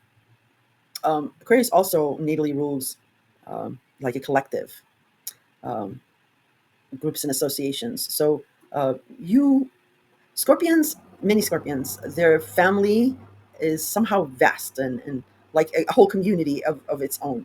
Um, so that may be also playing out in the background. And the only thing I'll mention here is with Pluto in Aquarius in your fourth house is be more patient, like a patient visionary. Don't fall for the temptation of quick solutions in this area of your life, because it looks like it'll be in 2026, maybe around Valentine's Day, where you get some kind of result, or you achieve and graduate this chapter of your home and family. Remember, Pluto will be in Aquarius for 18 years, and like I mentioned in your maybe a year ahead, it was. Um, it's not going you're not going to be waiting 18 years for something to be transformed in your fourth house of home and family. It'll be in chapters and spurts and spouts, and here with whatever's going on this year, it looks like I mentioned next year on Valentine's when you graduate this. But I'll mention this last aspect with Pluto and Aquarius when I go through your lineup, and that's what I'm doing right now, the next step. So there is a on the 5th, Mercury in Gemini, sextile Mars in Leo. And Gemini is your eighth house. It's one of your money access houses. So joint finances. It is about intimacy, um, inheritance, taxes, government benefits, and the past. I think I already mentioned all those areas for you. Yeah, but just reiterating that. And then Leo is your 10th house of career, status, reputation, and authority figures. So this sextile is a supporting aspect. And this can be also in the background. I'll just say Gemini natally rules siblings, extended family, cousins, that kind of network. And Leo also natally rules the fifth house of love, romance, children, and creative projects, pets, or gambling. It's the house of fun.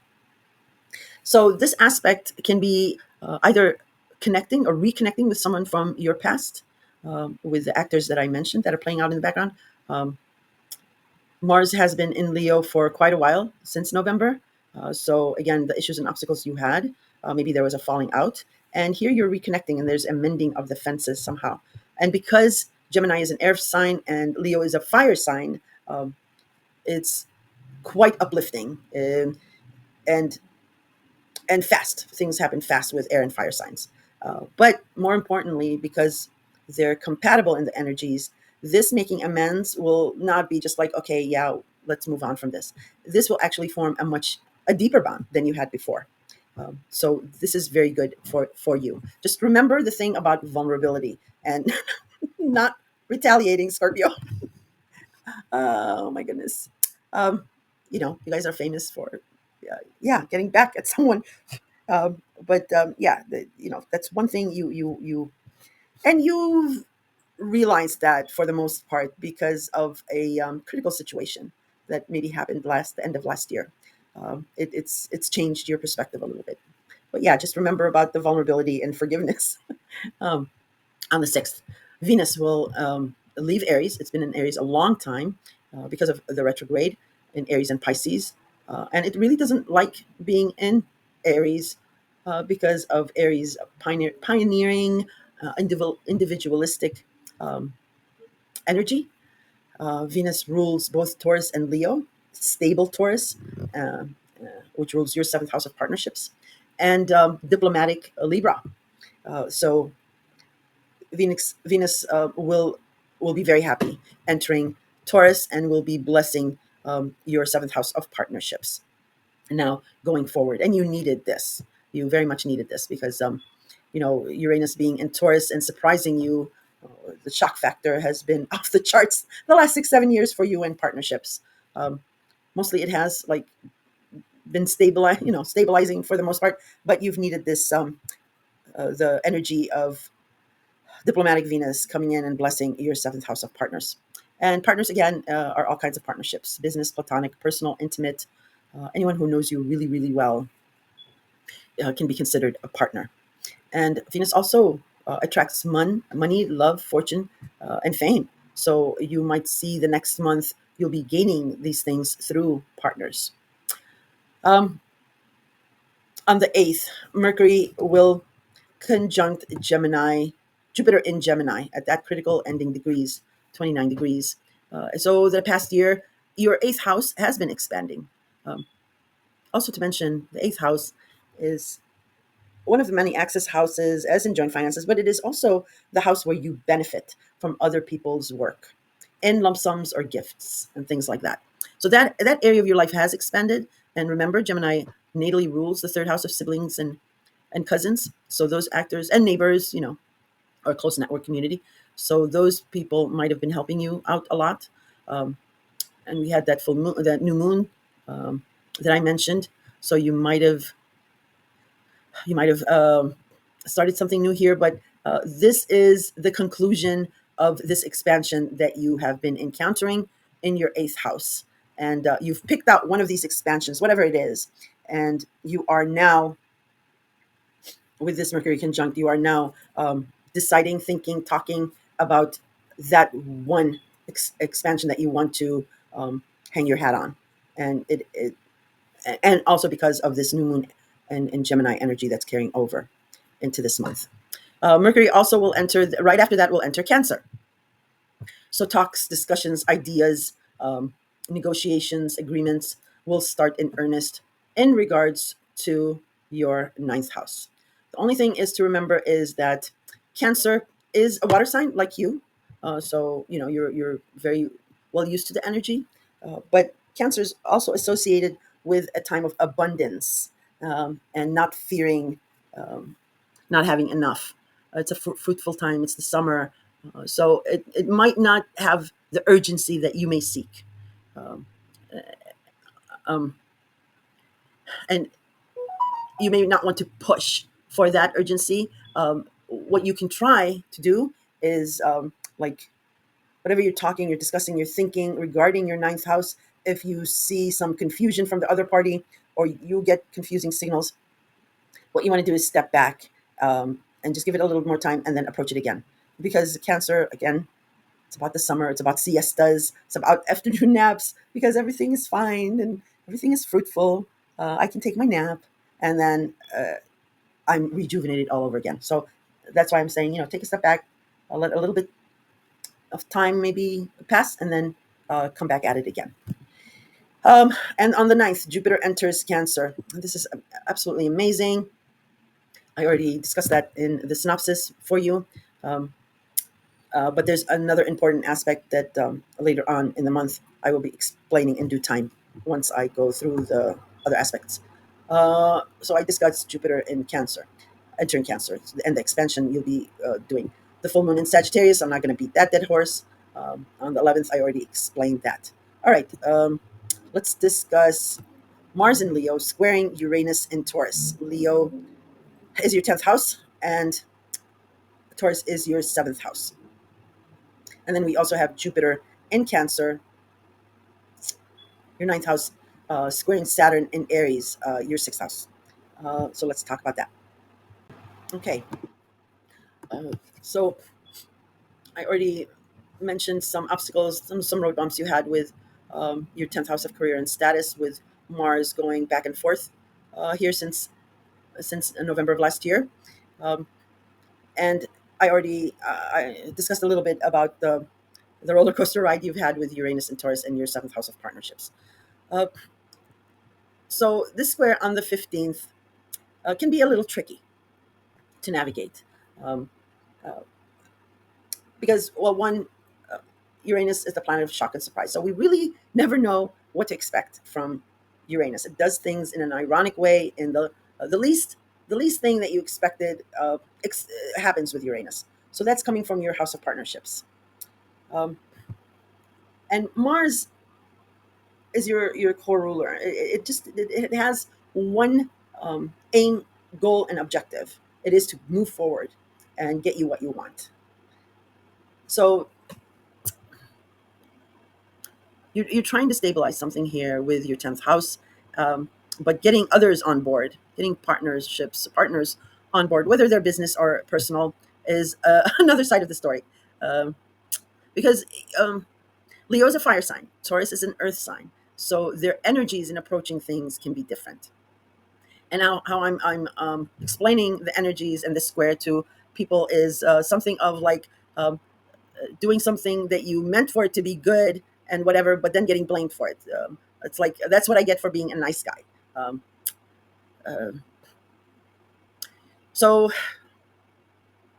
so yeah, and how to navigate with it through it, and you'll be able to do this because you're intense, you're deep. Is just like letting it roll off your back, laughing it off. I mean, not laughing it off where you get others think that like, oh, you don't think this is serious, getting them even more mad. You don't want to do that, but being humble and respectful, and yeah, just rolling with the punches. That's the best advice to navigate this energy, because later on you do get the respect and recognition for it. Remember, Leo is your 10th house and Taurus is your 7th house of partners.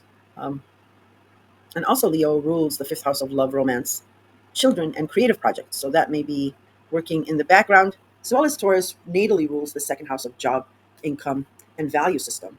So that is also playing out in the background. This might be about your job and a creative project that you're working on, and having this tense aspect with a boss.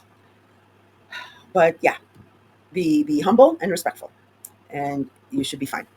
Jupiter in Cancer squaring Saturn in Aries. This can actually be very good if you're willing to stay within boundaries and not being flaky or greedy. Remember, Jupiter expands. It's the jolly green giant, and it's going to be expanding something in regards to your ninth house. And family, parents is somehow in the mix, supporting you here. Um, and Aries is your 6th house of routine, of health, scheduling, taking care of someone, and all that. Uh, Aries also rules the 1st house of image, how something is portrayed, profiled. Um, so it can be a good thing where this expansion that you are now encountering in regards to your ninth house, maybe through family, um, is setting like this hope that ultimately it'll benefit your 6th house. Um, Saturn is about rules and restrictions. So why I'm saying, if don't be flaky or greedy. Saturn demands you see something through. So don't be flaky. Um, Greedy, it's again working within bounds, and whatever expansion or whatever, you'll be like, oh, that's great, but it would have been nicer if it was this. Don't do that. Saturn doesn't like that. So you're learning these tools to manifest something in regards to your sixth house. And Jupiter's expansion might be leading you off track, but Saturn is here to say, yeah, don't color outside the box. Just let's do this first. Let's do this first. So patience. That's why I mentioned in your summary, um, do the long game, Scorpio. Don't be tempted by the New York minute, the here and now. And you can. You have the discipline to do that. You are strategic. So as the 17th, Mars enters Virgo, and Virgo again is your 11th house. I already discussed that for you. The next aspect is, sorry, these things are so sensitive. I hit something and the whole page goes up. The 18th is the last quarter moon in Pisces. And we also have Jupiter in Cancer now squaring Neptune in Aries. Before it squared Saturn in Aries, now it's Neptune in Aries. This aspect, be very careful, because Jupiter is the jolly green giant and just wants to make everybody feel good and hopeful and optimistic about your ninth house.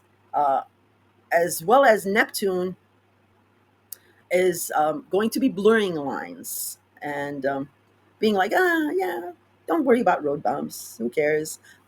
Here's your rose-colored glasses. So this square can be a double, uh, double good aspect, or it can be a double, bad aspect in what I just explained, blurring lines and expanding too fast. So stick to the square with the Saturn and Aries. My mother always used to say, God rest her soul, go somewhere where they make you more serious or you cry. It translates different in our language, but it's better because you get the last laugh rather than getting the first laugh. It's much more rewarding.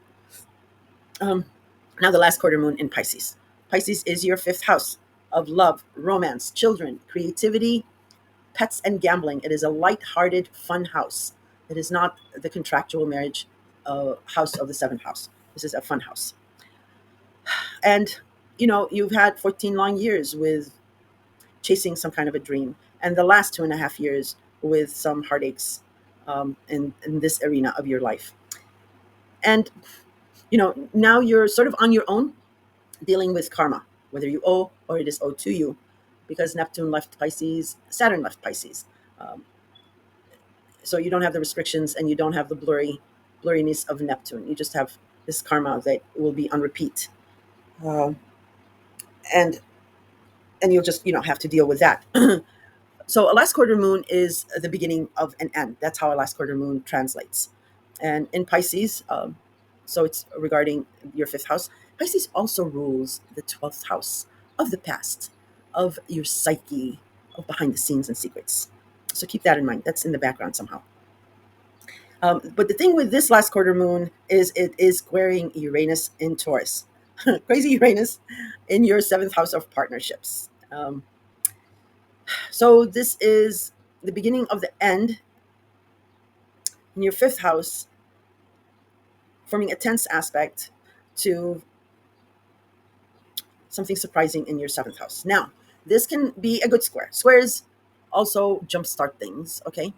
Uh, this can be a good square, and with these two houses, this may be um, something that was something of like a cliffhanger that may have eluded you before, and today you get a surprise revelation, like, oh, that's what it is. Might be about a pregnancy. It might be, if it's air quotes bad, God forbid, it might be a loss of a pregnancy. But there's something about that for some of you. It's some kind of a surprising revelation that that maybe eluded you in the past, and it's coming to a close here. Excuse me. Let me just get water. Sorry. So yeah, that's how it may work out. I'm not saying it will. I'm just trying to give you an example. I don't like just saying the aspects and describing them generally. I like to give like scenarios so that it can help you maybe understand it better. All right, and then on the 20th, Sun enters Cancer. So this is your annual review regarding your ninth house. The sun is going to shine the light on the deepest, darkest crevices here. You'll understand things here because remember, Jupiter is going to be expanding this area of your life. So if you have problems or issues here, potential issues, the universe is helping you with the sun illuminating that because you don't want those issues to expand during Jupiter's reign through Cancer. It is also about, it is the summer solstice, 20th or 21st. So very nice time. The fun begins. The romances begin. It's a time of fruitfulness and hope and peace and prosperity. Family gatherings. It's 4th of July, the barbecues. It's just being around people you care and who care about you. So take take take advantage of this harmony and abundance while the sun is in Cancer, and set your intentions on the summer solstice. Uh, June 22nd, Mars in Virgo will sextile Jupiter in Cancer. So Virgo is your 11th house of groups, friends, and associations. And Cancer is your ninth house. And Cancer is also natally about family. And Virgo natally is about schedules and making something work. For some of you, this is because we had that sextile. I talked about reconnecting with a fallout or something. For some of you, this can be about maybe a cousin or a sibling that maybe lives far away, and yeah, you lost touch, or they may have felt slighted, maybe because they always visited and you never did or was never able to, and that's why when you make that amends in the early part of June, you discover that, or maybe you're discovering that was the reason that they may have felt slighted, or it could have been reversed. It could have been you felt that that cousin or that whoever it is that never made the attempt to reciprocate a visit.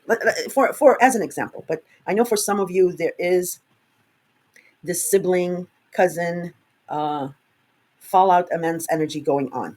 Okay, reach out, Scorpio. If they don't, you reach out because they do really care about you a lot. Um, you are the best friend of the zodiac because you are a really true friend. You're always there for them, and they for you. Um, so yes, a very important aspect. It's just Virgo is an earth sign and Cancer is a water sign, but even though they're different energies, water and earth solidify something, make something hard. Um, if they just see each other's perspectives and the benefit of both of the energies. Sorry, we do have the Sun in Cancer that will square Saturn in Aries. So again, something being shined a light on regarding your ninth house, um, which is reminding you um, that you need to stay within rules and boundaries in as far as your sixth house.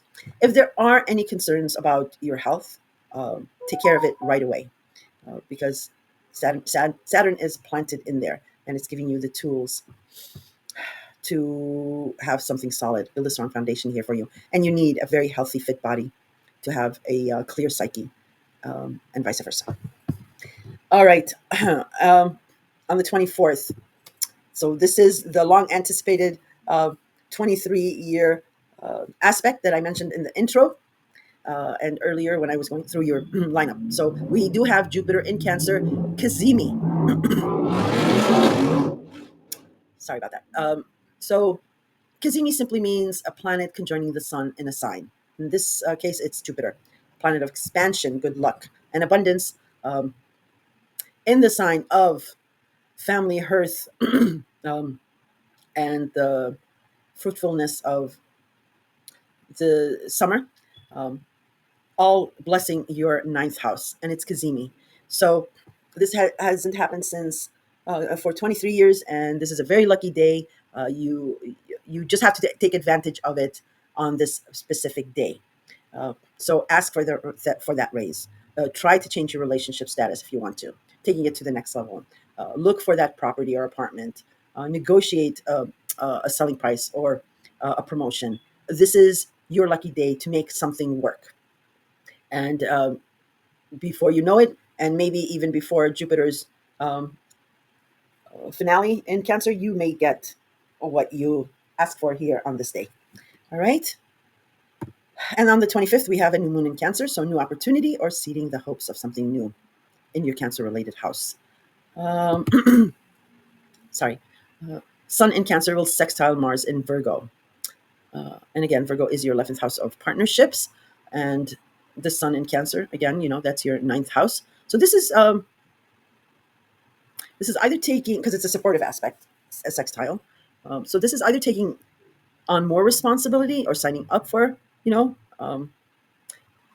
well, not signing up. It's you're being recognized somehow, and because of that recognition, you may volunteer or you may be tapped to take on a responsibility. Just know what you're getting into because this might become bigger than you expect.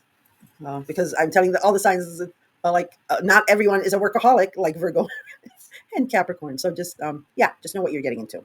Then Mercury enters Leo, and the talk, the ideas, exchange of ideas, the agreements, the debates will start in earnest regarding your 10th house.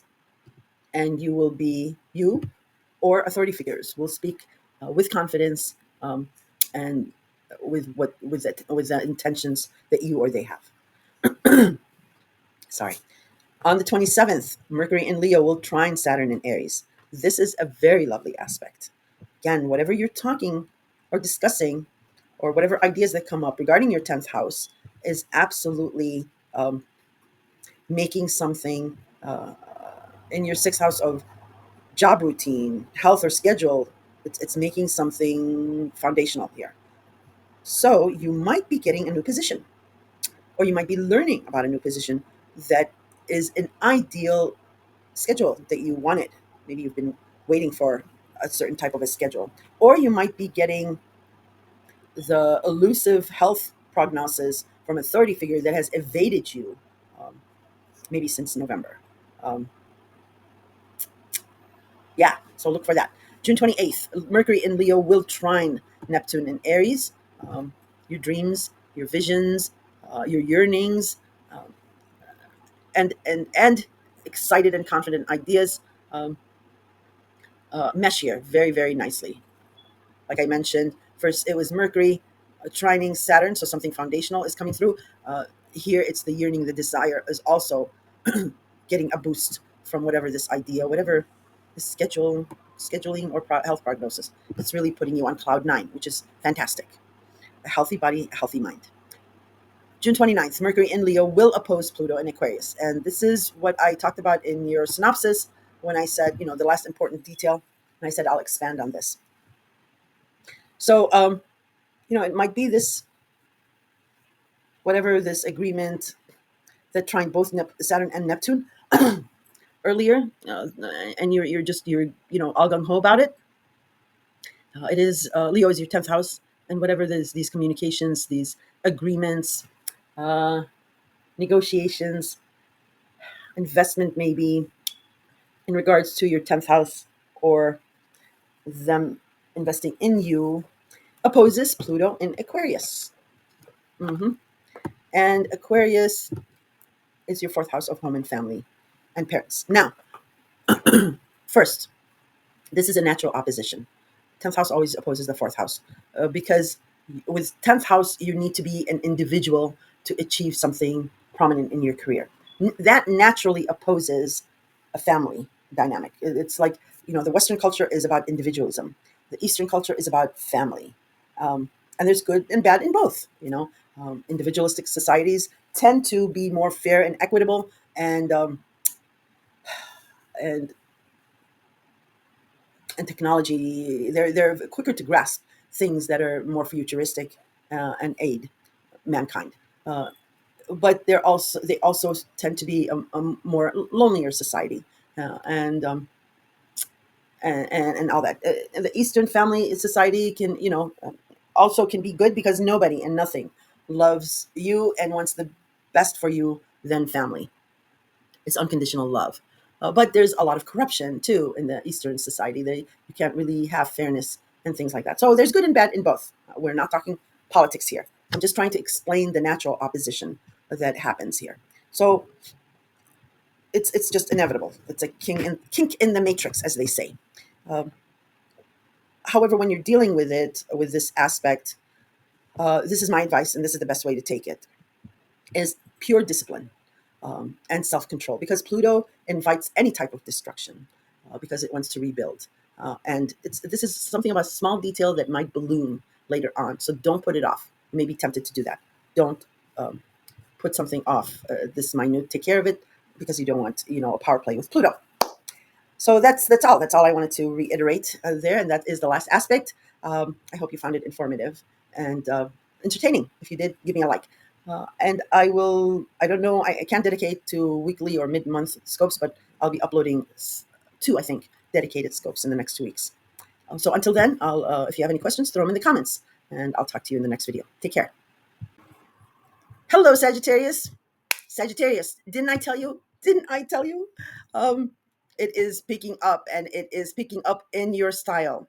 Um, Fire, hot and heavy, and it's uphill from here.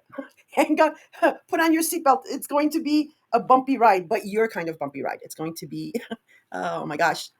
Yeah, we're back to new energies and new things happening, exciting things, very cooperative, very encouraging things that are going on.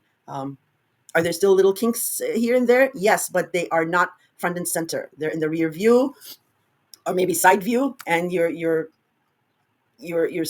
have this. Okay, so let me give you a synopsis of the month, and then I'll go through the aspects, certain other aspects that need an honorable mention, shall we say, so you can be aware of them. So June, because we're coming off of the new moon energy of Gemini that happened on May 26th, that's still playing out. It was a powerful new moon.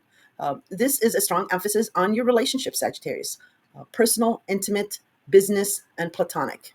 All right. And you've had this expansion since last summer in this area of your life. And just in Jupiterian style, if you keep the faith, it is at the 11th hour, it delivers.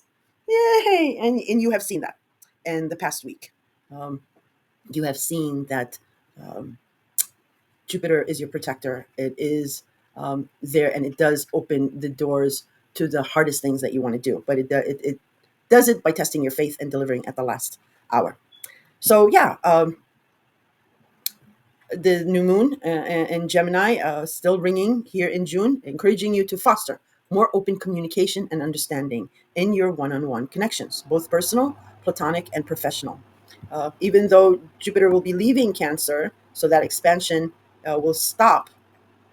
For many of you, majority of you, you want it to stop because you don't want to spread yourself thin. There's a couple of relationships, a couple of partnerships that you want to solidify, and with Jupiter exiting this area and stopping the expansion, you'll be able to concentrate on that. All right. Now, the most important transit, an exciting transit for you, is your ruling planet, Jupiter, entering Cancer on the 9th. Jupiter is exalted in Cancer. It loves being in Cancer.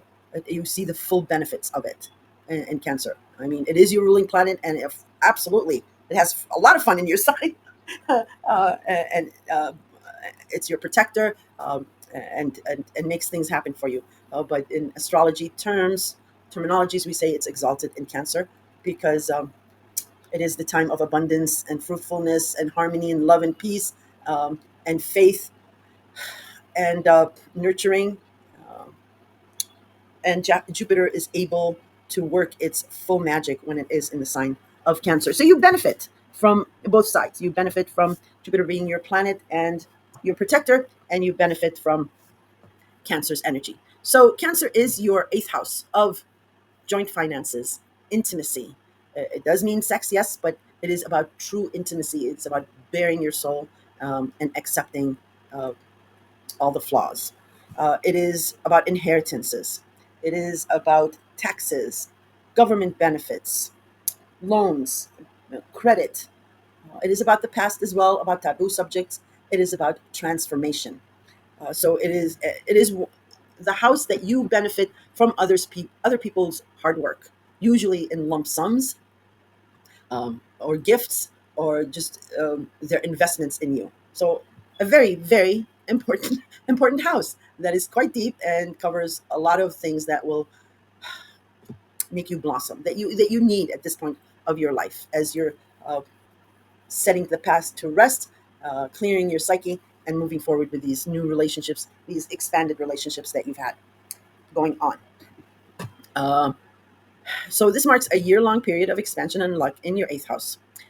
This could bring significant financial gains through partnerships, um, inheritances, or investments, and a deeper understanding of your emotional bonds. Okay, you are everybody's fun friend, uh, and a lot of people complain like, oh, I wish, not you, I'm saying other people, other signs might have the complaint of, I wish people liked me for me instead of how much money I can make or what I can do for them or whatever. For you, it is the opposite. People like you for you. That is amazing. And I'm going to keep mentioning that for the late Sagittarians that are coming out of this rut of having gone through a very emotional period with your home, your family, and your parents with the Neptune, Pisces, Saturn, Pisces energies. But you have already experienced and seen the potential of these partners and maybe their family, their allies, offering their investment in you and their support in you, um, uh, offering some kind of something to better you, to enable you, to take you further. You're already seeing that. And that is just the tip of the iceberg. Jupiter hasn't even come into Cancer yet, and you're some of you are feeling this already. But when Jupiter comes in, you're going to get that and then some, as they say. So absolutely fantastic. So it couldn't happen to a better person, a better sign. I'm really happy for you guys. Uh, we also do have a full moon in your sign on the 11th, um, which is a powerful culmination point for you personally. So it's your personal identity and your goal. You had a new moon back in December here, Sagittarius, and this is the culmination, or might I say, the overturning of what you experienced then. Because uh, in December, you had some heavy duty emotional things going on and having a new moon then, and it was conflicted in some way. You know, you did really hope and seeded maybe the hopes of, or set your intentions on this new better, happier, more accepted um, Sagittarius in the future, and you're you're getting that with this full moon on the 11th. The old you is um, I don't like to say associated with like negative terms like the old you is dying or putting to bed. It's being transformed. What's her name? Taylor Swift is a Sagittarius, and when she went through major transformation, I forget what it was, but I think it was part of the Pluto and Capricorn, maybe the halfway point. She came out with that that song where she says, "Who? Taylor? Oh, she's dead," because it was a transformation. So I don't like saying things, negative things like that, but it truly is. It is putting your old uh, self of having questioned good luck and optimism uh, to um, to the history books. You're putting that away with this full moon. Uh, I've been saying to all the signs, and maybe you have a different rising sign or moon sign, and you'll listen to the other signs. I'm saying if I want any kind of full moon in any sign, I'd want it to be in Sagittarius, because even the full moon is like sort of a party. It's fun. It's going to be a loud full moon. I'm going to be telling you that, um, because you are a fire energy, but you have your fellow fire signs of Leo and Aries, and Leo is more like the confident fire, like, oh yes, I know you all want to be around me, okay, no problem. um, and Aries is more like the warrior, the combative, the individualistic fire, like it's my way or the highway, take it or leave it. Uh, but you're this kind of innocent fire, like, oh yeah, let's just throw everything to the wind, let's ride by the seat of my pants, oh yeah, that kind of a fire. So that's why I'm saying it's a fun full moon. And also, as quick as you are to temper, to get angry, you're even quicker to like forgive and calm down. That's why you're everybody's friend. uh, and and that's why you don't harbor any hard feelings toward others, as well as others don't harbor any hard feelings towards you, because they know of your innocence. So this is going to be a really transformative full moon, but it's going to be a loud and probably a fun full moon. You might be dancing on the rooftop and uh, giving your old self a fun eulogy. You can just see some Sagittarians in their underwear on the rooftops, like, oh yes, bye bye. Yeah, whatever. Okay, so excuse me, I got carried away. I get carried away in your fire energy, Sag. See what you do to me? But this is a time of self discovery and clarity, allowing you to see yourself and your path more clearly. And that's important. Uh, this ending, this culmination, will help you see things much more in perspective. You know, when you have distance, you get that perspective. But, you know, disclosure on full moons, I'm from the camp that says a full moon, as much as it is bright and illuminates things, yes, something will be revealed here. And this is about your, you know, it's you, so it's your about your image, your first house of image, your profile, how you are seen. It's your physical self. So something, yeah, will be illuminated. However, it's still the moon. It is still hidden because it's at night. Our emotions are ruled by the moon, so our emotions are hidden. So even though there'll be revelations and what have you, there's still something hidden from you here. So you just, I'm saying this because I just don't, never on a full moon. Don't make hardline, permanent, life altering decisions on a full moon. Give yourself and others the space of just a few days, 2, 3 days. The moon changes signs. You have more clarity to make any hardline decisions. So that's my disclosure on a full moon. Um, Mars, the ruler of Aries, the god of war, enters Virgo. It leaves Leo, your ninth house of higher education, philosophy, foreigners, and publishing, and then enters Virgo, your 10th house of career, status, reputation, and authority figures, Sagittarius, bringing a surge of energy to your career and public image. You'll be motivated to take action and achieve some kind of a professional ambition.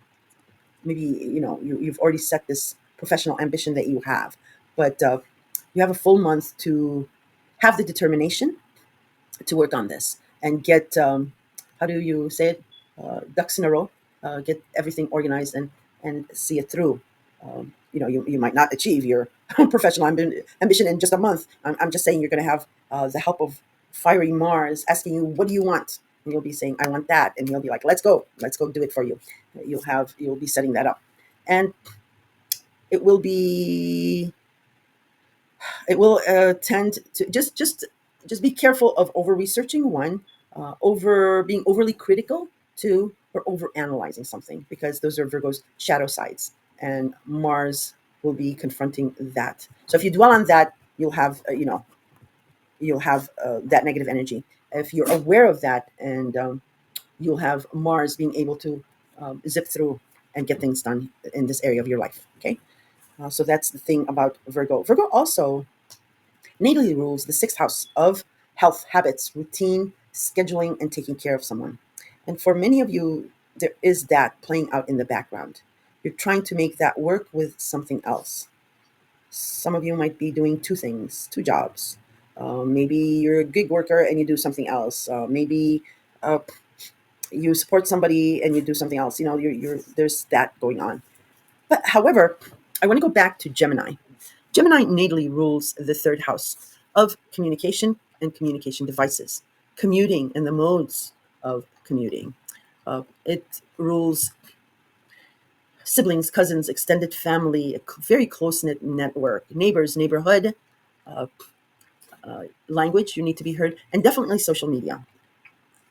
And why I'm going back to this, and I may be a little premature, but I want to give you this to look forward to too, is that somehow is playing out in the background with partners maybe helping you or setting you up in somehow.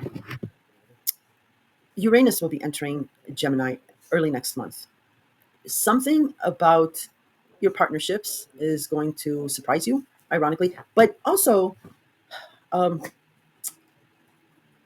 something about technology, about social media. There's going to be um, people who have control in this area are going to lose control in this area. And that's going to open this very exciting avenue for you. So think of something like, oh, how does that go? Video killed the radio star. I think that's how it goes. Or like cell phones killing the payphones, or like Uber service killing the taxis. Something here social media is going to there's going to be a shift of the balance of power, where something will land in your lap. Another exciting thing, and it's going to be uh, wrapped up in a beautiful big bow, and it's going to be like, here you go, run with it. And that's going to be hugely exciting for you. You guys are going to, like I mentioned, with Pluto in Capricorn having finished its 18-year long stay. I don't know which month it was that I mentioned for you that you are the next millionaires. You are the next power brokers. You are going to dominate this field. And I was just wondering how that may work out, and I did realize it. I don't know when I said it, but I'm reiterating it here. You are going to be the next influencers. Most Sagittarians are in social media. You are going to be making a lot of money here. Opportunities are going to be coming left and right because of this shift of energy and people um, either investing in you, like I mentioned, partners, or people who maybe dominated this field and maybe took advantage or exploited it are going to be demoted, and it's this ladder with nobody on it anymore is going to be it's going to be free for you to climb and not stop and not be hindered, as well as like Jupiter in Cancer, that expansion, that the benefits that you're going to have from other people investing in you and coming through for you is going to be huge.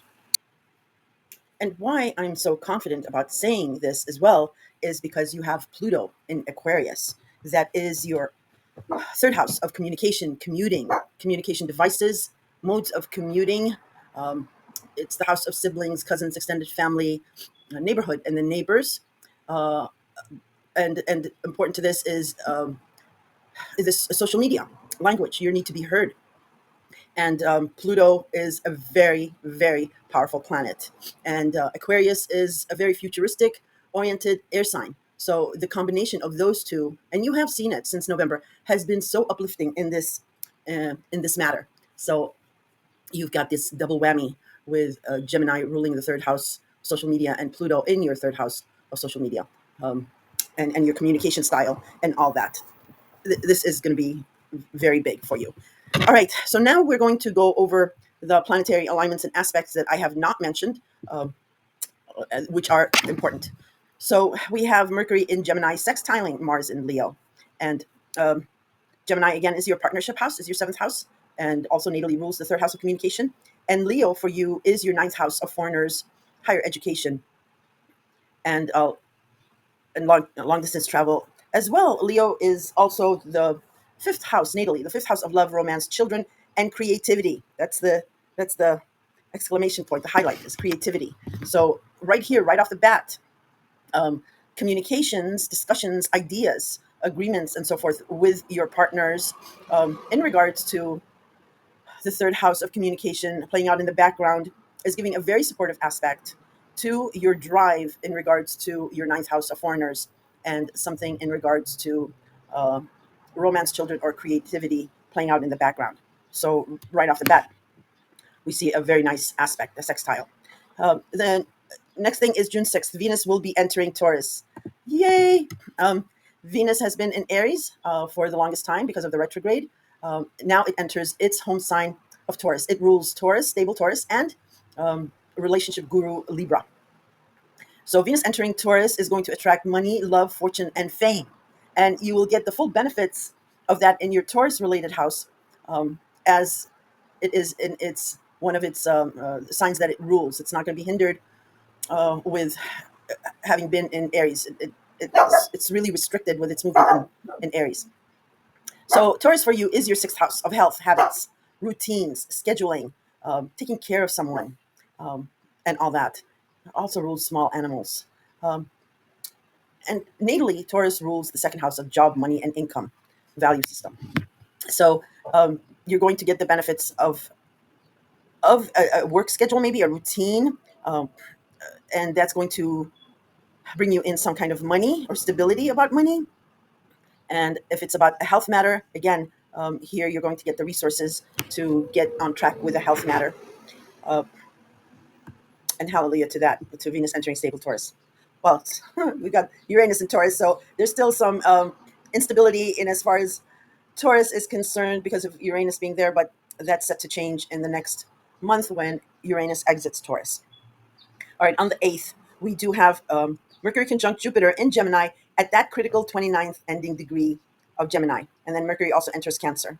So Mercury conjuncting Jupiter in Gemini at the 29th degree is a wrap up of the year's expansion of your partnership house, and again, like I mentioned, the third house of communication. And I've gone over that in detail with you. But yeah, there's going to be some kind of communication, reiteration, um, confirmation of this expansion and what you have gained. Mercury entering Cancer, now the discussion, the ideas, the debates, the agreements will start in regards to your eighth house of joint finances, other people's money, taxes, government benefits, and all that.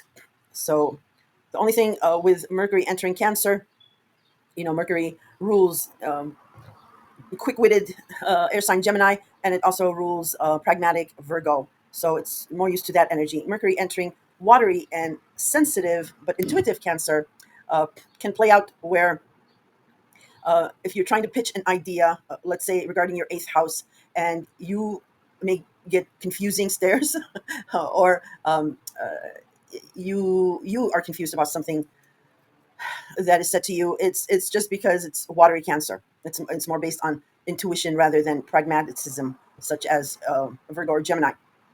And Cancer rules the summer solstice and the summer harvest of abundance, and just the lazy days of summer. So, you know, many countries do siestas in the afternoons, get up, and they are rejuvenated. So take that approach. If you're getting confusing signals, or you might be getting the feedback that I'm confused, I don't know what you're doing, what you're saying. Take that approach of the siesta. Step back a little bit and review, and then come back and attempt it one more time. You'll be rejuvenated. The others will be rejuvenated, and it'll make much more sense. So I wanted to point that out. On June 9th, Jupiter will enter Cancer. Hooray! And I've discussed that in detail for you. So that's the date it happens. Now we do have Venus in Taurus squaring Pluto in Aquarius. Um, Again, Taurus is your sixth house, and Aquarius is your third house. And this square can be a good square, Sagittarius. It is a tense aspect, and in some cases it can be difficult. But in this case, with Venus, lovely Venus, beautifying your sixth house, and Venus, Pluto likes Venus. They get along. There's some chemistry there. So sorry. So this can be a good square. It may be something that was stale or stagnant, and you just want resolution or something to come through. This jumpstarts that. So look to the ninth for something regarding your sixth house and maybe money, and your third house of communication, and maybe a group of people, maybe your social media followers, uh, uplifting you somehow with this aspect. All right, the next thing is on June 11th, the full moon in your sign, Sagittarius. And what can I say? I've said it all in the synopsis previous to this, but it's it's going to be a fun full moon. That's all I'm going to say. And it's going to be, for you, it rules your first house of image, profile, your physical appearance. You might have had some kind of a wake up call in the last maybe few days or weeks, and you are regarding your physical image. So you are what you have been fine with before. Here, you're ending that, and you're starting something new. Maybe you go on a health regime, an exercise plan, or you start changing your wardrobe. You might see yourself getting into new colors. If you were not into trinkets before, you might be getting into that. Haircuts, and just changing your physical appearance, just putting your old self again, um, paying homage to it, and putting it in the closet, putting it to rest. Uh, Mercury in Cancer will sextile Venus in Taurus. Nice, very nice. Again, your eighth house, whatever communication is going on with your eighth house, is lending a very supportive aspect to whatever Venus is trying to stabilize in your sixth house and bring you some kind of fame or fortune in your sixth house. So that's good as well. On the 15th, we do have Mars in Leo squaring Uranus in Taurus. So Leo is your ninth house, uh, foreigners, and natally Leo rules the fifth house of love and creativity. Taurus is your sixth house, and it natally rules the second house of money. So here, this square can be, it's a tense aspect, so it can be a little, what I'm saying is tricky to navigate around. I mean, for one, it can be good in the sense, like I mentioned before, it jumpstarts something between your ninth and your sixth house. Um, maybe you're maybe this has to do with some of you are graduating, and you're setting some kind of plans after this graduation to have a unique new schedule. It can be as simple as that. Otherwise, if it's a tense aspect, it might just be about the drive that you've had in Leo, and the road bumps you might have had since Mars has been in Leo since November, December. Um, Here, you're just repeating something to stabilize your sixth house. For some of you, it's about taking care of someone and squaring away how you're going to do that with the new energies that are coming in, with this new busyness that you're taking on.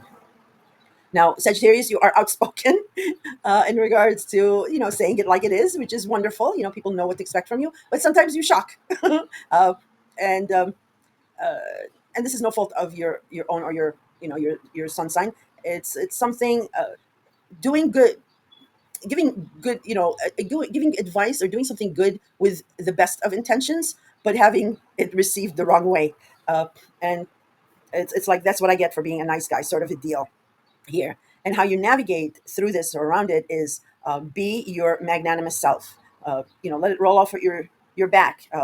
Laugh it off. I mean, don't be snarky. Just be your innocent self. With I did not mean any harm, and be humble. Accept that if it is something negative, accept that you know maybe I shouldn't have phrased it that way or something like that. Because later on, if you take that approach, you will be sincere, and the air quotes harmed party will will will will understand and see that you were with the best of intentions and you did not mean any harm. Um, so those are the two ways you can go around them, or of how it can play out for you, rather. Now, Jupiter in Cancer will square Saturn in Aries. All right, this is a little bit tense. Jupiter is your ruler, though, so it's your protector, but it is a giant gas of a planet, and Saturn is a very serious outer planet, exacting change by following the rules, not skipping any corners, learning something. So Jupiter is expanding something in your eighth house, and naturally you'll want to take full advantage of that and be optimistic, and want to go with expansion. The square to Saturn in Aries, um, Saturn is cautioning you here not to get ahead of, you know, not to buy the bridle and you don't have the horse yet. It's saying there's still something that you need to do here in your Aries related house, which is your fifth house of love, romance, children, and creativity, and pets, and having fun. Um,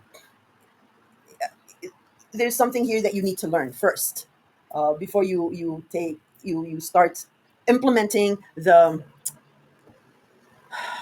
expansion that Jupiter is affording you in your eighth house. It doesn't mean, I know Saturn is a 2.5 year transit. It does not mean that you have to do the full 2 years before you can take advantage of Jupiter's expansion. No, that's not what is meant here. Uh, Saturn's lessons and learning will be in chapters, and graduating a certain chapter. That's why I say Saturn's first year. I do have a dedicated video of Saturn in Aries, so you may want to listen to that. Saturn's first year is the hardest, second year is the easiest, and the third year is easy peasy. You just fuse the learning and your experiences together. So, excuse me. So, how this can play out? I'll just give you one scenario, and this is not for everyone. It's just some of you may. We have millions of Sagittarians, but I'll give you one example, so you might relate or understand. So let's say everything's going well with your love and romance, let's say, and now Jupiter expanding your intimacy house, you start being more intimate with this romance or lover, uh, and you might get pregnant, and that's going, that's wonderful, that's beautiful. I'm pro-life, by the way. But well, because I'm Christian Orthodox. But regarding the example, Saturn is saying, okay, have fun with your intimacy, that's fine, but you have some things to learn and to accomplish before um, yeah, creating this new life, bringing in a new child in the picture. Um, so that's one example. There's millions of Sagittarians. You're at different areas, times of your lives. There's age differences, so it can mean a whole other myriad of scenarios. I'm just trying to give you an example of what this square means, and this would be a good example that planets don't hate us. Saturn is not restricting you because it hates you. It's because of what I just explained. And you are getting very, very, very, very busy with your sixth and third houses. And, becoming pregnant maybe might slow you down, and so on too. So that's just one example. Uh, but it can be, a square can also be good in as far as what I've mentioned before. It jumpstarts something that might be stale or stagnant. And this might be, about your creative project that you're working on. Um, you might Another scenario might be with expansion of Jupiter in your eighth house.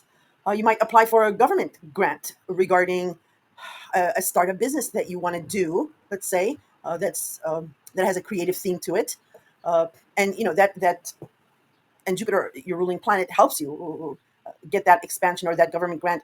However, the paperwork, you have to do a business license. You don't know how to do a business license. You might have to show potential investments, earnings, and what have you, and you don't know how to do that, and that costs money, and you can't spend money right now on that. So you get that opening of the door in regards to a government grant of some kind, but you don't have all your ducks in a row, right? That's another example, and that's what Saturn is saying you have to learn something here, get your ducks in a row here first before taking this expansion to the next level. And Jupiter just entered Cancer, so you have a full year. All right, we um, I explained that Jupiter in Cancer. Did I explain Mars in Leo? Yeah, I hope I explained that. If I didn't, just throw it in the comments. I'll explain it. But on June 17th, now Mars will move out of its very long journey in Leo. And whatever problems you've had here, they've been sorted out and they're behind you. Now Mars enters Virgo. And Virgo for you, Sagittarius, is your 10th house. Excuse me, 1, 12, 11, 10. Yes, it is your very important 10th house of career, status, your reputation, authority figures. Powerful authority figures are in the 10th house. The 10th house is also the house of unpaid work, volunteering, or charitable organizations. Um, excuse me. So here, Mars entering Virgo is going to give you the determination and the drive to get noticed by these authority figures, to get your status up to the next level, to your reputation to precede you. Um, it might involve you doing some volunteering, or, as I mentioned, maybe with your creative project on, let's say, social media, you might have to get so many subscribers or whatever to be able to start monetizing your account. So that's and taking your career up a level. So Mars here is coming in to help you with that drive, with that determination to uh, gain and access these things and make things work out. Virgo also natally rules the sixth house of health habits, routine, scheduling, and taking care of someone. So that is also playing out somehow in the background here. Just be careful of being a workaholic, which I don't think Sagittarians have that problem. Uh, you know how to have fun, but over researching and then getting confused with too much information, being overly critical of yourself and others, of over analyzing something, like thinking, oh, did they really mean that, or do they mean something else? Don't fall into that trap. That's the shadow side of Virgo. But other than that, you avoid that shadow side, Mars will not have a problem, will not be stumbling over anything to get things done for you. Excuse me. June 18th, we have Jupiter in Cancer squaring Neptune in Aries. So previously we had the square to Saturn in Aries from Jupiter in Cancer, and I explained that. Now we have Neptune in Aries. Also on the same day, we have the last quarter moon in Pisces. So let's do the Jupiter square Neptune. This can be absolutely dreamy, romantic, beautiful, uh, really profound, um, healing and understanding. It is your eighth house of intimacy and your fifth house of love, romance, and children. So with the square, it's just taking it to the next level, and it can be very cathartic, very healing, very creative, and something with money. Believe it or not, Neptune has something to do with money. So does Cancer. Cancer is really good. Cancer and Taurus are really good with money. They're always like rich. um, the but the only thing is because it's Jupiter, your ruling planet, the jolly green giant, the planet that never sees any wrong in anything, that anything can be achieved, squaring a very dreamy, no boundaries, illusory, watery Neptune. Do I have to say anything else? What can go wrong? Well, yeah, just being way overly optimistic and just not covering any boundaries and the hell with boundaries, that can get you in trouble. So be careful. All right, my pug is. I'm gonna stop here because his rival. I think it's a what do they call those dogs? I forget what they call them. Is going by, and he's we're on like the second, third floor, and he's in the window. I've made him a little spot, and he just barks at a friend or foe who goes by. You hear him whimpering now? He's complaining. Yeah, let me calm him down, and I'll resume. All right, I'm back. um, Okay, so we're on to discussing the last quarter moon in Pisces. So Pisces is your fourth house of home, family, your parents, your country, your pride, and your patriotism. Pisces also natally rules the past, secrets behind the scenes, confining spaces. Also, taking care of someone is hold up here. Your faith, your religion, and there's creativity. Believe it or not, with Pisces, uh, and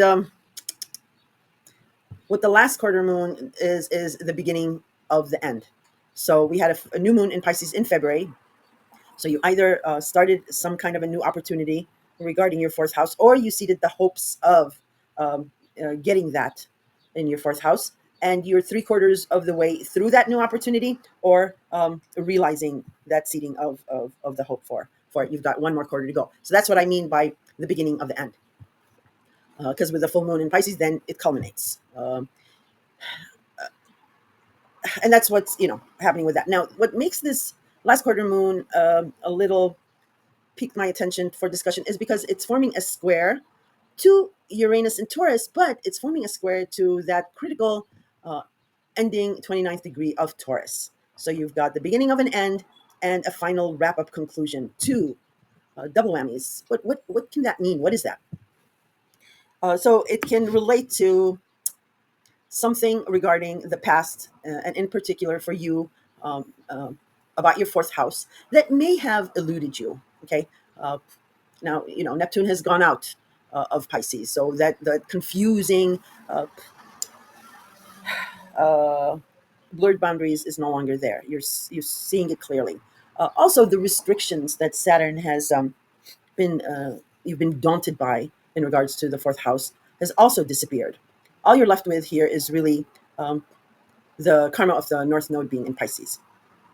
And that's just one particular situation that's sort of on repeat. And that's just to either pay up the karma or karma owes you. And you get that in this repeating cycle.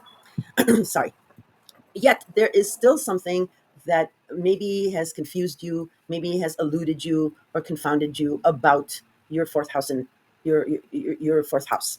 Uh, it can be, for those of you who've lost parents, it can be about the ethereal, having dreams like are so vivid of that parent you're lost or whatever. So there's this sense of there's something there that you want to figure out, and that's what this square is doing. It is a revelation, a surprising revelation. Uranus is the planet of shock and surprise. Uh, that is giving you a aha moment. It's like, oh my god, that makes total sense. So it's not, square is a tense aspect, but this is one of those squares that can be a good aspect, especially with Uranus here, you know, giving you that much needed revelation that you want. Uh, Or if you've ever thought of reincarnation or past life, you might get a really strong aha moment here that yes, there actually is. Some people dream in black and white. Some people actually dream in color. But the rarest thing is smell in a dream. Uh, but some people have smelled something in the dream, and that smell was no longer there once they woke up. So it's that type of ethereal thing, that it's about your fourth house, about having eluded you, and you get this surprising shock with futuristic Uranus uh, at that concluding degree of Taurus, revealing something for you. My pug just tripped. That is so hilarious. I never thought a creature with four legs is essentially tripping. He just tripped, like one of his right front paw, like bent. Never mind. Yeah. All right. So that's what that means. I know I took a little more time, but it's Pisces. It's confusing. It's the two fishes. One swims one way, the other one swims the other way. uh, a very elusive Pisces. And yeah. So again, something that's elusive in your fourth house that's still gnawing at you. You get a very surprising revelation here, an aha moment, a realization. All right. I don't know if I talked about Jupiter in Cancer squaring Neptune in Aries. I think I did. Yes, I did. I did. Yeah, I did. All right. On the 20th, the Sun. Hi, Chuchi. My pug is like, hi, OG. Coming up for a kiss. Okay, I love you too. I love you too.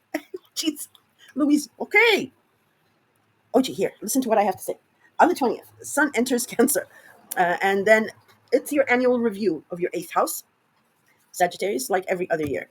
However, this year is a little special because we have Jupiter entering Cancer. So, what the sun does is it illuminates all the dark crevices when it tours that sign. So, here the universe is also illuminating and highlighting anything that is problematic in your eighth house. So you're getting a tip on that, because once Jupiter, expands this area of your life, it can also expand problems. So just pay attention to what the sun is revealing for the next,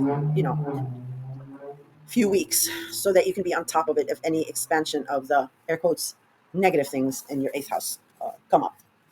And it is also the summer solstice, so it's that dreamy, romantic, laid back, hopeful, peaceful, very fruitful time. It's the family gathering. A lot of cultures have like festivals where they feed people, like the Greek Orthodox Church here in Chicago on Sheridan. I love that. One time I went and it was like, oh my God, like they had 20 lambs roasting and it was just free for everyone. It's the time of abundance and sharing. It's family gatherings. It's the June weddings. It is the rooftop friends gathering, having fun and watching the beautiful city lights and barbecuing. It's the romantic couples, laying on the grass and watching the very majestic stars with the breeze coming through. Uh, it's harmony. Uh, so start enjoying this. Put yourself out there and take, because that'll really clear your mind and your psyche too. It'll it'll rejuvenate you very nicely. All right. 22nd, Mars in Virgo sextiles Jupiter in Cancer. Sorry. So again, Virgo, your 10th house, Cancer, your 8th house. So something in regards to your 10th house that is giving a supportive aspect to whatever you're trying to do in your 8th house of joint finances. Again, might be about scheduling to taking care of someone. Oh, yeah, for you Saggies that are maybe taking care of elderly parents. Maybe you've been working on government benefits for them, or having instead of putting your elderly parents in, let's say, a nursing home, or having a stranger come and take care of them. Maybe you're applying and getting uh, uh, taking care of them and getting paid for it. It can translate in that way. Uh, so that's where the sextile is coming in from. Now, the Sun in Cancer squares Saturn in Aries. All right. So the Sun is illuminating your eighth house, all the good, positive, and the negative things that are in here. Uh, and it, remember, it's the summer solstice. It's laid back and enjoying things, and having expansion here in your eighth house, beginning with Jupiter. And Saturn in Aries is restriction regarding your eighth house. I'm sorry, your fifth house. I thought I explained this. Not sure if I did or didn't. Um, so so here, whatever's being illuminated, um, Saturn is again trying to. It's there's an association with your fifth house, and yes, I did explain this. I did explain it. It's regarding the Jupiter square Saturn in Aries. So I already gave you a couple of examples, but now it's the Sun. It's the Sun's turn. So because Jupiter, is your ruling planet, your protector, and that expansion, it's really hard to hold back on that expansion that you're having. But now you've got the serious Sun and the very serious Saturn, reiterating that point. So just in case you missed it with the Jupiter square, now the Sun is coming in. And this is a tense aspect with two unmatching energies. Cancer is a water sign. Aries is your fellow fire sign. So it's like, how do you go about resolving this tense aspect? Do you take the nurturing Cancerian way, or do you become the, pick yourself up by your bootstraps, soldier, Aries style of doing things? Well, the answer is a little bit of both. Balancing both gives you a better, much, much better result. That's why you have, um, a child growing up statistically, growing up and being something or accomplishing something is because you have both the female mother energy and the male father energy. Same thing here. This can translate. The Sun represents the father, even, and the Cancer represents the mother. Uh, Aries also represents a male energy and the father. So yeah, it's a balance of both nurturing, but giving sometimes some hard love. So that has to do with your eighth house and your creativity house, and it is in reference to what I explained, the scenarios I gave you in regards to Jupiter squaring Saturn. All right, moving on. The 23rd, uh, the Sun in Cancer this time squares Neptune.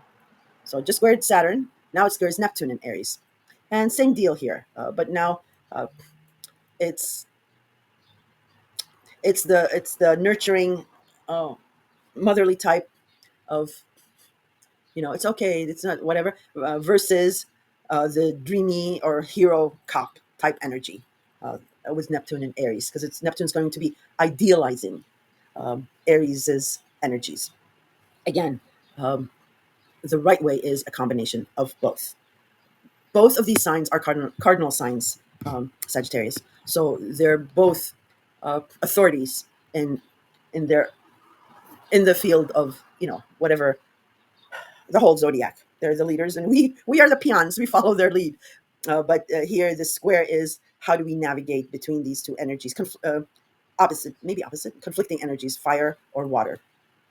And naturally, you're a fire sign, so you're going to relate more to the fire sign. Uh, but the square, the tense aspect might be a conflict within yourself of, how do I handle this? Uh, and you might default to your fire buddy Aries. But the right way is also being nurturing, some other way, being a Cancer, in that aspect, treating it more, yeah, combining the two energies. All right, the much awaited 23-year wait of Jupiter in Cancer being Kazimi. The last time this happened was 23 years ago, and we've been waiting for this very lucky day to come about. So on your calendar, put the 24th. Well, put the 23rd too. uh, uh, but I mean, it only happens on the 24th. The energy is only good for one day. But just so you can get a heads up. Kazimi simply means a planet will conjoin the sun in a certain sign, perfecting it with a degree. Uh, and in this instance, it is Jupiter conjoining the Sun in the sign of Cancer.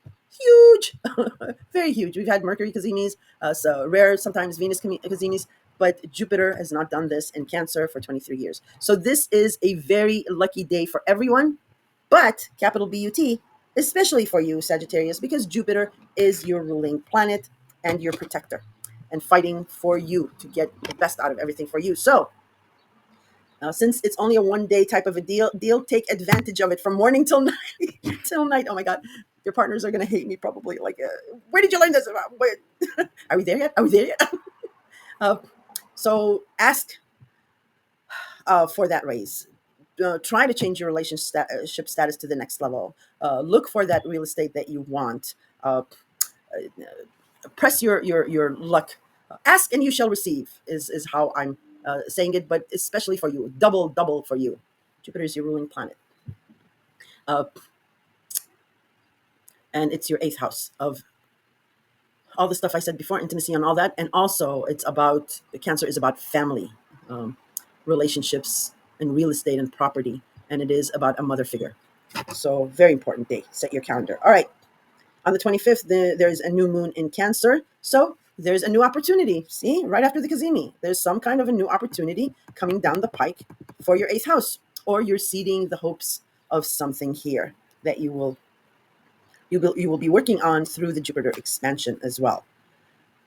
All right, next we have, come on, move. The 26th, uh, the Sun in Cancer will sextile Mars in Virgo.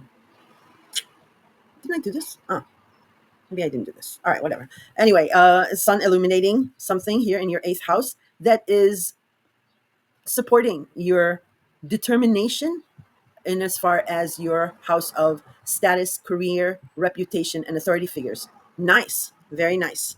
And since Cancer rules family, authority figures might be your parents or your in-laws um, or something like that. Yeah. Oh, sorry. I just was trying to think of something.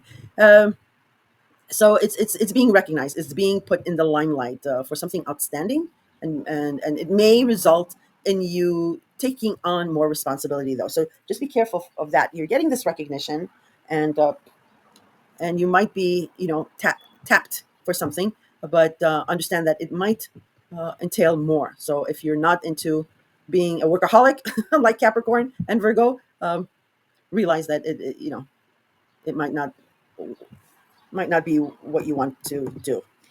And then Mercury now enters Leo. So your communication, your thinking, your agreements, your debates will shift now to your ninth house of higher education, uh, foreigners, long distance travel, or travel in the mind, as we say, because it's also about philosophies and the World Wide Web and publishing. So you get very confident ideas regarding this house. And Leo also natally rules the fifth house of love, creativity, children, and pets. So that is somehow playing out in the background. But yeah, there's confidence that's being outspoken. It's it's coming up with these great ideas that when you debate them or discuss them, you're gonna have a confidence. So through Leo's your fellow fire sign. The only thing is to be careful through the next couple of weeks because that's it's gonna whiz through Leo and then whiz through Cancer. Is just be careful that I'm saying it, the drama queen. Get it, Leo, queen, king. um, just be careful with being maybe overly dramatic with the way you're coming off or speaking or debating. Then we have on the 27th, Mercury in Leo, trine Saturn in Aries. So there you go.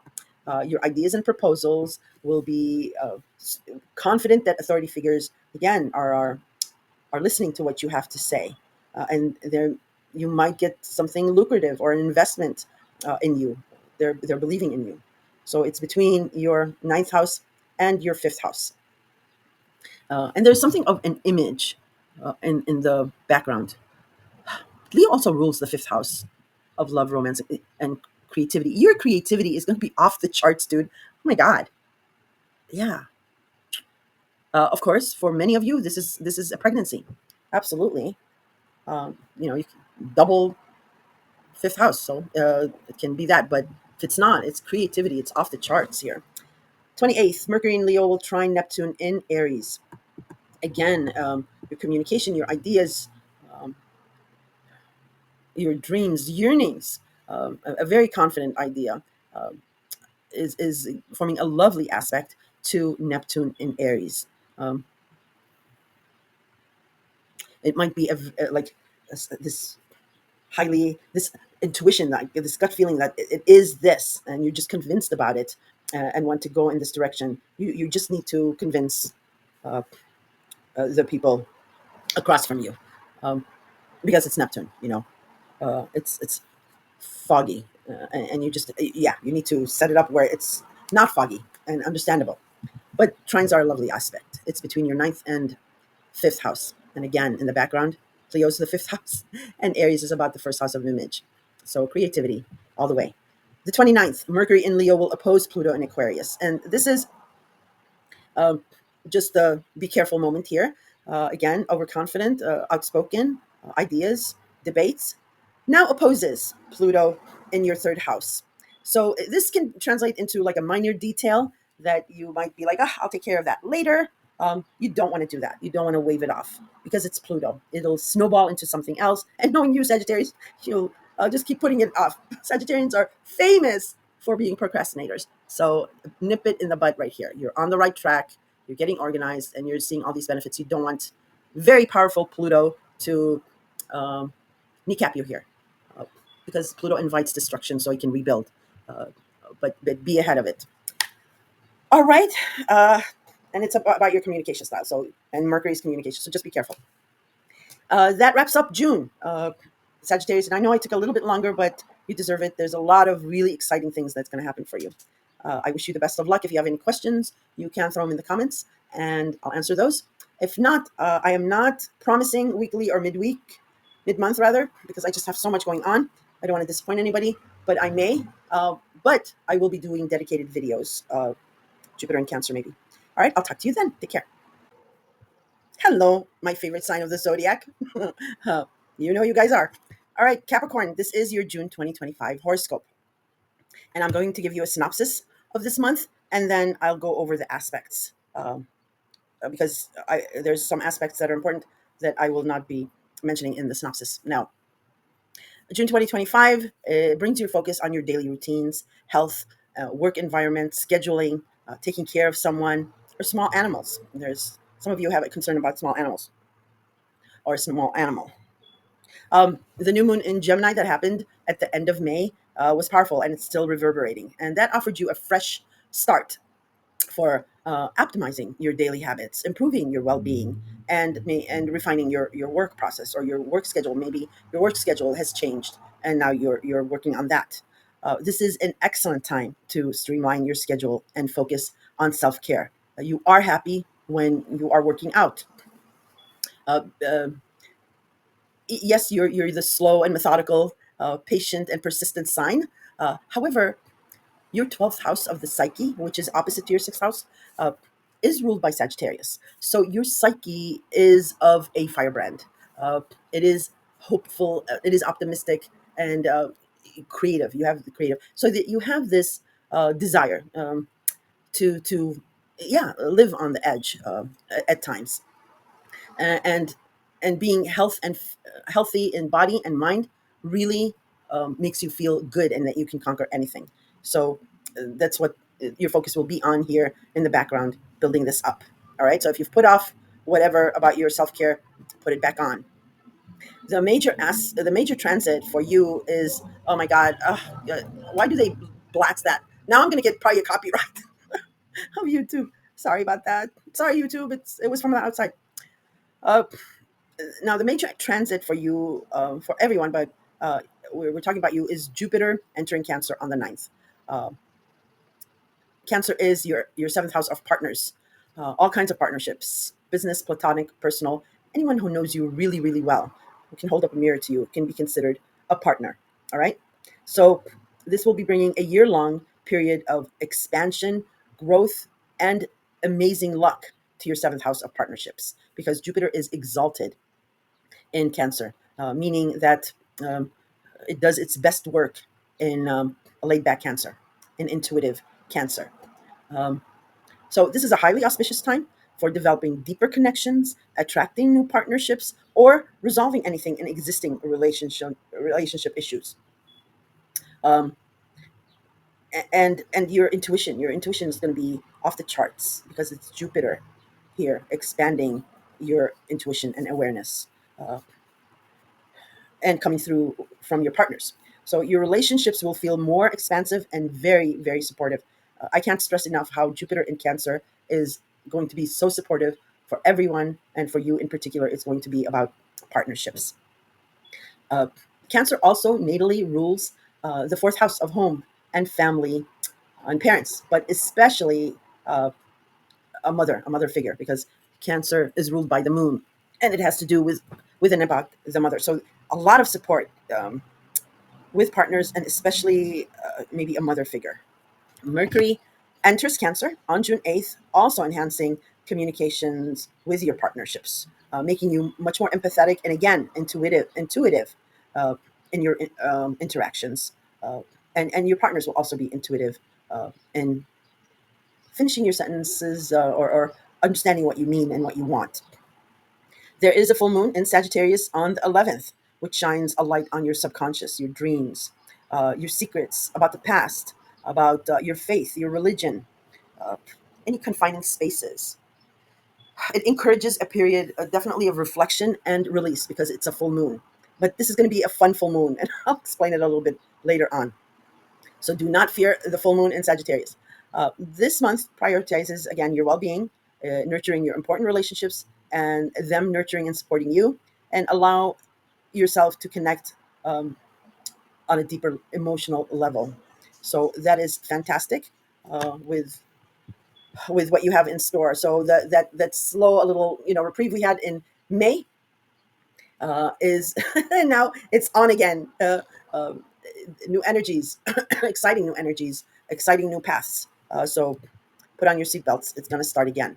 All right, now let me go over the planetary aspects and alignments that I have not mentioned, and also I'll explain a little bit more on the full moon and other things. All right, so we do have Mercury in Gemini sextiling Mars in Leo, and Gemini for you is your sixth house, and Leo for you is your eighth house. It's one of your money access houses. The eighth house is joint finances, intimacy, inheritance, taxes, government benefits. Um, it is the house where you benefit from other people's money. All right. Um, so and Mars has been in Leo since back from November. Uh, so there's this support system that you're getting through joint finances where it might not have started off like that. It might have been you supporting another or others, but now you're seeing the reverse of that for you now. So that's great, and this can also manifest in maybe reconnecting with someone from the past that you may have had a falling out with, and it's something of mending the fences. And this is not like, okay, we talked about it. All right, let's go on. No hard feelings. It is solidifying something. It's making this come reunited, and it feels so good. It's making it a much deeper bond. Okay, because we have Jupiter now entering Cancer in your relationship house. On the 6th, Venus enters Taurus. Taurus is your fifth house of love, romance, children, and creativity, and much needed for Venus to come in here, since it's been stalled in Aries because of the retrograde, and you might have had some, with Uranus being in Taurus, some shocks or surprises that might have concerned you regarding your fifth house. But now Venus coming back to one of the signs it rules, stable Taurus, very, very uh, compatible with compatible compatible with your sign. It's your fellow Earth sign. Um, you're going to see Venus working its magic to stabilizing this area of your life.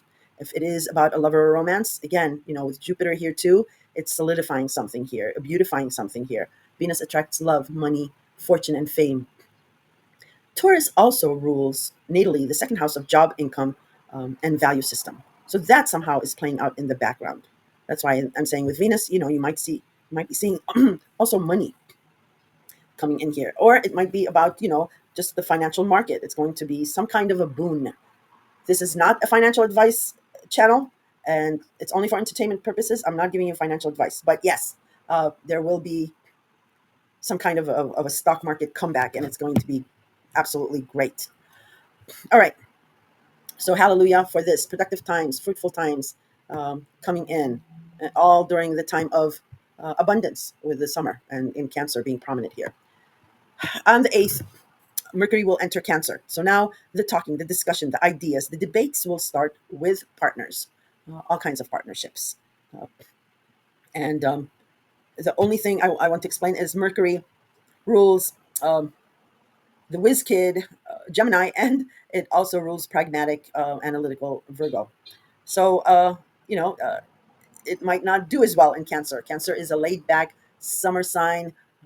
It's water, it's intuition, um, and with the summer, because it's the time of plenty and the time of it's not the winter time, not where we're like, oh, we need to squirrel away things. No, it's the time of festivities, where people, like I mentioned, the Greek Orthodox Church here in Chicago on Sheridan on Lakeshore Drive has this festival where they like have 20, 30 roast lambs, and they give out sometimes free food. Or other cultures do that because it's the time of abundance, it's the time of sharing, it's the time of peacefulness, it's the time of siestas and afternoon naps.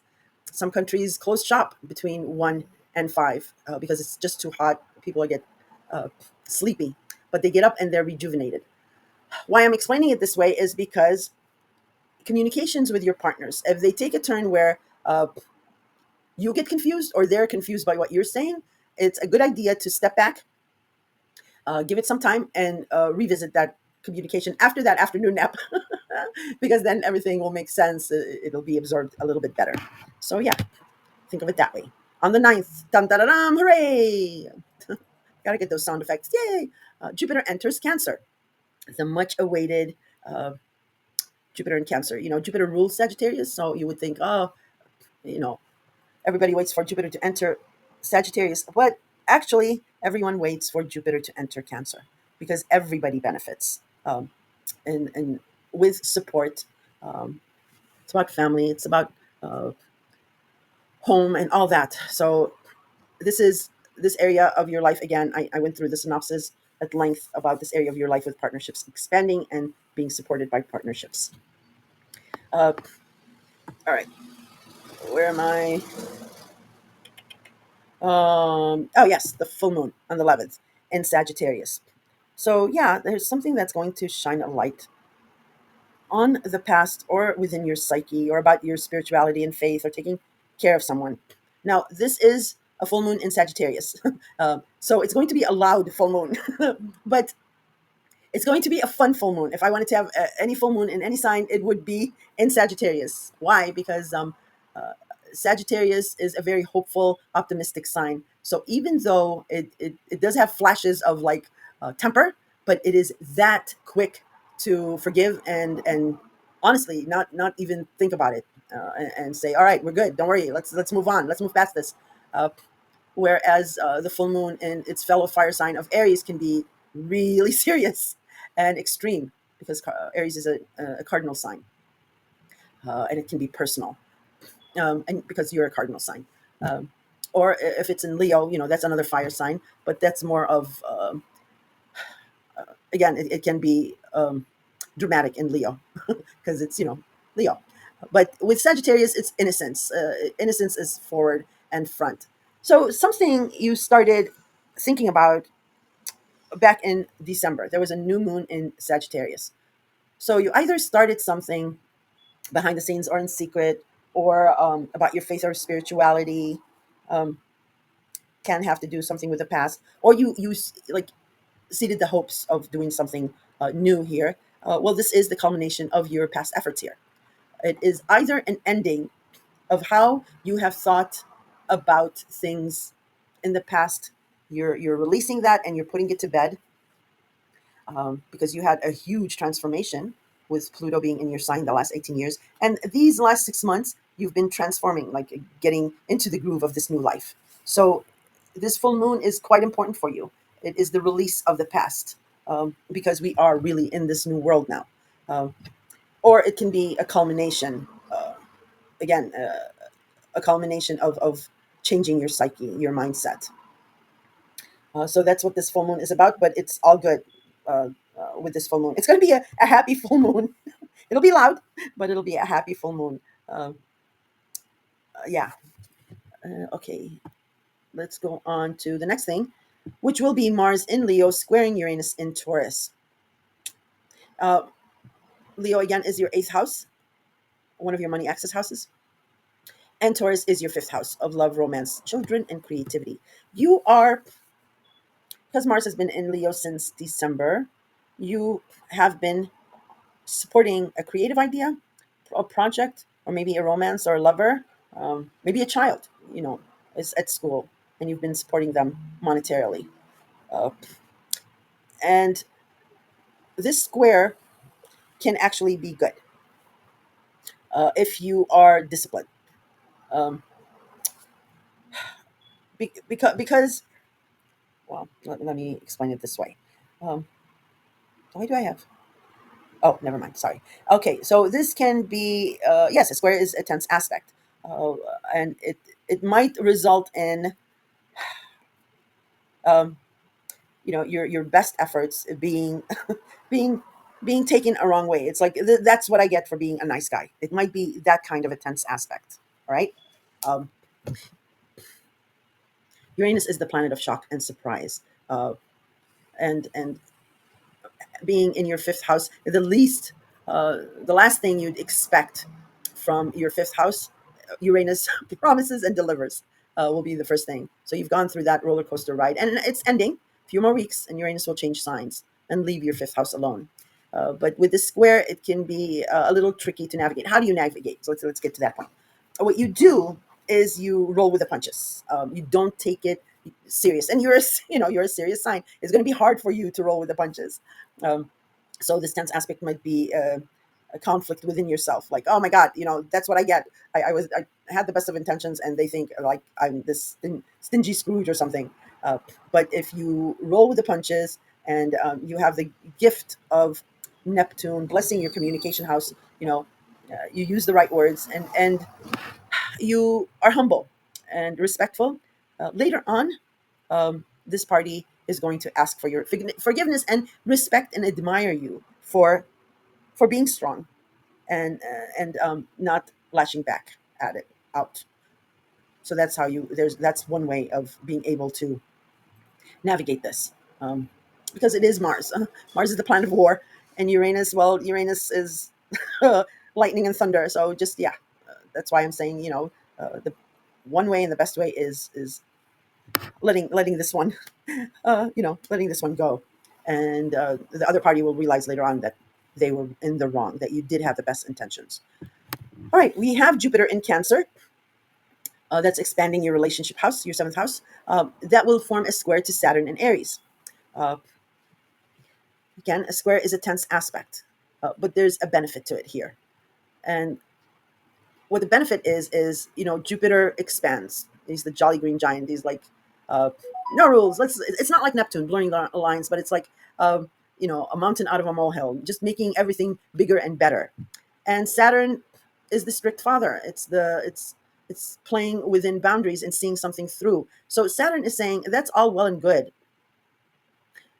with expanding your partnerships, but that is going to take you away from what you're trying to build in your Aries related house, which is your fourth house of home, family, parents, and in your physical living space, because you're working on something here. You have this yearning for something regarding the fourth house. And I've mentioned this before to you guys. You guys are looking to combine families or move or um, making something bigger and better with families. Uh, and in order to make that work, you need to learn something. That's one with Saturn. And also be disciplined and see something through. And also play within these rules and boundaries that Saturn demands. And you're very, very averse to Saturn's energies. He is your ruler and he is your protector. So he is looking out for you in regards to home and family. And this square is sending up a red flag from your ruler saying that all well and good that Jupiter is blessing your seventh house of partnerships and expanding this, but focus. You need to focus. Don't take your focus off your fourth house. Enjoy the expansion you're getting with partnerships. Be actually selfish and enjoy that, but your efforts do not take away efforts from your home and family and throw it into partnerships, because you're not there yet. There's something that you still have to learn. I mean, I know Jupiter will be in Cancer for the next year, um, but and Saturn will be in Aries for 2.5 years. But that doesn't mean that you're going to miss this opportunity with Jupiter. Saturn is 2.5 years, but it goes in chapters and spurts and spouts. And Jupiter just entered Cancer, so yeah, don't think it's like going away. Don't take your focus off the fourth house. All right, I'm beating that dead horse. Let's move on. Excuse me, because I can't help it. I have to do this because you're my favorite sign. Um, yeah, it's just the boon you'll get, the underpinning for sustaining Jupiter's expansion is through Saturn's um, determination. All right, I'll move on. I just had that in the notes and I felt that you should hear it. All right, 17th, Mars will exit Leo and your eighth house. It's been here a long time, and you're probably happy that it's exiting, but it's closing the loop. And here it's closed the loop, and now it enters Virgo, and that is your ninth house of higher education, long distance traveling, publishing, the World Wide Web, and maybe even traveling in the mind. So you're going to have drive, determination, and persistence in this area. Virgo also natally rules the sixth house of health habits, routines, and scheduling. So that will also play out in the background. Maybe you're planning for a trip and you're just trying to get your schedule, all to work with this. That can be a simple thing. It's a month long ride with Mars in Virgo, so you have this full month. So it can cover other things regarding your ninth house. Um, um, yeah, it can be just about making maybe an exotic trip, or it can be about higher education, setting things up in that aspect. It can be a combination of the two. But anyway, Mars coming in here is going to give you this drive. Just with Mars and Virgo, just the only red flags are do not be overly critical or overanalyze things or over research. Those are the shadow sides of Virgo. The other thing that I want you to be careful of, not because of Virgo, well, because of Virgo, but also because of you, so a double thing, is workaholic. Don't be a workaholic because you've got things going on with your sixth house of health habits and routine.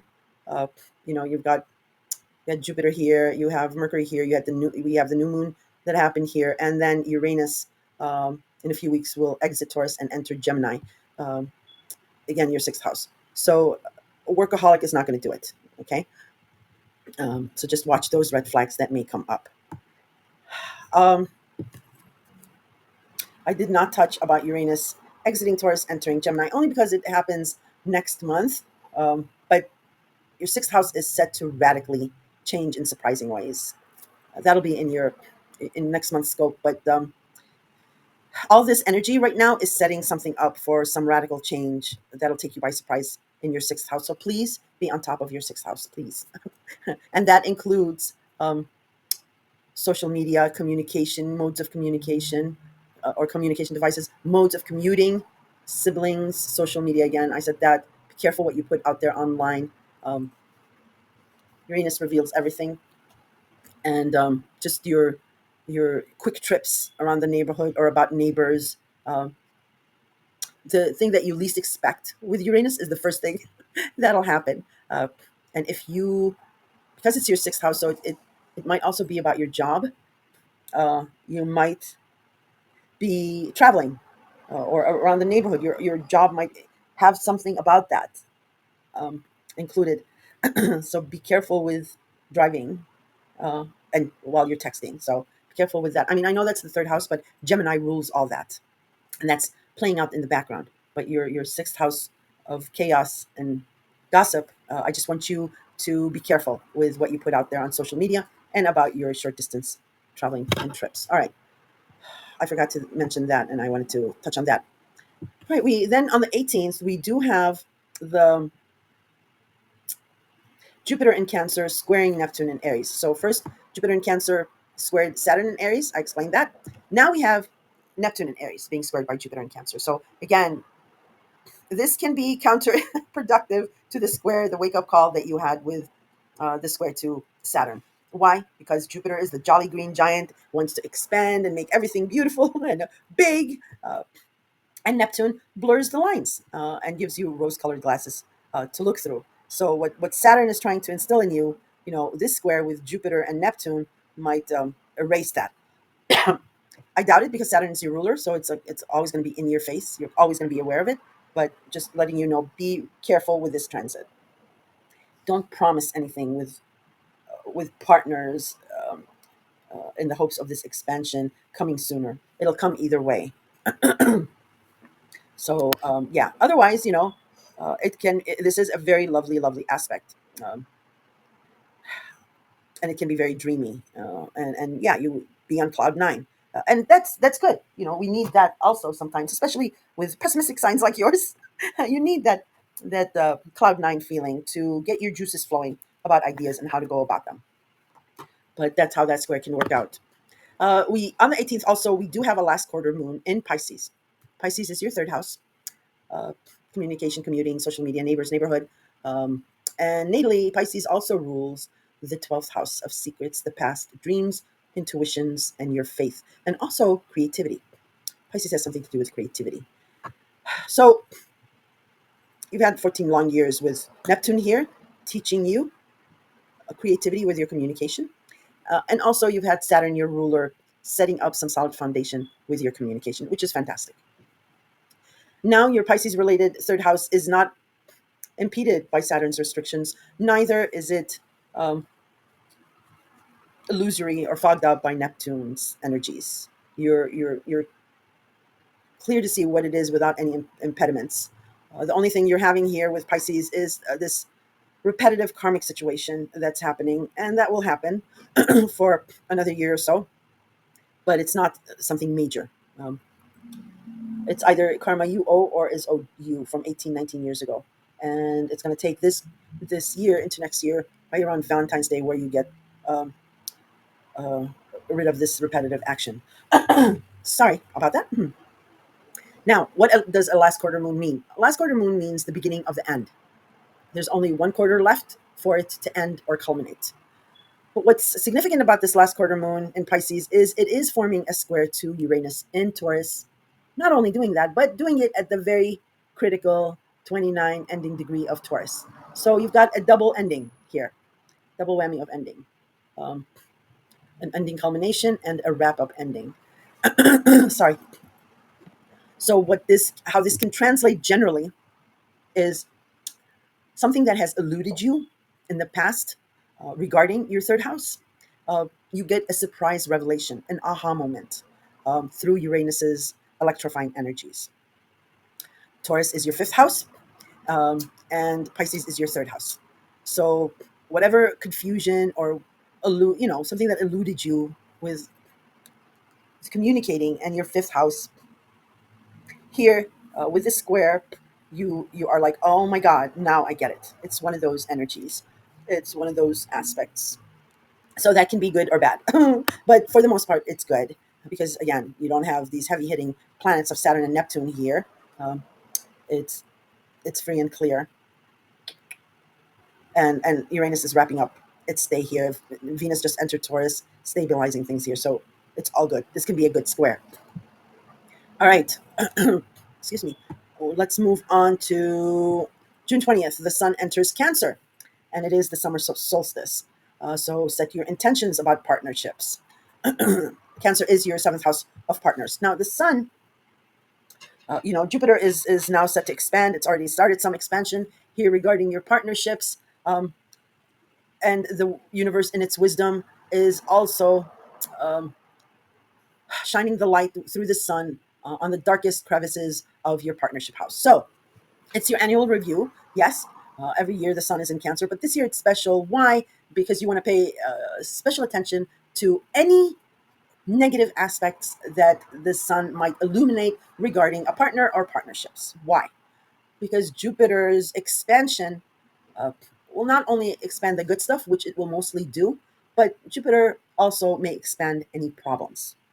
So pay attention to what the sun is illuminating so you can be on top of it and ahead of the game, uh, Capricorn. I don't think I need to give you examples. It's self-explanatory.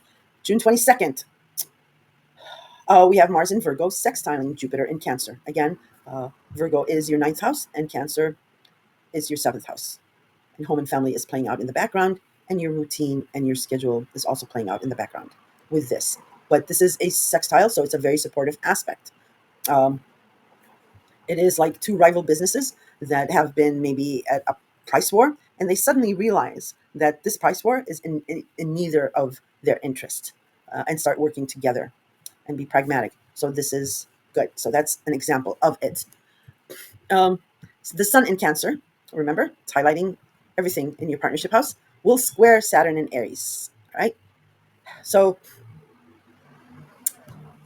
well, first off, this is a tense aspect between two unmatching energies. Cancer is a water sign. Yeah. Aries is a cardinal sign. Yeah.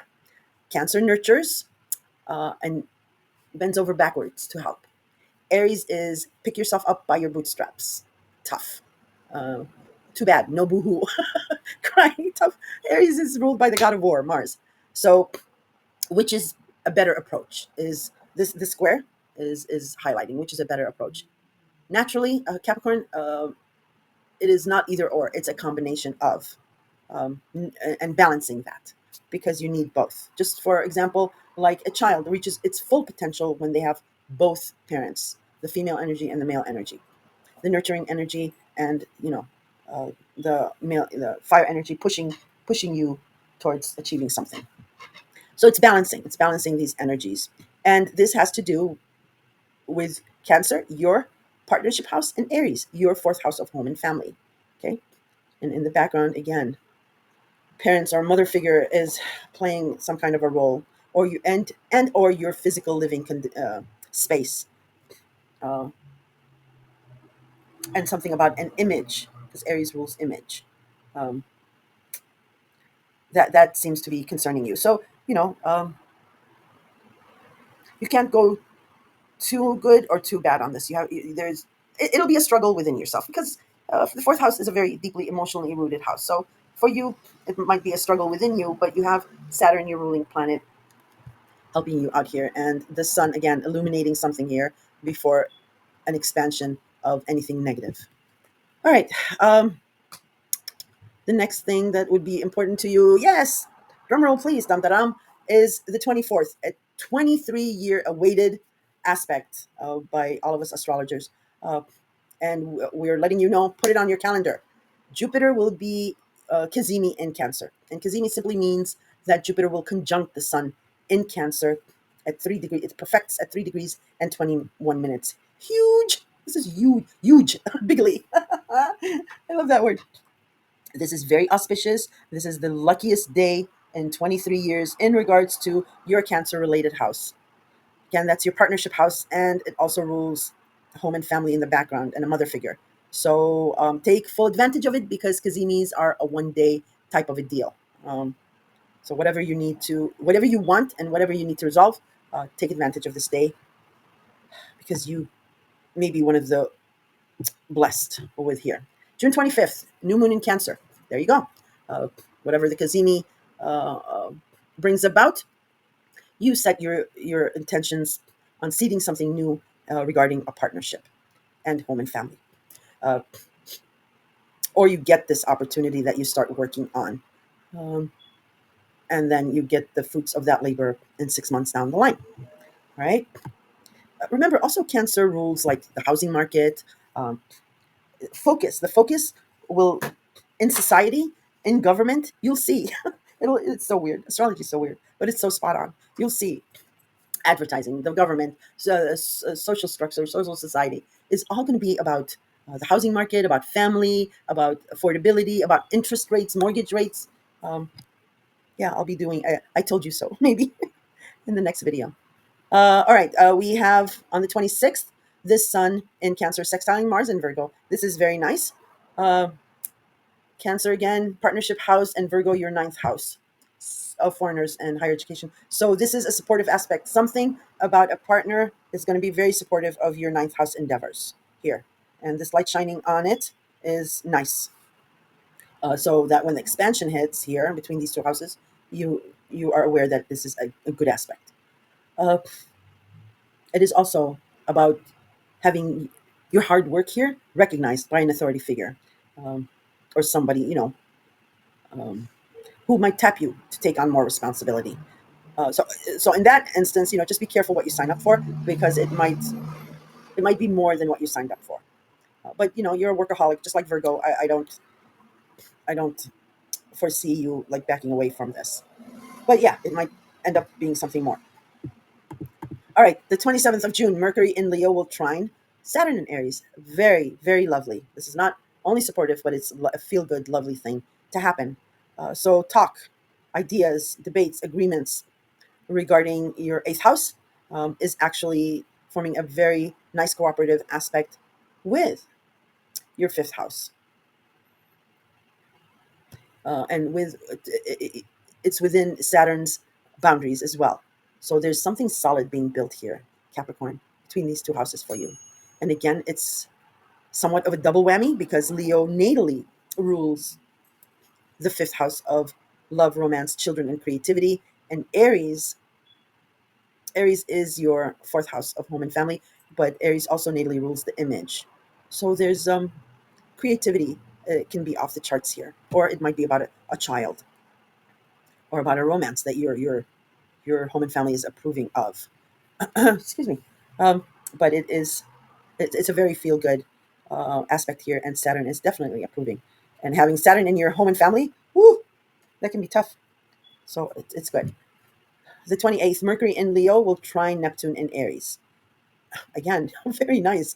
Mercury, its ideas, its agreements, its debates, it's a thinking, again, about shared finances, joint finances, inheritance, government benefits, that is in support of whatever you're yearning in as far as your home and family and living space. You might the expansion that you're having in your home and family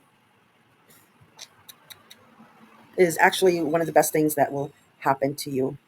That'll get you in on a solid footing about something. And this is also about combining resources to have your dream be realized. Okay, so if it is a buying a real estate, or getting this big, beautiful thing, um, you're going to need to combine resources, manage resources of other people, and it is coming through for you. So this is really nice, Capricorn. You might get a better interest rate, a mortgage rate. Um, yeah, there's something really spectacular going on here. On the 29th, we do have Mercury in Leo, again, your eighth house, that will oppose Pluto in Aquarius. Aquarius is your second house of job, income, and your value system. Uh, Leo also natally rules the fifth house, and Aquarius natally rules the 11th house of groups and memberships, and all that, and friends. So, all right, let me explain this. uh, so this can be verbal altercation. It can be a heated debate between your eighth house and your second house. It might be a he said, she said kind of a thing. You promised this. Well, no, not if it affects my money. Are you crazy? I can just hear you. Oh, Capricorn, I love you. I love your sign. Yeah, no, I never said that you could manage my finances and your finance. I'll do that.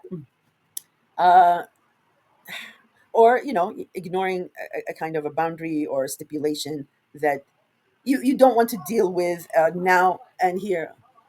Oh, that noise is, there's like 50 bikers that come in up and down the street sometimes. Uh, so yeah, it can be ignoring something that maybe is not that important, doesn't seem that important at the time, or it might be minuscule, or just like, oh yeah, it can be dealt with later. um, but you don't want to do that because it's Pluto, and just Pluto scares me. Capricorn, you don't want to do that with Pluto, because Pluto invites any kind of destruction. Why? Because he feels that this area of your life needs to be completely revamped, deconstructed, and reconstructed. However, it is still Aquarius. It's not what we dealt with Pluto in your sign. God, that was brutal. Um, Aquarius is very uplifting. It's very supportive. And you have been seeing that with your second house of job and income. But Pluto plays the long game. He sets up situations and things where, yeah, it makes us go dark, deep, and down. He's still the god of the underworld, small g, that wants us to find this power that's hidden within in this dark cellar that he will send us down to at at some type of a destructive situation. So, whatever this minor detail is that you might be like, oh yeah, I can deal with it later.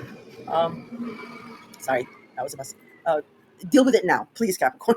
And you know you're very smart and one of the most powerful cardinal signs. And you've got a lot of supportive aspects here with your most unconditional love for you, your home and family, and Saturn, your ruler, is on your side. So you will have the acumen and the energy to deal with this now. And if the other party doesn't want to deal with it and says, "Oh yeah, we'll take care of it later," you'll have the determination to no, let's do it now. Let's figure it out now. That's the only. It seems like a minor, even the aspect. It's like the end of the month with expectation of the next month. It seems minor, but this is my warning to all of you guys. You guys are welcome. Take heed. That wraps it up, Capricorn. I hope you found it informative and entertaining. I am not promising weekly or mid-month scopes because I just have way too much going on and I don't want to disappoint anyone, but I may have something. Otherwise, the easiest ones for me are these dedicated videos that I did. I just recently did Saturn and Aries. I will be doing a couple of those this month. So if you're subscribed, you will get notified. All right, talk to you soon. Aquarius, this is your June 2025 horoscope. And I'm laughing because I'm already at 6 hour point, but it is the full scope of the month for you guys. I go through major aspects. I give you detailed examples so that you can understand them. But what I'm doing here too is, I might be doing more harm than good to my channel because it might lose you guys like, oh God, I don't want to listen to that long. So what I'm doing is giving you a synopsis of the month right off the bat, of a few minutes of that, and then I go into each aspect and explain each aspect more in detail, so that maybe you can listen to it a second time while you're driving, and what have you. Anyway, so June 2025 is a month for creativity, Aquarius, romance, and joyful expression, because we're coming off of that new moon in Gemini, which was quite powerful at the end of May. It's still reverberating. And Gemini is your fifth house of love, romance, children, creativity. It's the house of pleasure. It's the house of fun and entertainment. It's opening doors for some of you who are looking for romantic interests. For those of you who are wanting to be working on a creative project that's going to immensely help you, or just like I said, if your fifth house has been feeling sort of work rather than play, it's going to be much more playful. This is a time to embrace passions here and let your this is very important. Let your inner child out, okay? Because Aquarians do tend to take on a lot on their shoulder about society or about the group or about the community. Uh, but this new moon is urging you to let that inner child out and just have a little bit more fun. Okay, and what best time than that in a beautiful time of fruitfulness of the summer? The significant transit. Well, before I do that, Gemini is your fifth house, but also Gemini natally rules the third house of communication, community, commuting, neighborhood, neighbors, uh, siblings and extended family. So that is somehow playing out in the background, and you've had an expansion here for the past year, all right? Because Jupiter has been in Gemini as well. Now, the significant transit for you is Jupiter leaving Gemini and entering Cancer on June 9th. That is your sixth house of health, habits, routine, scheduling, taking care of someone. It also covers small animals, and we do call it also the house of chaos and gossip. Um, and it is related to work environment because your schedule, your routine, your daily habits can involve going back and forth with work. uh, so Jupiter entering Cancer, it is exalted in Cancer. Yes, it does rule optimistic Sagittarius. However, it is very, very comfortable in Cancer, laid back Cancer, nurturing Cancer. It does its best work in Cancer. So yes, we all wait for Jupiter to enter a certain sign. So for example, you might be waiting for Jupiter to enter Pisces because that's your second house of money, let's say, for an example. Uh, but everyone uh, waits for Jupiter to enter Cancer because it really benefits everyone. So Jupiter entering Cancer on the ninth will bring you a year-long period of expansion and luck to your sixth house of all that I mentioned. Cancer also natally rules the home, family, and your parents, your country, and your pride, your patriotism. So that is somehow playing out in the background uh, amongst your sixth house. Um, um, what did I want to say? Uh, sorry, I drew a blank. Oh well, let me go back to my notes. Okay. So yeah, an excellent time to find new opportunities in your work, improve your well-being, uh, or if you're taking care of someone, and it might be an elderly parent or elderly parents, it smooths out uh, what you need to do here with your routine. Remember, the sixth house is when you have it right. It's when you divide the day in 8-hour increments: 8 hours for sleep, 8 hours for work, and 8 hours for relaxation and fun. You need a very healthy body and a very healthy mind. These two have to be in sync and in balance in order for you to get your full potential of organizing your daily habits. Uh, and you will be getting support. Jupiter in Cancer is all about people coming out of the woodworks and supporting you. And in this instance, it will be about maybe home, family, maybe real estate, maybe moving. Uh, that's playing out. On the 17th, Mars enters Virgo. Virgo is your eighth house of joint finances, intimacy, inheritance, taxes, government benefits, uh, the past. It's a very deep, transformative house. Uh, it is one of your money access houses. It is also the house where you benefit from other people's hard work, usually in lump sums of cash or gifts of any kind. Excuse me. So with Mars entering Virgo here, you're going to have this drive, this urgency, and determination, energizing your eighth house of shared resources. And this could bring a surge uh, to address financial partnerships if there's any issues here, and getting to the bottom of it, but staying determined to solve something here. Uh, and also delve into a deeper emotional connection. It is about intimacy. It can be about sex, yes, but it's more. It's on a deeper level. It's um, being vulnerable and being and bearing your soul to the other, which can be for you. It can be a little, uh, uh, it can be iffy for you because you're like Gemini a little bit. Uh, you like to keep emotions at bay, uh, but but it can be very empowering for you, Aquarius. It can be cathartic. Now, we do have a full moon in Sagittarius on June 11th, which highlights your friendships and your social groups. Sagittarius is your 11th house of memberships of any kind, associations of any kind, friends, or a friend. It can be a particular friend, but it's usually more than one. Uh, so this brings a culmination or some type of clarity to your long-term goals and collective endeavors. The 11th house also is your hopes, your wishes, and your dreams of how you want to be seen amongst these people or by the public. This month, definitely embrace your unique creativity. You might be meeting the one if you're single, and it's going to be exciting. It's your fellow air sign. And optimize your daily life. Mars is going to help you with that, and definitely connect with some joy and your inner child. And you are getting the support of the full moon. This full moon, I will explain it later when I go through the aspects. It's going to be a fun full moon. It's going to be a loud, fun full moon um, because it's Sagittarius, but I'll explain that later. So now let me go through the aspects, the main ones that I want to bring your attention to. Okay, on the 6th, Venus will enter Taurus. And Taurus is your home, your family, your physical living space. It's your country, it's your patriotism. Um, and, you know, Venus coming in here and smoothing things out is definitely needed because you've had your roller coaster ride with a home and family or a living situation. And because Uranus is ending its stay here in this area of your life, um, Venus is setting up something stable. Taurus is a very stable sign. All right. I was doing something at the same time. Um, yeah, so Venus entering Taurus is a godsend, especially for you, because the fourth house is an emotionally rooted house.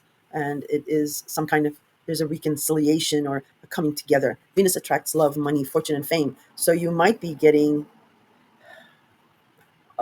money. Is maybe you're selling some maybe real estate and you're getting money, because you're selling it for more than what it's worth, or the mortgage is paid off and you're getting this nice cash load. Taurus natally also does rule the house of money.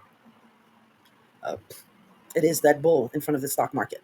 So there will also be stock market. This is not a financial advice video, so do not take this as that. It's just for entertainment purposes. But you will see something happening with the stock market where it's going to, I believe it's going to do a boon.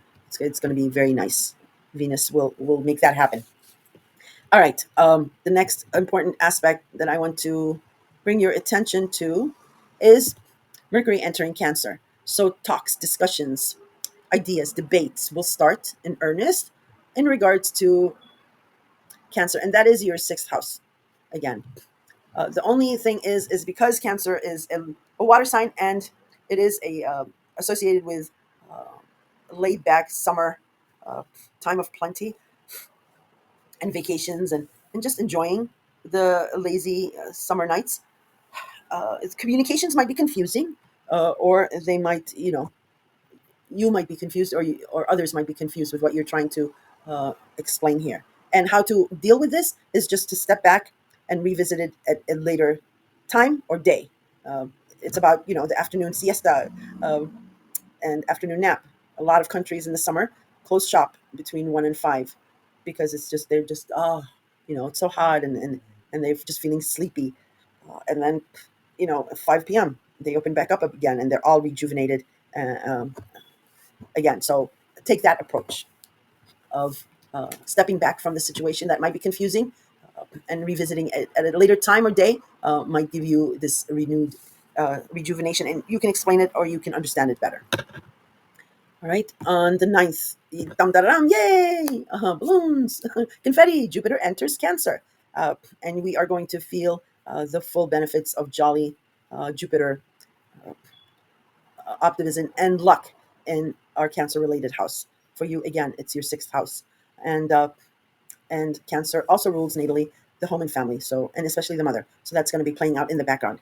For many of you who want to go on a diet, or or a health concern. For many of you, this is definitely a plus because this is going to help you out a lot. You're going to have a lot of support here. Um, but it's not only about, I want to be clear, it's not only about the sixth house of scheduling, routine, and blase. It can, because it's your daily routine, it can be about a job. So you might be, because of Jupiter's influence and being exalted in Cancer, you might be landing lucrative job opportunities or businesses or deals. Uh, and people just appear out of the blue and will want to help you and support you here. Cancer is a very nurturing sign. So I wanted to make that clear. All right, the full moon now. As I mentioned, I did go over that and explain it to you. Its origin is the new moon in Sagittarius back in December. And whatever you have been working on since then, this is the ending. A full moon is an ending, or a fruition of your past efforts here. Um, and and like I said, it's going to be a loud full moon. Sagittarius is a fire sign, but it is an innocent fire sign. It's not combative. I mean, it is quick to temper, but it is that quick to forgive and forget.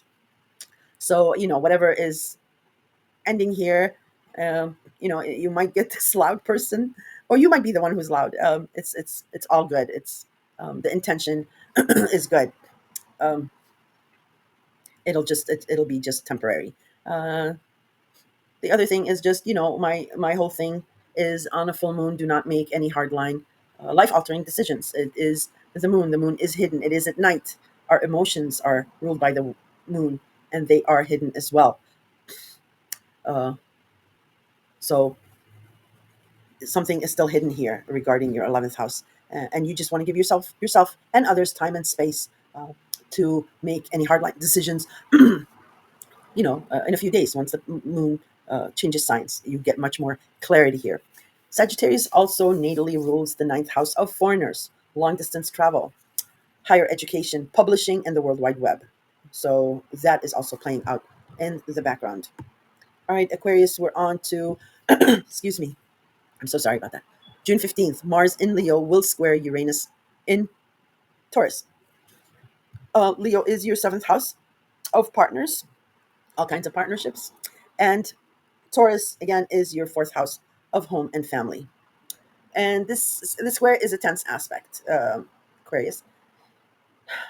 Um, and this can be, how I'm explaining it is this energy is something of a well meaning intention that ends up being not received as that, and someone is being blamed for it. So it might be you that's getting blamed for it, or it might be a partner, or maybe somebody altogether different. And because it's Taurus, maybe it's your parents or a home or family situation. How you navigate this is, um, you let it just roll off your back. Um, be humble and respectful, because these are two very important houses for you: your partnerships and your emotionally rooted uh, fourth house of home and family and parents. You, once you're humble and respectful, later on your good intentions, if it is you that's being like, that's what I get for being a nice guy, later on, people involved will give you accolades for your bravery in being humble and respectful. It'll be like, oh my God, I'm so sorry, you're right, blah blah blah. So that's how I'm advising everybody to navigate it that way. That would be the best navigation of it, and the a beneficial outcome for that.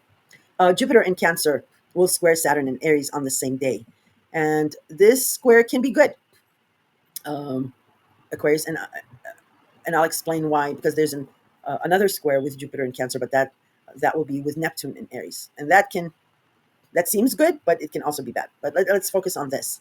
So here, something about your sixth house is expanding already, and it's having a tense aspect to Saturn trying to teach you something, or trying to solidify something in regards to your third house of communications, commuting, social media, neighborhoods, or extended family or siblings. Um, I mean, this is not a break all. If I wanted Saturn anywhere, I wouldn't mind it in my third house. But you might have these restrictions, and boundary lines regarding communication, and that can be hard. Not being able to express yourself can be hard, but actually not for you. um, you're not the most talkative of signs. Uh, when you say things, they hold weight, and that's because you don't really express things just to express them. Uh, so it's when you talk, people listen. And remember, I've told you this in the past. Pluto is in your sign, giving you this aura of its authority. So with Jupiter's expansion here, uh, Saturn is saying that's fine. Expanding your sixth house, you might be running around short trips and all that. Um, but Saturn is, because the third house also has to do with the community and commuting, and the sixth house with Cancer is also about the commuting and community. So Saturn is trying to say there's something here for you to learn first before you can expand on whatever Jupiter is expanding in your sixth house. So it might be just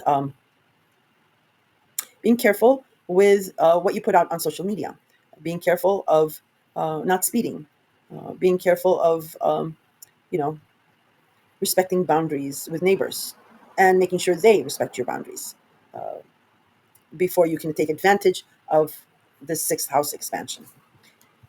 If that is confusing, you can leave questions and I'll answer them. But that's what really the square is. Now, um, we do have, you know, Jupiter in Cancer squaring Neptune in Aries, and that can be problematic. Even though that sounds beautiful, it's Jupiter, it's optimistic, it's expanding your sixth house, and it's Neptune. It's dreamy, and it's blurring the boundary lines in your third house. So that sounds like a nice aspect.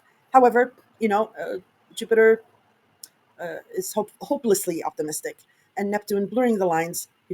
That square can amplify both energies and you can understand why that can be problematic. Um, Otherwise, Jupiter's expansion of the sixth house, there might be an issue with the sixth house, and Jupiter might be expanding an issue here as well. So keep that in mind. On the 17th, Mars does enter Virgo, and Virgo is your eighth house. I explained that in the synopsis and what that covers, but just letting you know, it enters on the 17th, and you've got a month to take advantage of Mars's energy and determination to set something up in your eighth house. All right, on the 20th, the sun does enter Cancer. It is the summer solstice. So, this is your annual review regarding maybe a gym workout, a schedule that you want to change, a routine, a ritual that you're going through, or taking care of someone. Um, it's your annual review. But this year it's special because the sun is also illuminating, which it does every year, all the dark crevices of the sixth house. So that when Jupiter is expanding this area, you'll know which areas of issue might also expand. So it's giving you a heads up. It is also the very romantic time of and fun time, socializing time of the year. It's about the 4th of July and barbecues and family gatherings and weddings and, rooftop gatherings with friends and watching the beautiful shimmering lights of the city and so on and so forth. So set your intentions, good intentions on the summer solstice here. All right. Okay. Summer solstice. Yeah. Sorry, I had to start a new recording session because my time was up. All right, on June 22nd, Mars in Virgo will sextile Jupiter in Cancer. Again, your sixth house is Cancer, and Virgo is your eighth house. So this is a nice aspect. This is a very supportive aspect between your eighth house and your sixth house. Something is working out. Whatever, and Mars just entered Virgo, and it's already making some things happen here for you. Uh, this can translate in like because it's two different energies. It's Virgo earth sign, Cancer water sign, but they're still compatible because they can mix and solidify, make something rock solid. But it's something of like two rival businesses that maybe have been at a price war, and they suddenly realize that okay, this price war is not benefiting me or the other person, and even our customers. So they start to realize this, and they start to work together to solidify something. That energy can work out that way. Sun in Cancer will square Saturn in Aries. Okay, so there you go. Whatever is being illuminated regarding your sixth house is forming a tense aspect to whatever Saturn is trying to teach you in your third house of communication. You've got something to learn here. OG, I don't want to stop this.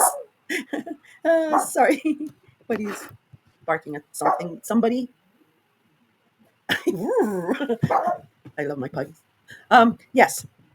So Cancer is a water sign, Aries is a fire sign. So they're two unmatching energies. Cancer is very nurturing and sensitive, uh, and Aries is like uh, feelings, feelings, ha, the hell with feelings. Pick yourself up by your bootstraps. The world is a cold, unforgiving place, so, deal with it. Uh, it's those two unmatching energies. However, they're both cardinal signs. They're very important signs. They initiate change and we follow those trends. So the question here that is being asked by this square is which is the best way to go forward? Is it the nurturing, always holding the hand energy of Cancer, or is it like, you know, either sink or swim? And the answer is that it's a combination of both. It is to get the full potential of whatever you're trying to achieve, just like a child is much much more well-rounded when they have both parents raising them, the female energy and the male energy, the nurturing side and the harsh aspect of the male energy, and pick yourself up by your bootstrap. So it's balancing these two out to get the optimum result. That's what these two powerful planets will send you up warning signs. So the sun is again illuminating something in your sixth house, and Saturn is saying, all right, this is the measure you take uh, in your third house. So it might be just, when you're running around, you know, you might be pulled over by an authority figure, and because you have Pluto in your sign, you might come off as a know-it-all. and and stepping into that power, stepping into those shoes is great. You need to do that. You need to. Pluto will be demanding you step into your power, but then you also need to be respectful, uh, because you'll gain much more with honey than you will with vinegar. All right, June 23rd, Sun in Cancer now squares Neptune in Aries. Same deal here, but now it's Neptune, and this square can highlight the dreamy aspect of Aries and your third house.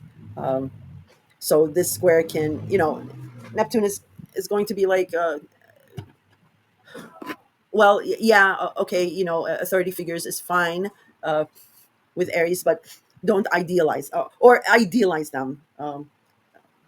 There's a hero cop. There's something dreamy about them, uh, and this square will might be some kind of a struggle within yourself to resolve how to use balance these two energies within these two spaces of your life. Um, and again, that might be difficult for you, and you might tend to lean towards more of the Aries energy because fire and air works much better than air and water. But that's why the square. It will be difficult for you to balance these two, but you need to do that to get optimum results. Again, the 24th, uh, much awaited, a 23-year wait for this aspect to happen. Uh, it hasn't happened in 23 years. Jupiter in Cancer will be Kazimi, and that simply means the Sun and Jupiter is conjunct in Cancer, at perfecting the third 3 degrees and 21 minutes of Cancer. So very auspicious day, very lucky day. Cancer is your sixth house. Also, there's family in the background playing out. So ask for that raise. If you want to change a relationship status, um, uh, try to do that here. Property, if you're looking for property, real estate, or that low interest mortgage rate, this is your lucky day to make something work. And it's Jupiter. It's the planet of good luck and optimism. And it's the sun giving power to what you want to happen. But it is a 1 day deal. So, so be on top of it from morning till night. uh, no, honestly, it's we us astrologers have been waiting 23 years for this to perfect, and it's perfecting in where Jupiter is exalted. So very very lucky day. Put it on your calendar. All right, the 25th we have a new moon in Cancer, so set your intentions on this new moon. You'll either get a new opportunity regarding your sixth house, or you'll be seeding the hopes of doing something new here in your sixth house, and it may take these next 6 months for you to see the fruition of your hard work here. But set your good intentions about this. Also, you'll see in with the government, with the news, with the stock market, with social media, and just society in general, there'll be a lot of emphasis on family, on real estate, on the benefits of owning real estate. Maybe interest rates, mortgage rates will be coming down, encouraging people to have invest in real estate. It may be about the homeless factor of people finding a real solution to that and helping that out. But that will be playing out in the news and in our government. And the stock market. The stock market will, again, I mentioned that, but it is going to see some kind of a boom here. So yeah, the new moon, set your good intentions on that. All right, on the 26th, Mercury in Cancer will sextile Uranus in Taurus. This is about you being recognized for hard work um, here, and by authority figures. And it might be parents, your parents, because parents represent also authority figures. But this is being recognized for your hard work, and you may be tapped on taking on something. Just be careful of what you agree to, because it might end up being something more than what you anticipated. Uh, and I've been saying to all signs, not because not everyone is a workaholic like Virgo and Capricorn. So yeah, just uh, understand what you're signing up for. Then Mercury enters Leo, and your thoughts, your ideas, your thinking, your debate uh, will shift to your partnerships, intimate, business, platonic.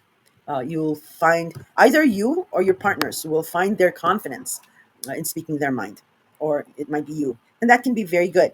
The only thing is we have Pluto in your sign, and it's opposing your seventh house, which is a natural opposition to begin with. You are opposite Leo, so um, it's good to have distance between yourself and a seventh house. Why? Because you get perspective. That's one.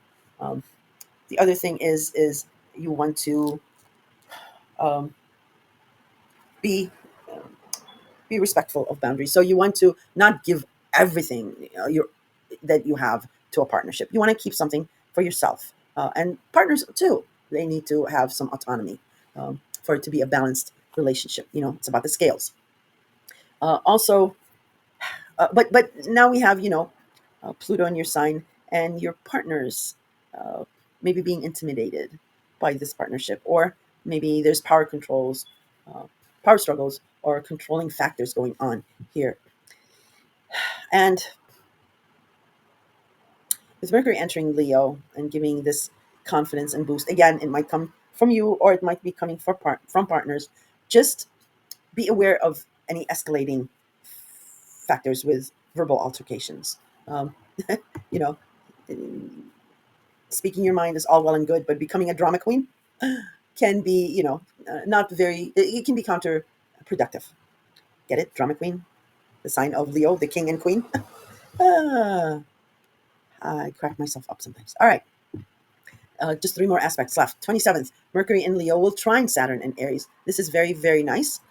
Your communications with or through partners will be giving an absolutely lovely aspect to your third house of communications. You might be recognized that your communications if you've had any problems with partnerships, this trine is smoothing things out and bringing clarity. The 28th, Mercury in Leo will trine Neptune in Aries. Again, it's the art of communication is smoothing out or giving a really nice feel good vibe with um, your third house of maybe siblings. Because remember, partnerships are also anybody who knows you really, really well. So siblings can be partners, any extended family, or things like that. And with this trine between partnerships and your seventh house and your third house, it might be that you mesh really well with a sibling, a cousin, a neighbor, or something like that.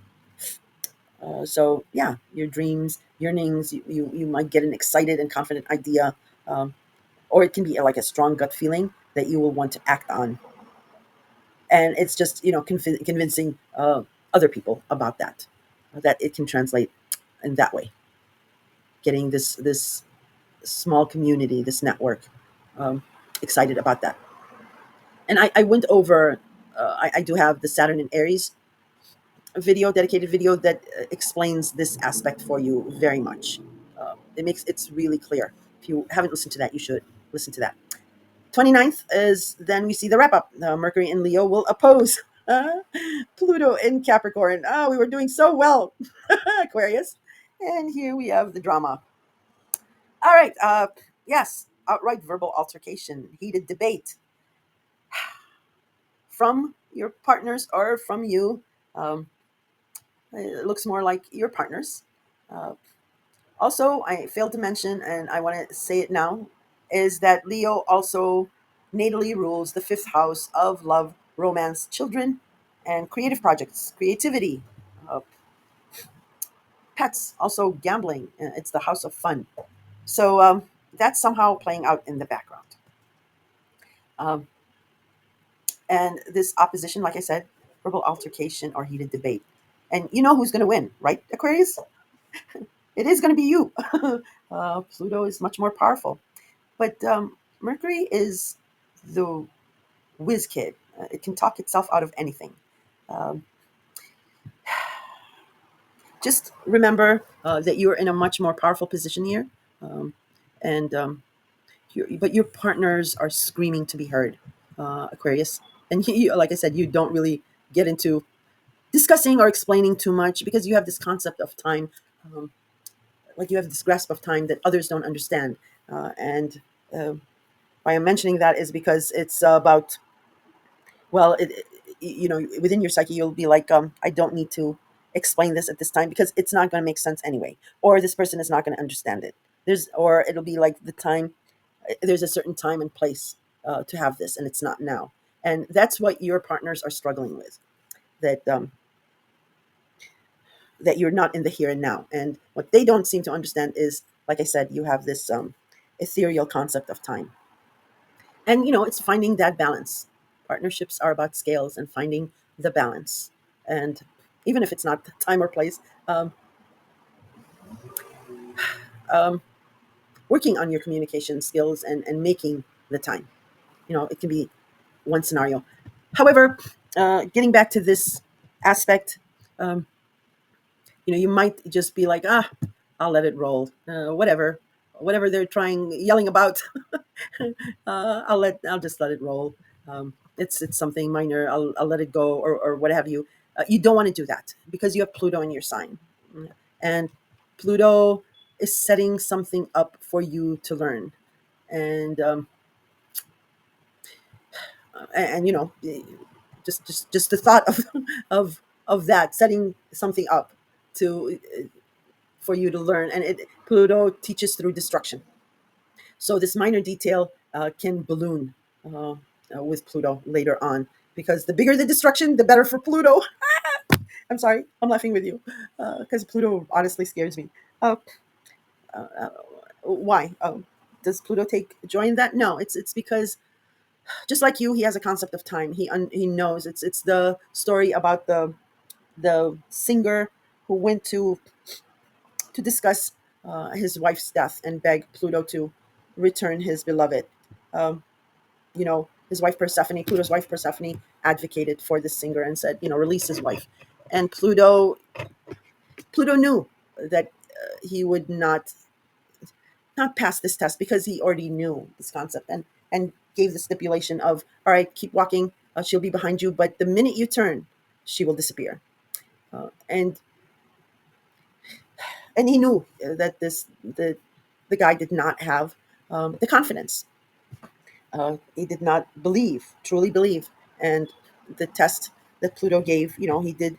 The singer did fail it. He did look back before they were both on Earth, uh, and she did disappear. So a hard lesson. It's one of those lessons, and I'm not saying this is one of those lessons, but it's Pluto. It's setting up these scenarios for you and your partners to face. And this one minor detail can be a very one expensive lesson down the line, or expensive in emotion, uh, not necessarily in money, but it can be also in money, because if it's a business partnership, you know, you want to be careful. You want to tackle it now. You don't want to say, I'll let it go for now, because you're also um, giving signals to partners that they can get away with this much with you. And if you lay down the law later on uh, in time, it might be like, well, you're moving goalposts. Okay, so I'm not gonna again beat a dead horse, but I do try to explain a little bit more in detail about the energy that you might experience with Pluto, because it is a very powerful minor planet. And here comes the hot rodder. Uh, but this is the ending of my June 2025 horoscope. I don't blame my pug, because I just don't understand that. It's just so annoying. And it's 10 o'clock right now, but this person does this at 2, 3 a.m. and not just once. It's not like he's coming back from work. He does it like 2, 3 times, and it's so annoying. One day I'm going to flatten the tires. No, I'm absolutely joking. I'm not, it's just in jest. Anyway, Aquarius, thank you for giving me your attention. If you have any questions, or if you're confused about something, which I highly doubt the genius of the zodiac would be, that's what Aquarians are. You can put them in the comment section, and I'll be more than happy to answer them. Otherwise, I will talk to you in the next video. And I'm not promising any weekly or mid-month, because I don't want to disappoint anybody. I have a lot on my plate, and yada yada about working full time. But I will be uploading dedicated videos. Those are a little bit easier for me to crank out, like I did this last one, Saturn in Aries. And you can see I put it out before the aspect. So I might be doing some of those. And if you're subscribed, you will get notified. Okay, take care of yourself, Aquarius. Pisces. Hi, Pisces. Um, Welcome to your June 2025 horoscope. I'm sorry, I'm laughing because, oh my God, slap me with a wet noodle. Look at, I'm over 6.5 hours. Oh my God. Um, that's crazy. You know how long recording 6.5 hours takes? It takes days. um, but yada yada about working full time and getting this all uh, to you guys. But and I might be doing more harm than good to my channel with putting out these long videos. But I just don't like giving generic like Hallmark kind of one-liners. It's just so you can have AI do that. I like going into detail and explaining that for you guys. So whatever it is, what it is. This is just my style, and hopefully you guys like it. But it's still a concern that people will be dissuaded. So what I'm doing is with this video is I'm giving you a synopsis of the whole month in a few minutes, and then I am going over the main aspects that I don't mention in the synopsis, and explaining it a little bit more in detail. So maybe you want to listen to the synopsis, and then whenever you're doing a drive or in the kitchen or cooking or whatever, you can come back and listen to the detailed breakdown of the month. All right. So let's start. Okay, Pisces, June 2025 does bring a strong focus on your home, your family, parents, your physical living space, uh, emotional foundations, and all that. Because we are still working off of the reverberations of the new moon in Gemini at the end of May, which did offer either a new beginning or a new opportunity in your domestic uh, space and sphere, encouraging you to create a more uh, nurturing home environment, or a more basic understanding, because Gemini is ruled by Mercury, and it does basic learning at the elementary level. So maybe a more rather than nurturing, because nurturing is more Cancer. It's more of a basic level understanding of your nurturing home environment for you, or resolving any family matters and issues you might have had. Remember, Jupiter has been in Gemini the past year, so this area of your life has expanded significantly for you. Now it's taking it to the next step. Many of you are looking into real estate, looking to maybe combine families, or separate families. Some of you have adult children that are maybe moving out, maybe getting married. Um, but many of you also, um, I've said this before, are living between two spaces, uh, between two homes. Okay, Jupiter, your traditional ruling planet, uh, enters Cancer on June 9th. And this is going to be huge for you, and a double whammy, because again, Jupiter is your traditional ruling planet, and it is also uh, exalted in the sign of Cancer. It does its best work in the sign of Cancer. Uh, uh, it it's Because Cancer is a cardinal sign and it's a very nurturing sign, and Jupiter's hope and optimism and good luck absolutely is exalted with Cancer's energy. So uh, this will bring you a year-long period of immense growth, luck, optimism, and to which house? A very nice fifth house of love, romance, children, creativity, uh, pets, and gambling.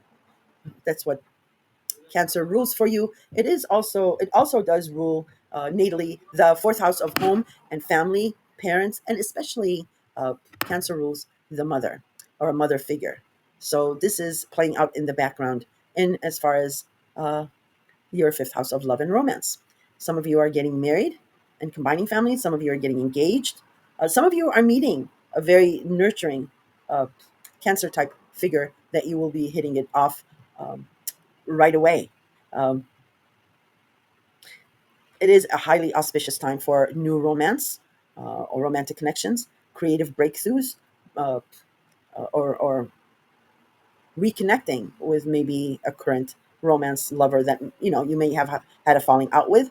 Uh, Children, having children, it's the creative house, and Jupiter coming in here and expanding this house.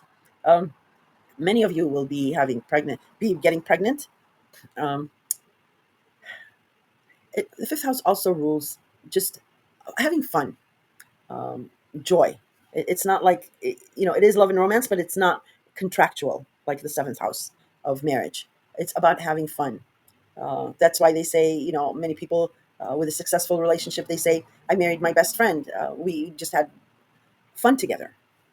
So this is set to expand for you. This is really nice for you, Pisces. You needed this with all that's going on with your job and income and your value system and all that. So you will feel more playful, more optimistic, and inspired, definitely. Otherwise, it can also play out through your adult children. Your adult children may be becoming really creative, maybe with their business endeavor, maybe with their jobs, or they might be the ones who are, announcing a pregnancy or a birth, and you'll be experiencing it through them. Um, but it is definitely for everyone. Jupiter in Cancer delivers for everyone, uh, and a lot of people will be like, "Oh yeah, it's hitting my second house. That's great. It's for you." And because you're dreamy and romantic, your modern ruler being Neptune, um, planet of magic and romance. Having Jupiter enter your fifth house of romance is beyond dreamy. It's very nice.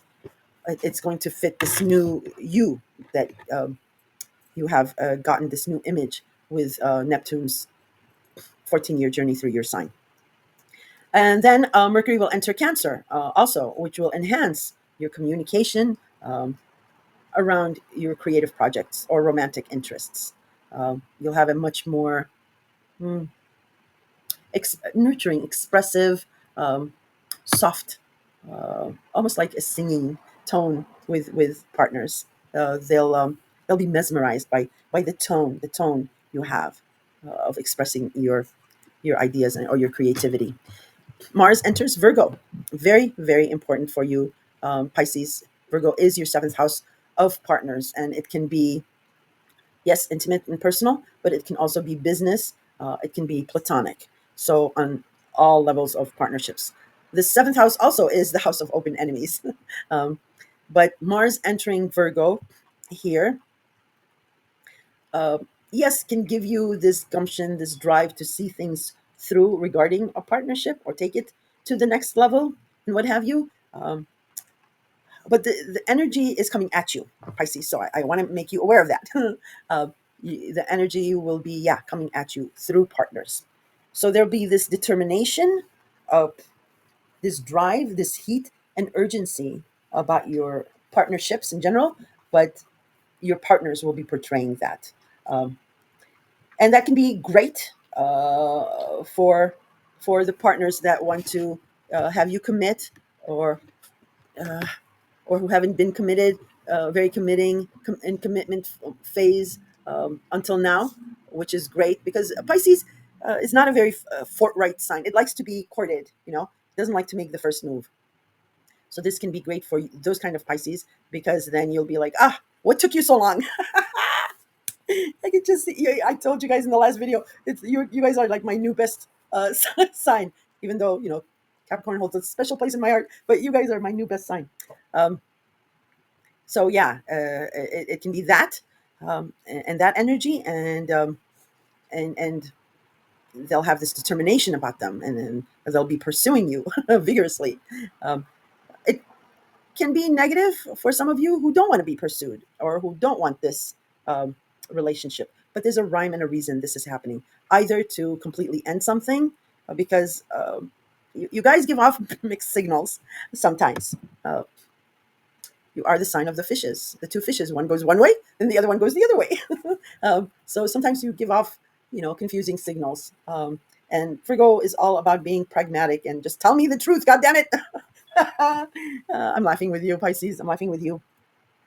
So if you experience energy from your partners in regards to being overly critical, um, or over analyzing something, um, that is your clue that you might be sending mixed signals to a partner, uh, and you just want to be careful with that. You, uh, yeah. What else can I tell you about Mars being in Virgo? Well, it's going to be here for the next month. So Yes, the urgency, the heat, because Mars is the god of war and it rules fiery Aries. It is about urgency with partners or from partners. Since it does also rule Mars or Aries, Aries is your second house of job, income, and your value system. And whatever Mars does, it affects Aries because it's ruling planet. It's protector. So this energy that I'm talking about partnerships might also coincide with bosses or workmates. It might be, you might experiencing that through your bosses or work partners. All right, the full moon in Sagittarius happens on the 11th, and this highlights your career and public image, um, authority figures. Uh, it's the my pug is coming up and nuzzling next to me. Um, Yes, it's your 10th house of career, status, your reputation, and authority figures. The 10th house also rules like unpaid work, volunteering, charitable organizations, where you put in the time and effort and not get compensated right away, and then you are recognized and in a big way because it's the 10th house. It's not like your day to day job. It's what you want your career to be. So it can be your day to day job, but it doesn't necessarily start out that way first. That's what I'm trying to say. So we have a full moon here, and the full moon is some kind of an ending, or it can be a culmination of your past efforts here. And we did have a new moon back in the beginning of December. So you either started a new opportunity or you were seeding the hopes of having something here regarding your job or your income. For many of you, um, I'm sorry, regarding your career and authority figures, and that does include bosses, by the way. Uh, for many of you, your career has something to do or is interlocked with uh, higher education, foreigners, um, yeah, maybe like a university setting, uh, philosophy, or publishing, uh, or it might be, the World Wide Web, because that's what Sagittarius rules. So that is playing out in the background somehow. Uh, Now, this full moon, do not fear this full moon, as this full moon actually is going to be loud because it's Sagittarius. It's a fire sign, but it's a fun sign. Um, it is very quick to temper, but it is that even surprisingly quicker to forgive and forget. And okay, can we? Yeah, we're past this. Can we be friends now? It's that type of energy. It's a fire sign, but it's a very innocent, um, yeah, very optimistic fire sign. It's not like Aries. Aries can be brutal. It is ruled, after all, by the god of war, Mars. Um, but and rightly so, is Aries is a cardinal sign, and then Leo is a fire sign, but it's a very, I am the king. It's a very proud sign, so full moons can be dramatic in Leo and in Aries, but in Sagittarius, I'm calling it the fun full moon. If I would want any full moon, it would be in the sign of Sagittarius. uh, there is no harm in an ending here. uh, uh, but yeah, it is something of a culmination or an important decision regarding your professional path. Uh, and just remember, with full moons, it is still, uh, it is a full moon. Yes, it's bright and it will reveal something. However, it is still the moon. The moon is hidden. It is it because it's at night. Uh, our emotions are ruled by the moon, and our emotions are hidden. So something is still hidden from you in regards of your career, your 10th house. So you want to be careful with making hardline, life altering decisions on a full moon. You don't want to do that. Give it 2 to 3 days. The moon moves on to a different sign, and you have clarity before you make these hard decisions. Give yourself and others space and time of that. But yes, this month nurtures your roots, embrace your creativity, and allows you to find joy in self-expression and connection.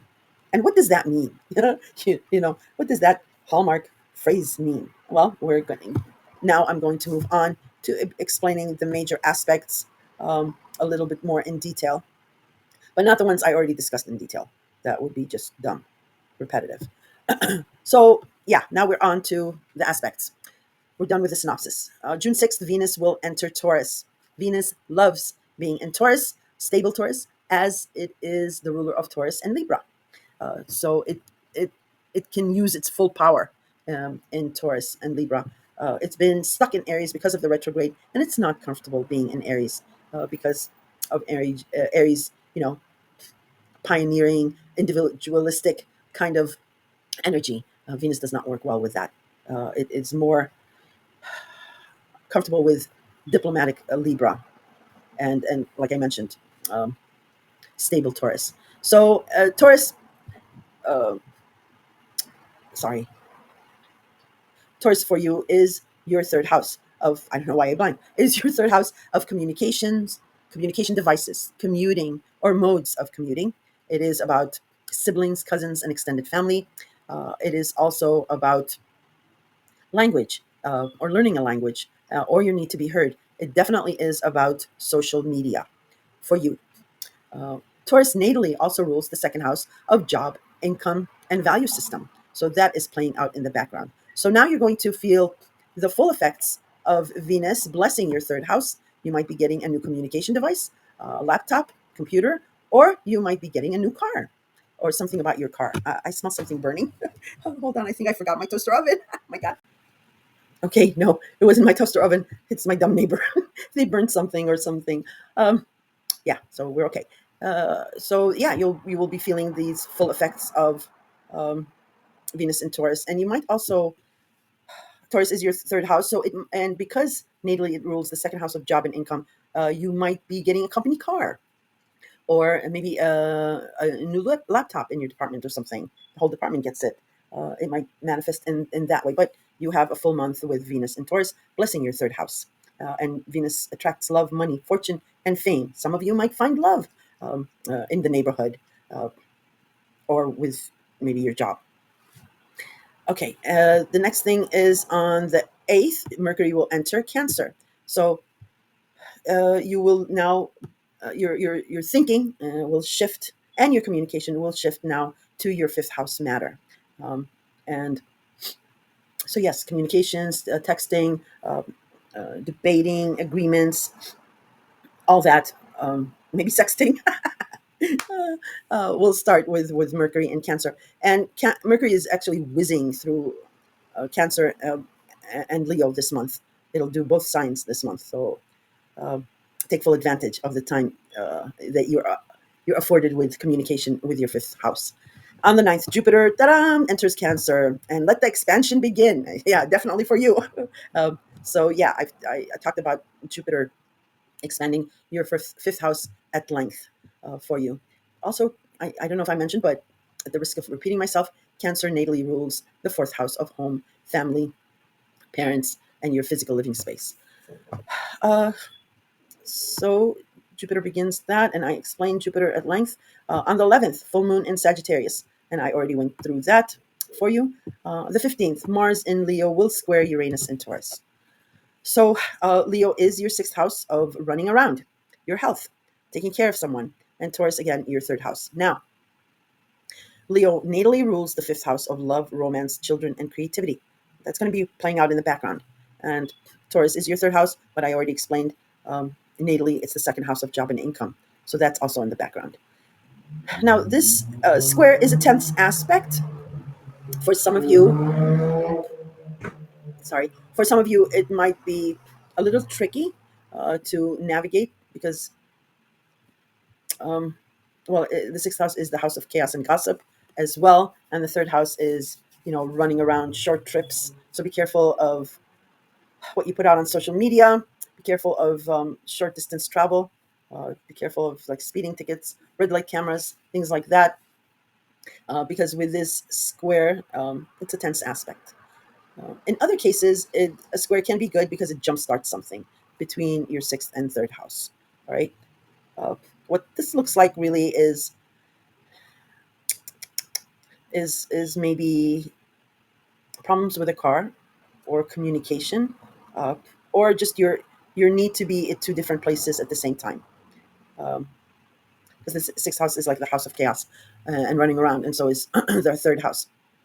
In other ways, how generally this aspect can be is you doing something out of good intentions, saying or speaking something, or tweeting, or or trying. I don't know, if you're pulled over, being funny or whatever. It's something where you have good intentions, but it's taken the wrong way. It's taken the wrong way. So it's like, that's what I get for being a nice guy. And how to navigate this is just letting it roll off your shoulder. Roll with the punches. Laugh it off, not like snarky and being disrespectful, but just laughing it off. And you guys do that perfect. It's like, you take criticism smiling, and that uh, gets you gets you admiration, because that humbleness, that respect, and showing that you're not phased will, in the long run, uh, get you that, oh yes, that's, I feel so bad, you're right, that wasn't your intention, I wasn't thinking, I apologize. It'll be something like that, where people will honor your bravery or humbleness, and know that you are respectful. So it pans out for you, Pisces. Now we do have Jupiter in Cancer that will square Saturn in Aries. So again, this is your fifth house and your second house of job, money, and your value system.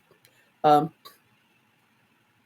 Simply, you might be getting a job where you're surrounded by maybe younger people, or maybe again, there's a baby involved and you're taking care of that, or your adult children are having babies, and you're busy maybe being supportive of that. But um, because it's Aries and it's the house of the image, I think this is about your value system, how you value yourself, uh, and that's what you need to make clear.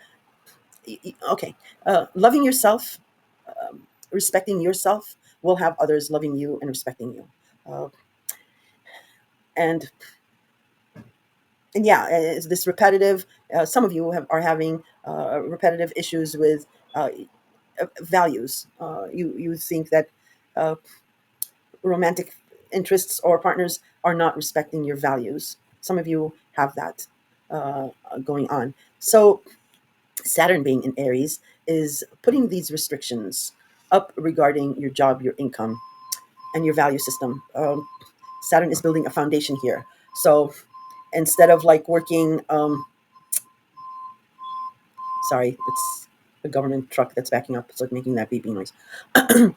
um, um, Saturn restricting your job and income sphere might be, it is to your benefit. It's building up this really great value system that you'll value yourself the way you should. So it might not allow you, let's say, to be a pole dancer. I'm laughing with you. It might come in that kind of a restriction. There's nothing wrong with pole dancers. I don't want any comments about pole dancers, because it wants to build up this value system, this reputation for you.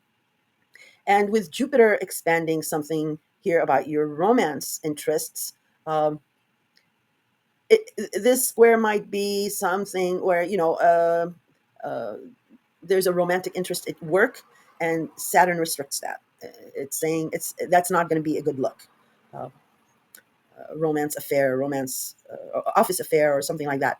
So it's saying Saturn's saying you need to learn something here first before um, you expand this area of your life if it has to do with work.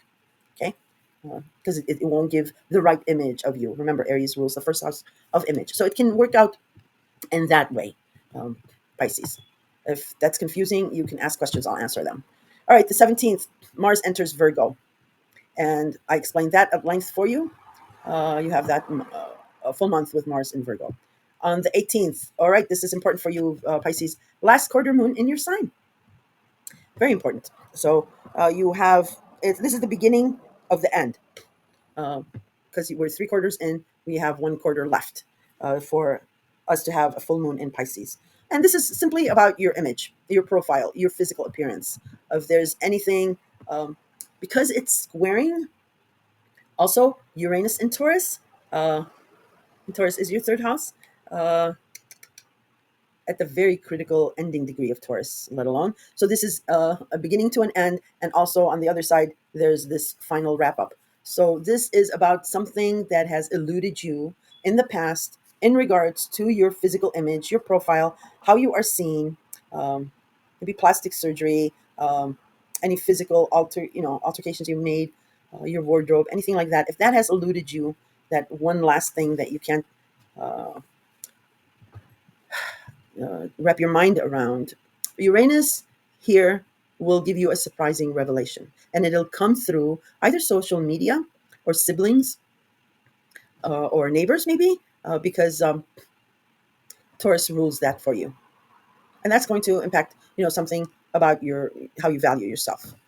So it doesn't have to necessarily be a bad aspect; it can be a good aspect, and how it might, as an example, I mean, you know, you might, let's say you have, let's say you get Botox, um, or lip fillers, or eyelid surgery, whatever, and you see your neighbor, and they see you, they haven't seen you, and they see you after the fact, and they might just be like, "What happened to your eyes?" or "What happened to your lips?" You'll there's a realization coming through this third house, and you finally get like that aha moment regarding your image, the way you appear, and so forth. It's not necessarily going to work out that way. It's just an example so that you get a clearer understanding.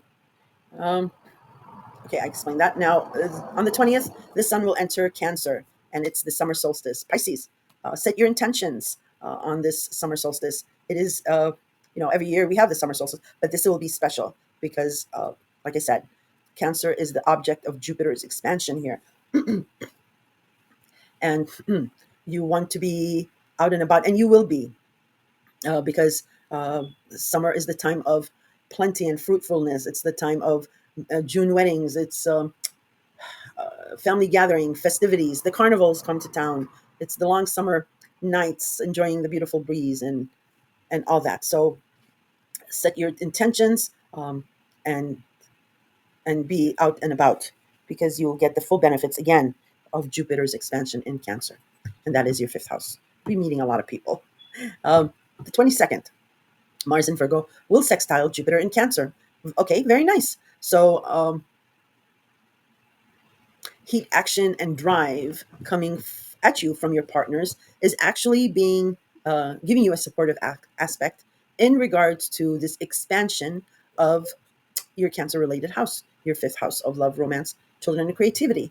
And this can manifest in that you are already partnered, and it's a renewal, it's a rejuvenation of love between you two. That's beautiful, very romantic, and a lot of you will experience that. Otherwise, for some of you, it might be, again, partners can be anybody. It can be platonic. It doesn't necessarily have to be a marriage partner or someone who knows you really well. Uh, and sextile is a supportive aspect. So you might be maybe visiting a matchmaker, or your partners in business, or again, a platonic partnership might be setting you up with a blind date. It can work out that way. Uh, or this can work out where you and your current partner, uh, uh, yeah, start the heat on something where it develops into a pregnancy. It can be that way, or it can be your adult child might be acting out, maybe, and you do get the support of a partner, either your wife or your husband, has your back on that, uh, helping you with this parenting aspect that you might have a problem with. Not necessarily, but Jupiter expands everything. Yes, it's exalted in Cancer. It's a benefic planet, but it also can expand problems. So it might work out that way. Anyway, I gave you a couple of examples of that. Uh, and now we have the Sun in Cancer squaring Saturn in Aries. So previously we had that square from Jupiter in Cancer. And now, since the Sun has entered Cancer, it like I said, it's not only the summer solstice, it is also your annual review regarding your fifth house. So it will be shining a light on the darkest crevices, um, also in regards to your fifth house. So, the universe is giving you a heads up on recognizing any potential problems before they are expanded by Jupiter. And here, you get one of those warning signals when the sun in Cancer illuminates something in your fifth house and squares Saturn in Aries. So Saturn's spidey senses go up. And again, he's looking out for your sense of value, how you value yourself. And it is saying, like, okay, there's this problem the sun has detected in your fifth house. How you solve that is you stay within these boundaries in regards to your value system. And I think that's self-explanatory. June 23rd, this time the sun in Cancer will square Neptune in Aries.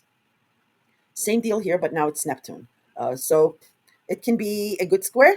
Um, Again, with Saturn's prohibitive attitude, Neptune then comes in and says, uh, don't fret it too much, uh, and giving you some intuition on how your value system will be beautified with Saturn's restrictions. Saturn and Neptune are coming closer and closer together, so that means they're working together.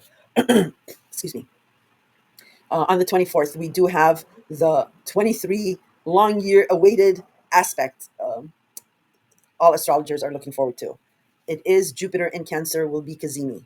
Kazimi simply means that Jupiter is conjunct the Sun in Cancer, perfecting a degree between them, which is 3 degrees 21 minutes. Look at your birth chart to see if you have those degrees. You will definitely feel that in your fifth house.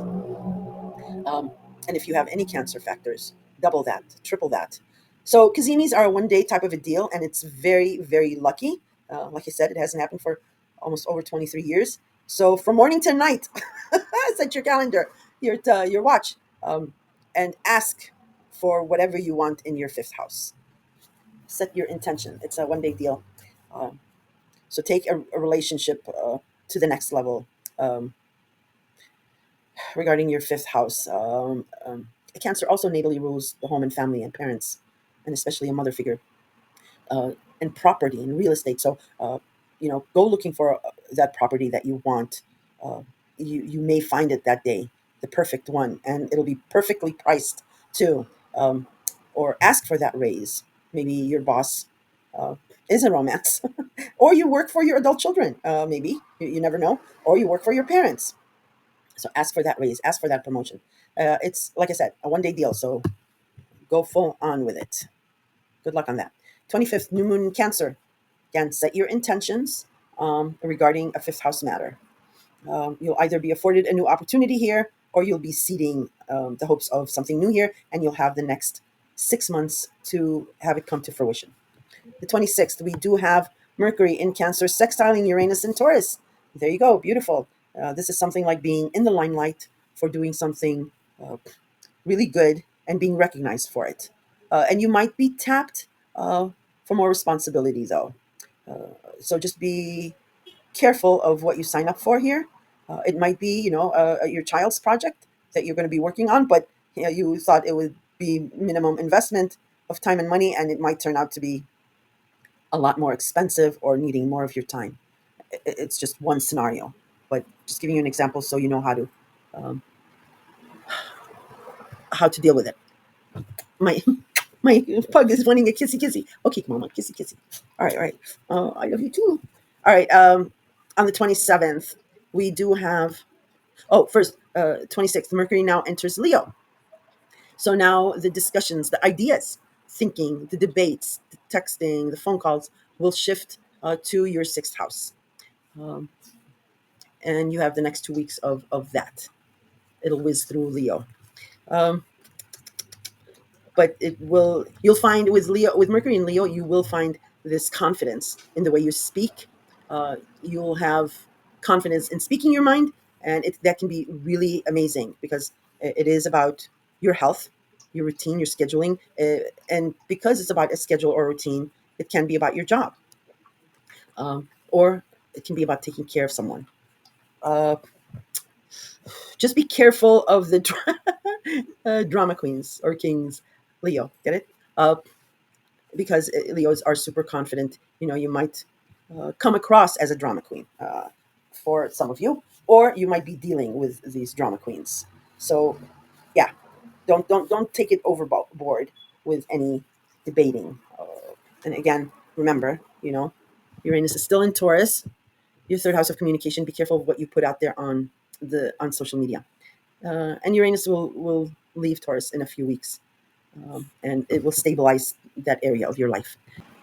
Okay, and then on the 27th, we do have Mercury in Leo trining Saturn in Aries. Beautiful. Trine is not a sextile, it's a very free flowing, beautiful aspect. Some people don't even feel a trine, but with Saturn here, you will feel it. So, again, your ideas, your thinking, your debates, your proposals will be very confident and come off with some type of authority and confidence, where authority figures will take notice, will hear you. Um, Maybe your boss, maybe you come up with this very creative, lucrative idea, um, and and they will be prompted to help you advance in some way or invest in you, definitely, or say. Uh, um, Prep you for maybe a promotion or what have you. But it's a very, very lovely aspect here. And on the next day, then, also Mercury in Leo now trines Neptune in Aries. Gorgeous, very, very nice. So, Pisces, something about um, your job, your income, your value system, and your health habits and routine is being realized here. And no thanks to Saturn coming in early on. Um, and working with Neptune. So your dreams and your and yearnings get an excited and confident idea, investment maybe from the previous day. You get um, this exciting news that they want to invest in you or set you up for a promotion or mentor you in some way.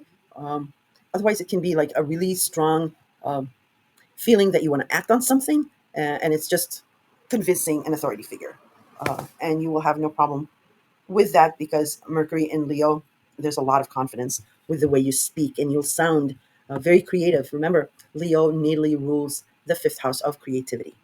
Uh, it also rules, the fifth house is the fifth house of creativity, yes, but also love, romance, children, and creativity. That might be working in the background somehow or through those people. On the 29th, Mercury in Leo opposes Pluto in Aquarius. We were on a roll. What the hell? Party poopers. All right, Pisces, listen up. I had almost forgotten about this, and here it is. So, uh, okay, this can be a heated debate, a verbal altercation that uh, becomes really heated and starts to escalate. Uh, your sixth house is your Leo is your sixth house, and Aquarius is your 12th hidden house, behind the scenes, the past, um, your faith, your spirituality, um, taking care of someone, dreams, intuitions, and it's your genius state of mind. Aquarius is the genius of the zodiac, and Pluto is here, um, giving your psyche a sense of power, empowering you, control. Giving you a sense of control. um, and at times, it is taking you deep underground to find that strength that you have within your psyche from the past. Um, or it can be you are working really diligently behind the scenes about something. Maybe it's something creative. Or maybe it's with a group, uh, because Aquarius natally rules groups and associations. But whatever idea that's coming up in your sixth house, or yeah, whatever idea you're having in the sixth house, and you're communicating it here behind the scenes to someone or a group, it might turn into a verbal altercation. In order for this not to escalate, Pisces, is you have to, well, with Pluto, it's always using willpower, discipline, um, holding yourself above reproach. Uh, um, and you might be tempted because this is your 12th house, so it might be an internal struggle that you won't communicate it. Uh, the verbal altercation might be from another side and not from you, and you might be just wanting to, like, I don't want drama, uh, and you might be like, we'll tackle it another day, we'll discuss it another day, or something like that. Don't do that, because it's Pluto. Pluto wants for you to be empowered. through your psyche and maybe through this behind the scenes project. So try to work it out in the here and now. Don't let it linger and fester, because it's Pluto and it might snowball. It's already, you know, here escalating. And if you leave it, because if you leave it, what you're sending the signal that it's okay for this boundary to be crossed. And then the next time you object, it'll be like, why? Yeah, you were fine with it before. So it might result in that kind of setup later on. It's Pluto, um, and yeah, he might be setting something up here for some type of destruction later on. Because Pluto, how Pluto works is, like I said, it deconstructs so that it can rebuild uh, under stronger foundations. Uh, but you have autonomy. You can you're intuitive. You can sense things, and I'm just letting you know on the 29th, have your spidey senses up. And if you can take care of the matter then and there, or at this present time, it would be much better for you in the long run. All right? Because it will definitely empower you. Pisces, I hope I didn't forget anything. uh, but that is the end of the June. The only thing I'll say is that I'm not going to be committing to weekly or mid-month horoscopes, even though I might be putting them out. It's just I don't want to commit and promise and then let you guys down if I'm not able to do that, because I also yada yada with a full-time work, but I have a lot going on. However, what I find easier are these dedicated videos, like I did with the Saturn and Aries video scope for each sign. If you haven't heard it, you can listen to that. So I will put out a couple of dedicated videos this month, probably with the Jupiter in Cancer one, and then also Uranus entering Gemini. Woohoo! Exciting. Otherwise, if you have any questions, just put them in the comments. I answer all kinds of questions, all the questions. And I will talk to you soon. Take care.